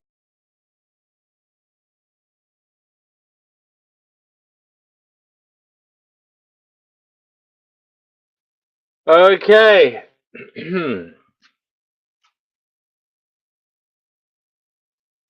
Right. So Lacey believes that magic is a science, and that most don't understand it. It doesn't produce physical, real-world results. You cannot hold the results; they are unseen. There you go. Very hard to prove them, but science nonetheless. According to Last Minute Lacey. So that's okay. Noodles has left the building. I don't know if he's going to come back, but thank you, Noodles, for joining us. Noodles is being very bashful in private chat. He said he regrets suggesting this topic, but there's nothing to regret. We've got to explore this reality as much as we can, try and work out what's going on. I didn't know much about Kabbalistic magic or rituals or spirituality. I still don't, if it's I have to say, but I know a little bit more, and I'm not convinced. But it has given me some little tidbits of interests for me to take a further look at in the future. Does anybody want to say anything about tonight's show or anything that it brought to the fore in your mind? Anything that resonated with you, or perhaps something that stirred up a point of interest that you might look into further. There are more seats available if you want to come on. I will be ending the show though soon, but you're still welcome to come on and have your say before I close down. We didn't look up what the X meant on the mask. I'd like to, yeah. How would I do that, Leslie? I'm not sure. Let me just see what it says. Let me see. I'll type it in on my search engine. What does X mean? Yeah, in what does the Kabbalistic X Magick, mean? in Kabbalistic Magick? Yeah. Mm-hmm. What does X mean in Kabbalah signs? The symbolism of X. Okay, I'm not sure. It should be. X is a sign of the cross where Christ was crucified. That's in. But this, I don't know. This could have been Christian Kabbalism. You know. It can also mean crossing over to another dimension, a transcendence, transformation, or transmigration. Yeah. Okay, that makes sense. Thank you. And it also is also a powerful protective force. Okay. Interesting. So it's a symbol of protection as well. That X Protection, letter. yeah, and crossover. Yeah. Okay. Huh.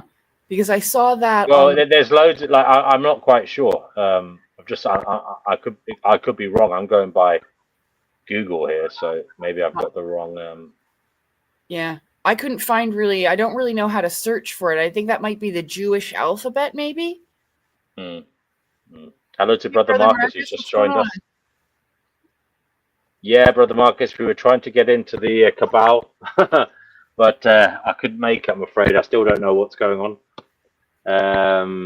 Yeah, so at least we tried. But is J.E. finished his dinner? That's the question. He's there chewing away. I better not make him laugh because he might choke. So yeah, chew that food properly, J.E., and enjoy. Brother Marcus, are you coming on here before we close down? If not, thanks for dropping by anyway. Bastian, anything you'd like to say? Lacey, I'm just going to the kitchen. I'll be right back. No, I was just going to say that this was a really good show, especially for newcomers to the realm of Kabbalah. I know that I didn't know all that much about it, and I've learned some very interesting things. Yeah, it was a good show. I enjoyed it.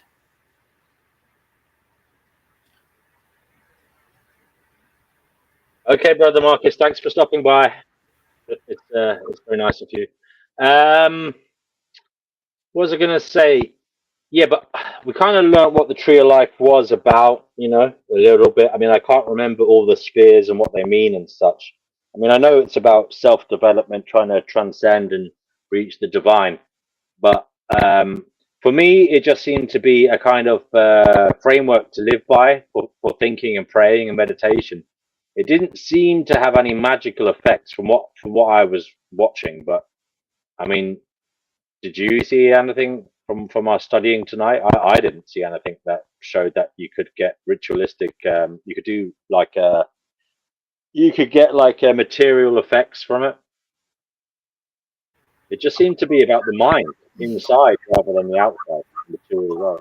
Well, it is. I mean, the mindset part about it, it goes back to about things like the law of attraction, and these are areas that I'm not all that educated about. I do know that people like Neville Goddard? Yes, thank you. He does work with this, and basically you can have real world results. It's just, it's not going like, okay, so say you're trying to manifest money like a lot of these rich Hollywood people do, right? This is why they're interested in ritualistic work and stuff like this. People get curious about these types of things. Well, what they're doing is it's almost like drawing it in. It leaves room open for these things to come to you, but you can't expect how.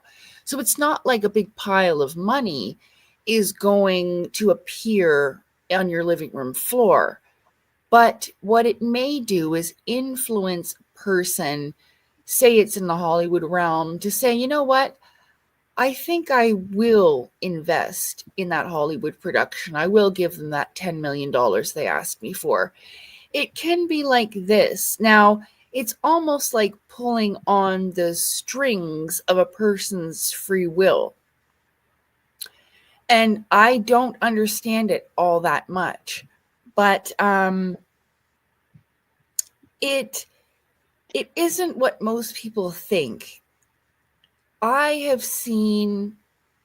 haven't had that much experience with it in my own life, but I'll tell you, just by leaving it open, I found this show and leaving myself open to, well, maybe speaking out to the universe saying, I'd really like to meet a group of like-minded individuals to conversate with and to almost have like a meeting of the minds. And then, boop, here comes the channel owner who found me first.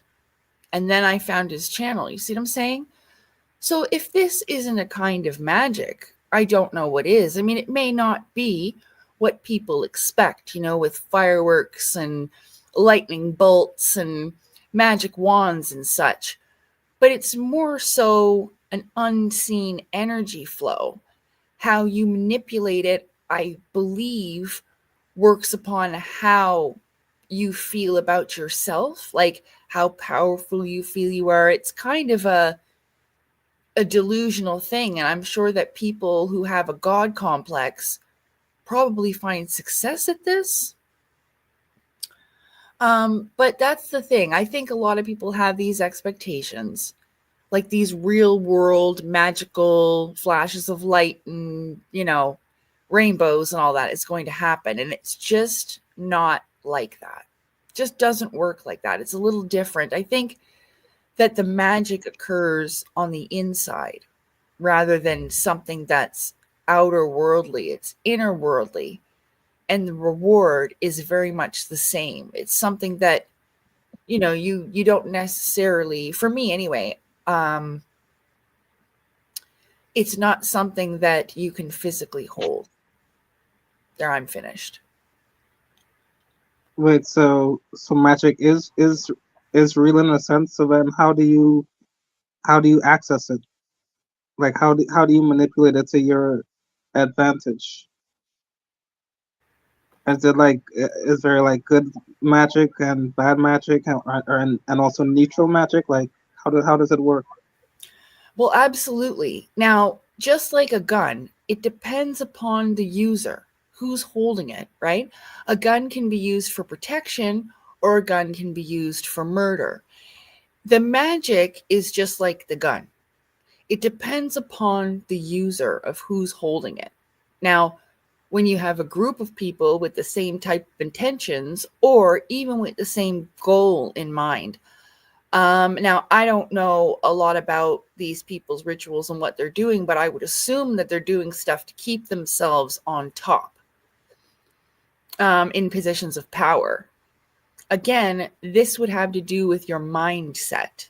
You know, a very, very strong belief system, one way or the other, is going to generate power, which comes from the mind. It generates from within the self. It doesn't necessarily come from somewhere else outside of you, but you are drawing upon it with your God essence, basically. So I said the last show or the show before that the divine creator is most definitely all things. That means the dark and the light. That's why sometimes I like to refer to the creator as they, as in he and she in one. An energy form, not a physical, like hermaphrodite. We're talking about a masculine and feminine energy united in one. So, go ahead. No, I'm agreeing with you. Yeah. Oh, and I suppose that's the end of my thought. Oh, okay. Oh, so Okay, and like the guy said in the video, like, do you also believe that like prayer is also like magic? Like, if you pray for something, you're basically uttering a magic spell. Well, I think it's more so like this. Once when I talked about prayer, I was with my ex-boyfriend's sister, and she doesn't really know a lot about this stuff at all. But she tried to talk with me about it sometimes. She goes, well, you know what, Lace? Prayer's kind of like a radio signal. And depending on the signal and the station, depends on who's going to pick it up. So if you have the right mindset, the right frame of heart, and the right energy about yourself, calm, not in leaning towards the left or right, but in the middle, a neutral place, not in your mind, not in your heart, but in a neutral place in between. Then when you pray, you're going to reach the source that you intend to reach. You could tune yourself to who you want to reach. Say these people that are trying to connect with these other dimensional beings, like some of them are called extraterrestrials or whatever. You can do this kind of thing too, but essentially it's a spell, sort of. It's sending out energy like an energetic text message. Now, the address on it depends upon the user again. So, like the heart and mind unified with your creator, it's going to reach your creator and produce results. If it is a genuine, heartfelt prayer, right, then it's going to be sent directly and go through. Now, I don't know this is for absolute sure. This is my best possible guess. Again, I don't want to run into a situation where people are thinking that I'm talking in laws or absolutes. I can only offer you my perspective, right? But I would say, yeah, that it is a form of magic. In fact, spelling in that word is spells, the written word. Mm-hmm. Did I answer your question? Yeah. Okay. So what about people who pray but they don't get their prayers answered? Like, are they doing something? Excuse me. Are they doing something wrong? Like, what do they need to change? I think it more so has to do with your alignment to what you expect. So the expectations are a problem. Sometimes what I do, like for instance, I'm going to be totally honest with you, okay? I sent out a prayer to the universe that I'd like to meet my divine counterpart, the person that I am meant to spend my eternity with, not only this life, but the one that I will go into the afterlife with, okay? Now, the thing about it is that you can't have any expectations, right? So that the universe can deliver it to you, saying that there is a divine plan for you, but you have to be open and welcome to have it come in as well. Some people that have their prayers unanswered as it seems, it may be because it's just not meant to be. For example, when I was praying in the past for a man to come back to me that wasn't any good, he didn't. And that was really protection. Although the times that I went to church and prayed, and I kid you not, I went to church and prayed on a Friday, and I heard from this fella on Monday. So, but the thing of it is that it brought me devastating results, things that were unhealthy, things that were bad for me. Eventually, I realized that what I was praying for was not meant for me. Okay. Yeah, that makes sense. Yeah. But then again, there's also people who pray for things and they get, yeah, I guess the opposite of what they want. Because the divine will deliver you what you need to get to what you want. That was happening to me too, because I really wasn't ready for a divine counterpart relationship such as that. I needed more lessons and training. So sometimes that does occur. It will, because we need to be ready for what we're asking for. Mm-hmm. Yeah. Okay. It's not that someone isn't worthy or good enough or not heard. It's more complicated than that. And again, I'm not God and I'm not the individual. So it's something that I would suggest the person to think about. If what I'm praying for isn't coming to me, there must be a reason why, and reflect upon that. Not what you're doing wrong, but maybe that it just might not be for the best for you right now, or something that helps you to understand. But I wouldn't take it negatively or like think that, like, again, you're not worthy or good enough to receive what you're asking for. Like, I prayed my whole life for a family, and I didn't really get it the way that I asked for, but I got it in different ways. Right now, you guys are my family. You're all my cousins. You see what I'm saying? Oh. Yeah. And I can have that perspective. Right now, I'm hanging out with my cousins. Right now, the human family is my family, really. I mean, all the time, but that's just the example. Yeah. So prayers are answered just differently. I appreciate that. I appreciate being a part of your family, if you view it that way. Aw, well, I'm glad you took it well, you know. Yeah, because it's true. Like, I feel like that, and it wouldn't matter, you know, if I was here or somewhere else. I've treated people like that for the longest time because I didn't have that. So you kind of accept the divine's gifts the way that they are. You may not see them, or that's not what you expected, but I can definitely appreciate it. Mm-hmm. Yeah. Interesting. I mean, I just have a hard time wrapping my mind around it because, you know, I've never, I mean, as far as I know, I've never really seen magic manifest in front of me, you know. So that's why I have an issue like really accepting it as something real. I think that if you open more to the belief of the otherworldly, of the unseen, to give something an opportunity without fear for you to experience something. We heard this on the show the other day, that when the student is ready, the teacher comes. And I think we really need to be ready, you know, even for me. There were just things that if they come too soon, you won't be able to process them, and then it will cause fear, and it will cause you to go in a different direction than what was intended.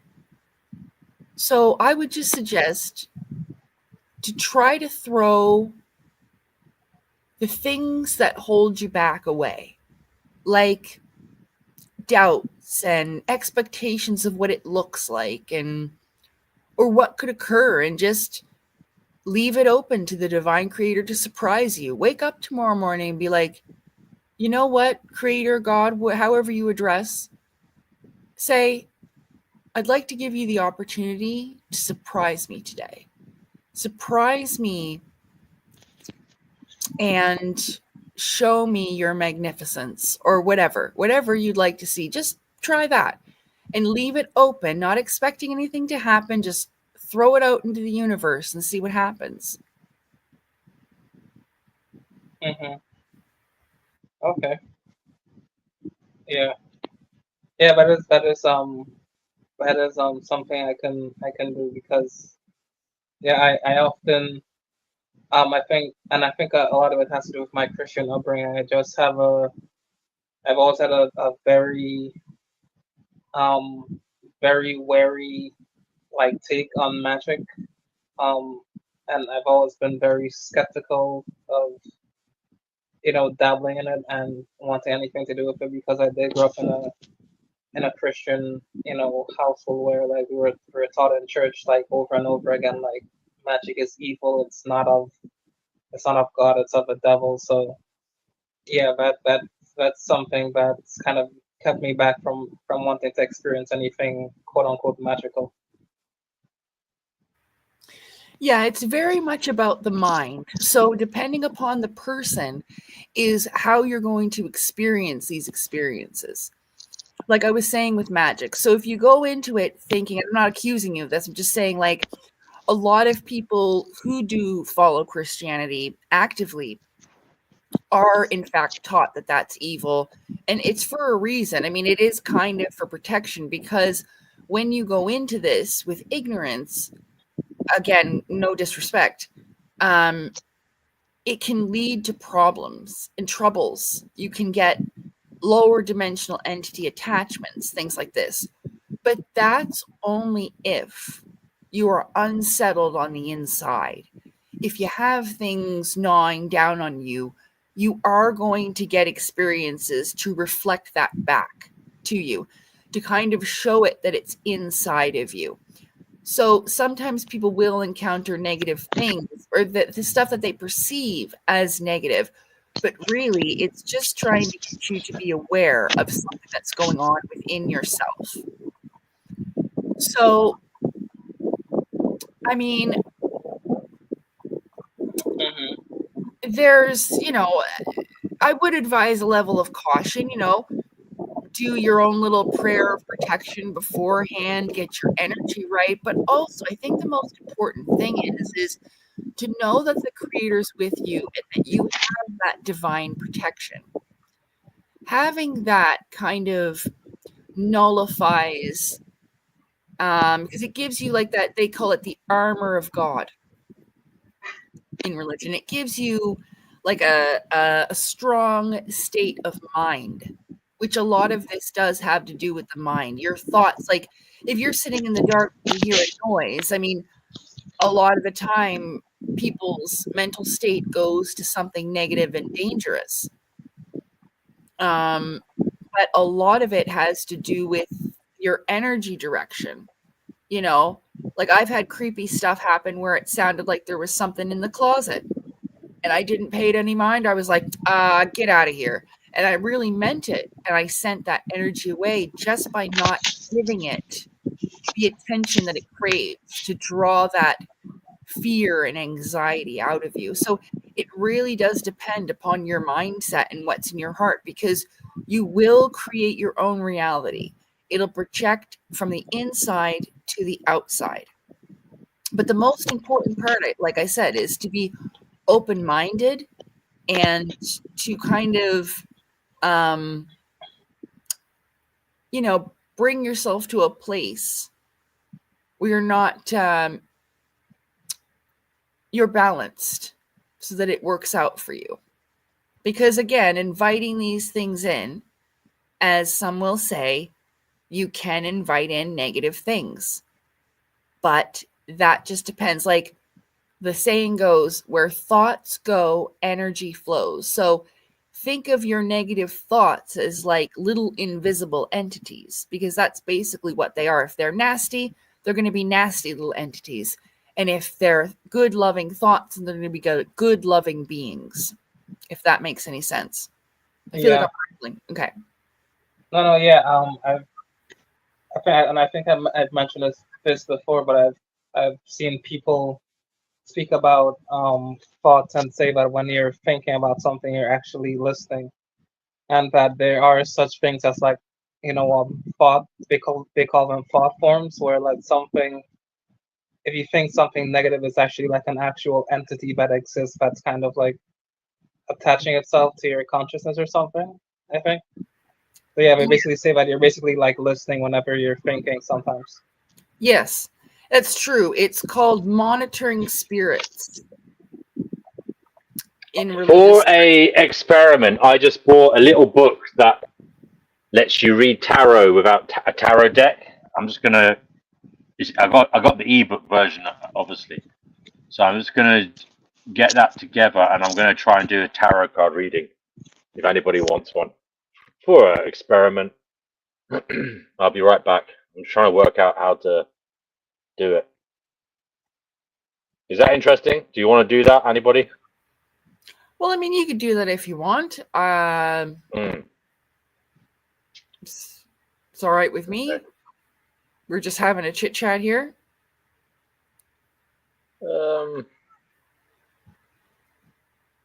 It's a Wiccan book on tarot. I don't know if that's okay. Well, Wiccan's just nature magic anyway. It's just nature magic. A Okay. lot of these beliefs, they all stem from the same original source anyway. It's almost like how we speak different languages. The same information is just translated through different cultures. That's all. Mm-hmm. Mm. Okay. I'm just going to go and make a cup of tea. I'll be right back. No problem. Okay. Enjoy. Let's see. See, Noodles is kind of trolling us in the comments. Yeah, I know.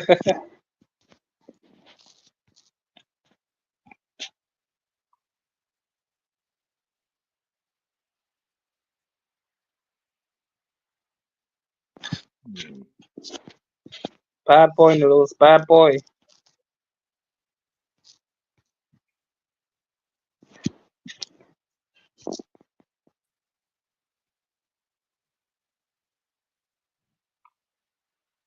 What's up, Seth?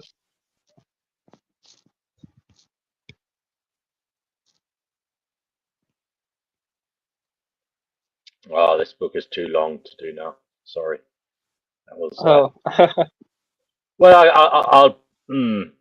Okay, if I can't do it in the next 15 minutes, I'm not going to do it, I'm afraid, because it's getting late.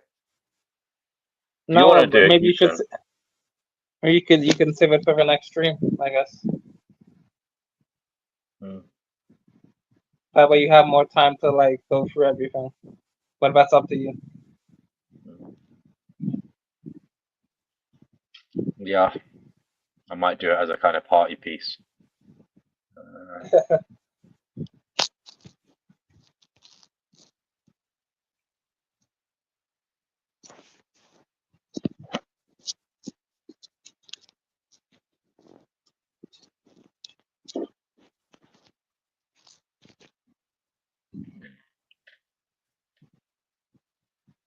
I'll leave it.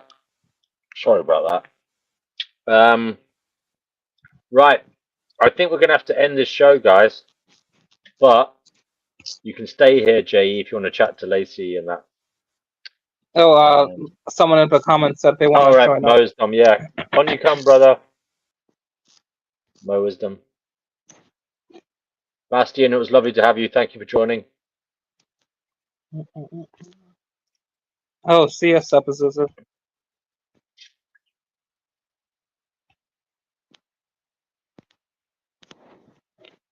My wisdom.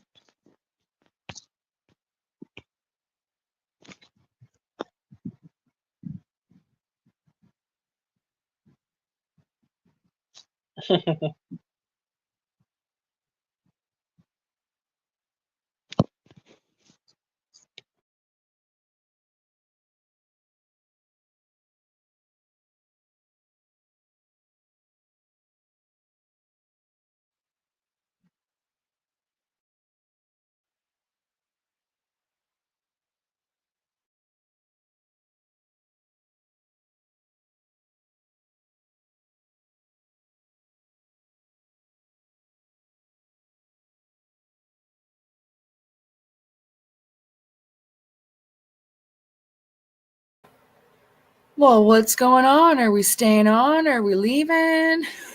It's all quiet. Nobody wants to hear just We're nothing. sorry, yeah, we're waiting for.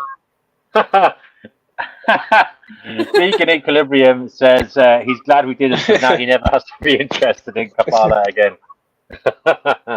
maybe Vegan Equilibrium is one of the guardians. Maybe he's one of the people creating the soul of the law, you know, and he doesn't want us to delve into it because then we'd have to mingle and mix it up a bit, you know. True So that. maybe he's like a gatekeeper, you know. Uh-oh. Yeah. I'm joking, Noodles, don't worry. So we're waiting for Mo Wisdom to come on for the grand finale. Mo Wisdom wants to have a few words, so he's got about 3 minutes to come on, and then I'll have to shut it down if he doesn't come on then. But yeah. Jay, so you're going to start praying, are you, Jay? You do anyway, don't you? sometimes. No, I haven't prayed in a very, very, very long time. And usually if I do pray, it's not really something I take seriously because I'm basically an agnostic. So All right, well, I'll say a prayer for you now then, because I prayed and it came true for me before. Yeah, and I'm not saying I know what that was. no, but I don't want you to put a spell on me. Just no, joking. it's good. I'm going to pray I'm joking. that between now and next time we speak, yeah, I'm going to pray that something amazingly positive happens for you, right? That makes a huge difference in your life. Okay. Thank you. I Now, appreciate that. that is my prayer. So, dear universe, dear immense power that can intervene, that can change this deterministic universe, that can do what thou wants, please intervene in Jay's life and bring him something amazingly positive that will benefit his life between now and the next time we speak. Amen. Amen. I second it. There you go. Thank you.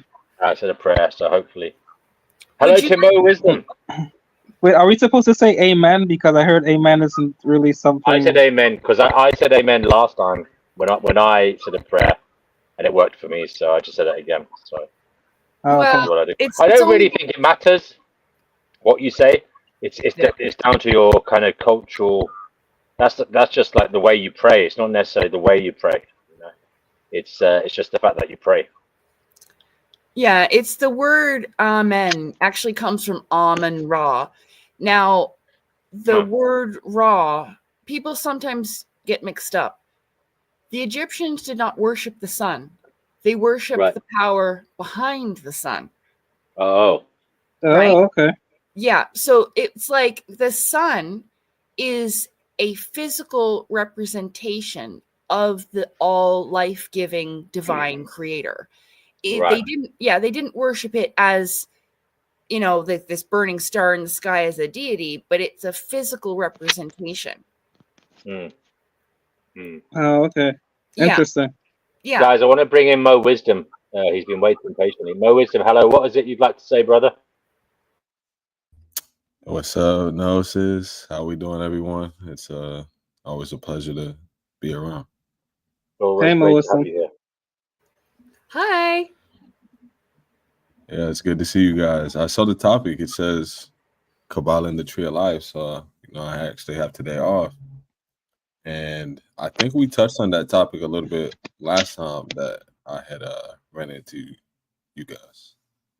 Well, it's a shame you weren't here because I didn't know anything about it. I still know very, very little because we tried to watch a few videos, but they weren't too in depth.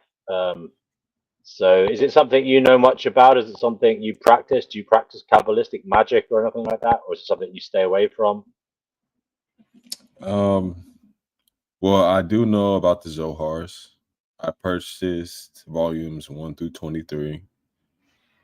It's interesting, man. I think that each of these volumes has a way of connecting science and spirituality so that people have a better understanding of what's actually going on in this physical realm. Okay, well, it's amazing that you've actually done the reading. Is there anything you'd recommend, Mo Wisdom, to people like myself or anybody here who might have a kind of interest in learning more? Yeah. So I believe one volume of the Zohar goes for about $150, but if you want to purchase all 23, they sell it for the same amount. So that first That's a book lot is of money. Yeah. Yeah, it can be, but it's Can you not get a PDF of it? it depends on how far you want to invest into your knowledge, right? So okay. These books, I'll just say this. It's something that I noticed within it when I would read these books outside in the sunlight. And I'm not sure if you guys have heard of the term negative green. Negative green? Yes, that's like a type of energy that emits off of the pyramids. No. Oh, okay. I've never heard of I've never heard of it myself. I've never heard of it either. Okay, this is gonna be good then. So there's a book called the Biogeometry. I forget who it's by. A friend of mine actually was able to connect the dots for me because I was telling him, I'm like, dude, when I open this book in the sunlight and I meditate after, a while of reading and getting enough sunlight, I see streaks of green energy around. And, I was like, yo, this is kind of odd. I thought it was going to change colors at some point, and I had no idea what it was. I first noticed it back in 2020, just from opening the book and being out in the sunlight. And this is the only book that does this. Well, wisdom. Could you write their books down in the comments here in the live chat, and I'll share it so the people on the screen can see it and they can investigate it. Yeah, it's called the Zohar. I actually have another book that I just streamed as well. That one is actually called the Brotherhood of Light. And so you can go to Mo Wisdom's channel, and he's done a stream on it, right? Well, Mo Wisdom is just an extension of my other channel. You can go to, it's called Taking Wisdom, and we just like to. Yes. Yeah, I mean, I actually can't share links. They probably can come on in the live chat. They can. Are they live in live chat? I don't know. It hasn't shown up in the live chat for me. Do you want to share it back? Do you want to share it back in the private chat? When I say I can't share links, share it in the private chat, and I'll share it in the live chat. The link I can't share links on my community post because I haven't been properly verified. It's asking me to be verified, so it's not letting me do it. I think it works. I think it works in the live chat. Let me just do it now. Which is copy that. I just posted it. I've just shared it. Did that come out okay? Did everyone? Can anyone see that? Yeah, it showed twice. Oh, and it works. Oh, good. Awesome. Nice. So that's the book that I streamed on the channel. Just because you never know, like you might be scrolling through YouTube one day and all of a sudden there's like. Well, I've just subscribed to your book. You've got 40,000 subscribers there. Is that your channel? That's not me. That's not me. That's. Oh no, sorry. That is the channel. Oh, I got you. Yeah. My channel is called. I know what you mean now. Sorry, I'm a bit slow. Got you. Oh yeah, no problem. I get it, man. There's a lot behind communicating these days, but yeah, my channel is Taking Wisdom, and that's just more so like the slogan is, it's not my wisdom, but I have it. So something like this, you're always giving wisdom. So it's like, yeah, I would love to feature you on the channel. Thank you for sharing that. I'll have a look at that at some point soon. I'll just star it on my taskbar. Yeah, it's pretty cool. Cool. Brother Marcus is here. How are you doing, Brother Marcus? Good. How are you? How was the stream? Yes, I'm okay.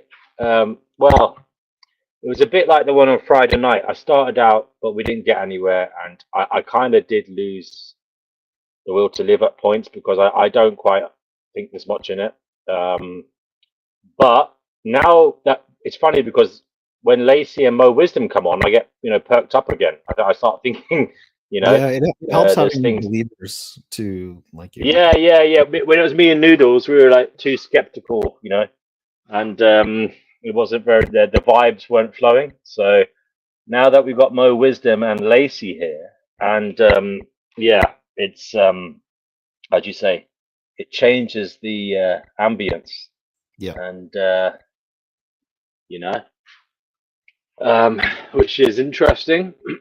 I do think if Noodles is still there, I think he is a little bit too negative at the moment, and he can come on and talk about that because I myself have been like that before. And he's like asking for evidence and all that. Cynical or cynical or negative? No, it's okay. I think it's okay to be cynical, but to be like, I don't think Noodles is open to the possibility of something. He's like I was in the past, Okay.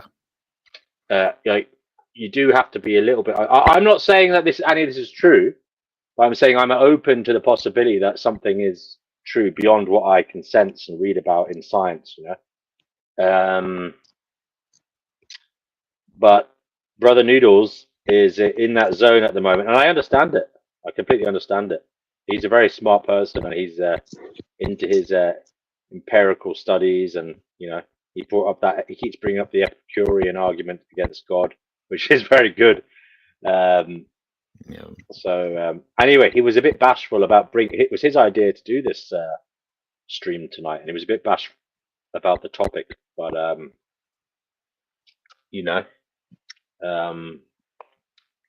there's nothing to be bashful about. We're trying to explore things and learn, and it is something that crops up a lot. Kabbalistic magic and rituals, and I didn't know anything about it. Still don't, to be fair, but at least I know a little bit. Yeah, do you know a little bit now? A little bit more. Yeah, I mean, I know roughly about the kind of the tree of life and the fact that it's used to guide one's focus in meditation and prayer.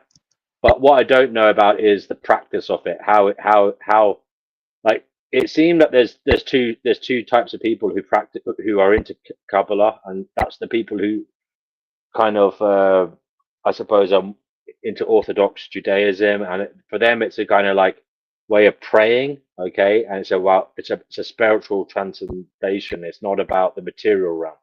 It's about connecting to the divine. And then it seems that there's divine. Sorry? Speaking of divine. Yeah, speaking of the divine, divine is here. Hello, divine. And then there's also other people who use it to get effects in the material world. Can I elaborate a little bit further? I was talking about the negative green. So that's what I experienced on my half of reading this book, and that was probably volume 3. And you know how these numbers, they're connected to planets as well. Like 3 is Jupiter, 2 is the moon, 1 is the sun. And when I really? Yes, numerology, and especially in Hebrew, like the letters that are written within Kabbalah, they carry a sound, a letter, a number, and a form of light, all within one symbol. So I explained to my friend, I said, hey, I don't know what it is about this book, but when I read it, I can see this green energy emitting. And he said, what? You can see the negative green? And I was like, okay, well, what is negative green? And he showed me that he has a book called Biogeometry. And the author of that book goes into depth about how there is negative green energy emitting off of the pyramids. And that book, in all of the volumes, they relate to Egypt a lot. But truthfully, I believe that they're telling their side of the story. And there's always two sides to the story, and then there's the truth, right? So Egypt, from my understanding, wasn't spelled with a Y. It's spelled with the I, the true Egypt. And, they're just giving another side from what happened in Egypt, because there was the pharaohs and the different levels of sorcery, like the enchanters, the sorcerers, the warlocks, the weavers, and it really breaks it down in a interesting way so that you can understand what was going on in those times and how these tools could actually be used to benefit your life on this physical realm.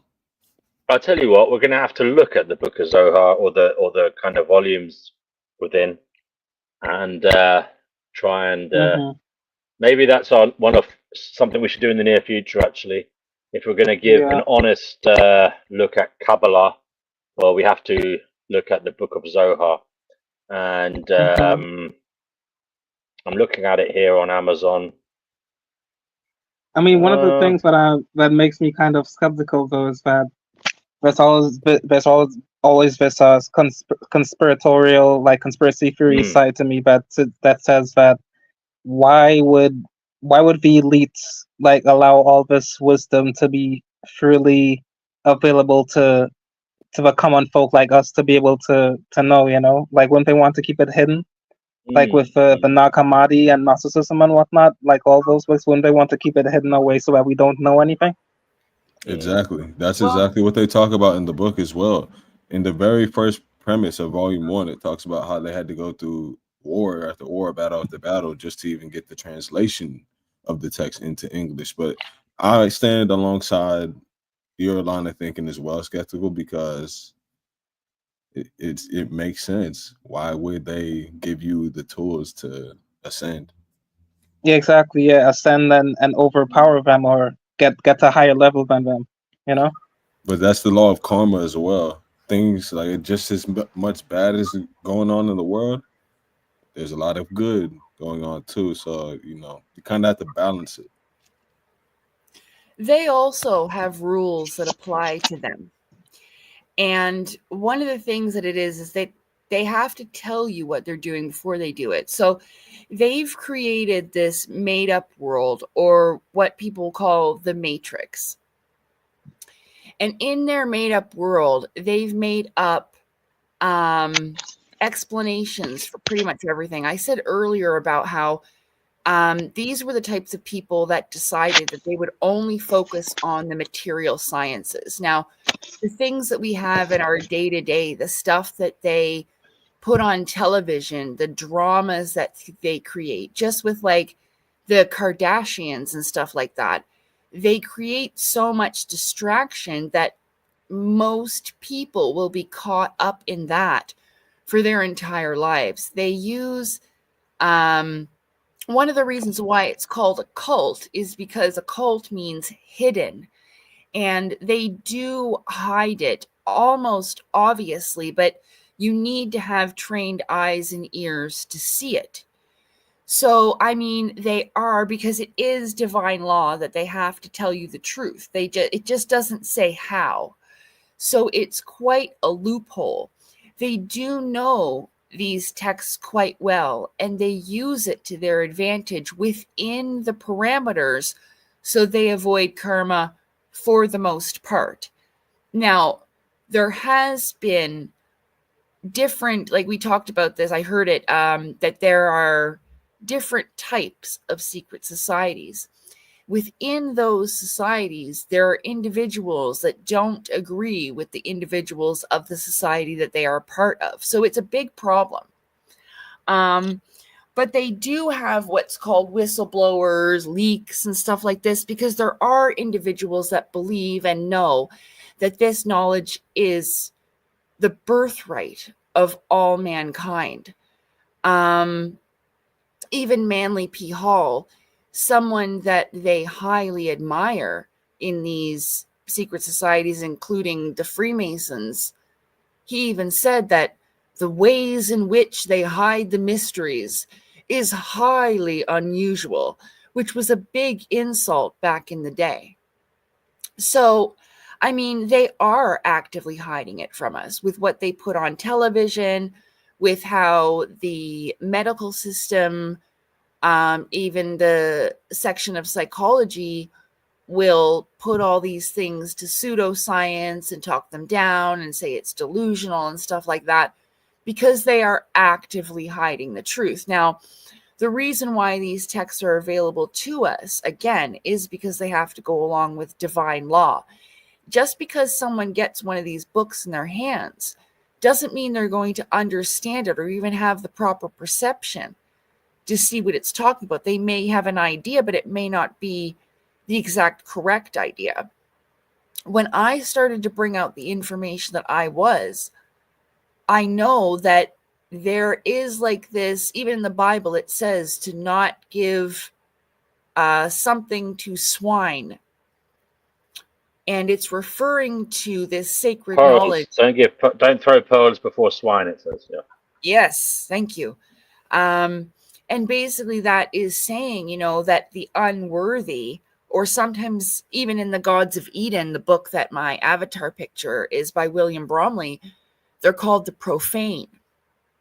I don't like it. It's a derogatory term. Again, the ruling class that looks down upon the rest of us uses this term. But again, these people aren't going to understand it. I mean, it took me many goes to understand as much as I do, and I feel like it's very little. Even as we were learning about the Kabbalah, I could only, when I commented about 1 + 1, and then it equals the union with God and things like that, I only get these small little things. But okay. Yeah, I've just lost my train of thought. Sorry, I'm done. It's all right, darling. We have Brother Marcus. Have you got anything to add? No. Okay, brother.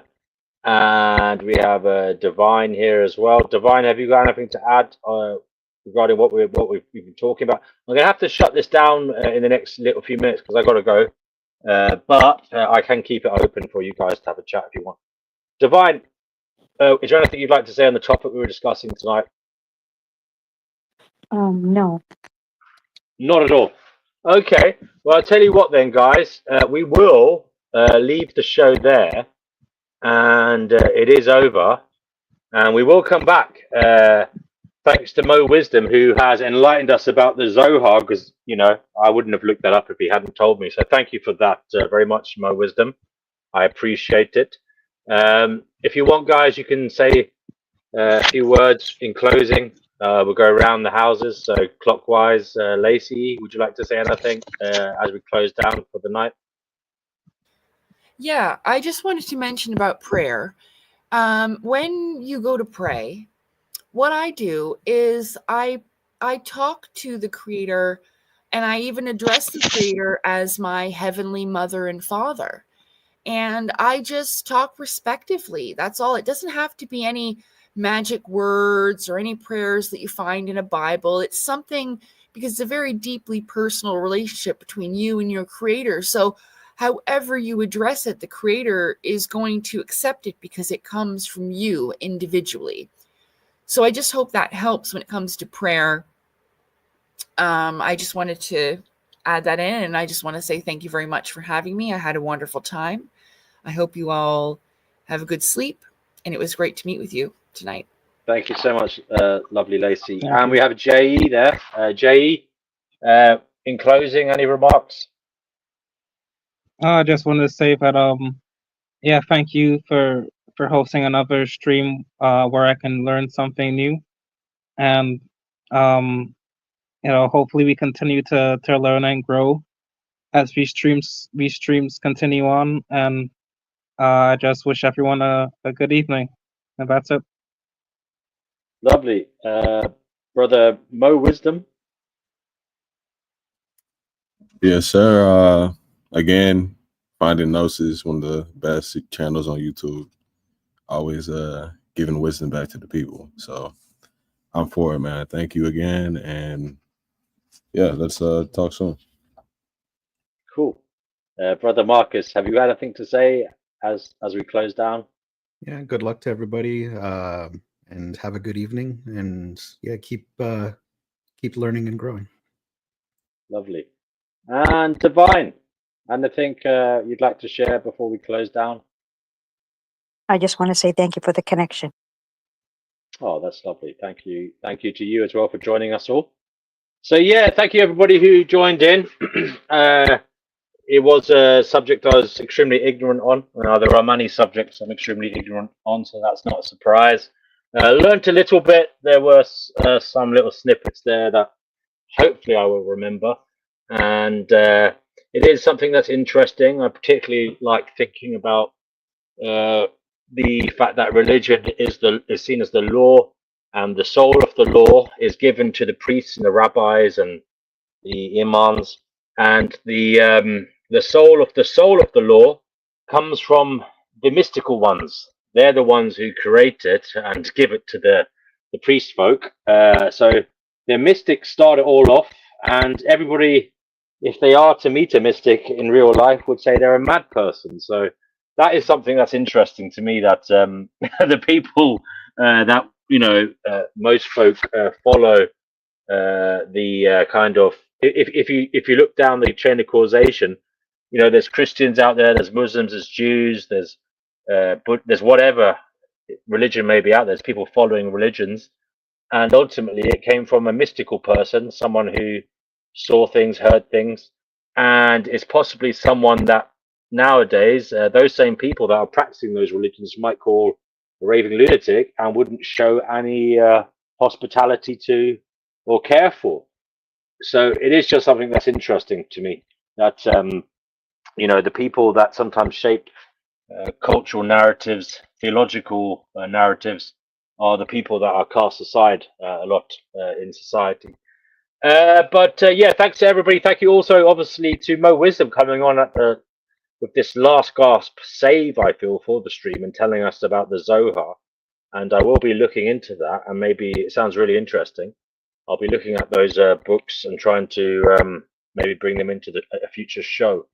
So yeah, that's it for now. We'll come back on Wednesday with something new. Until then, take care and be lucky. Thank you.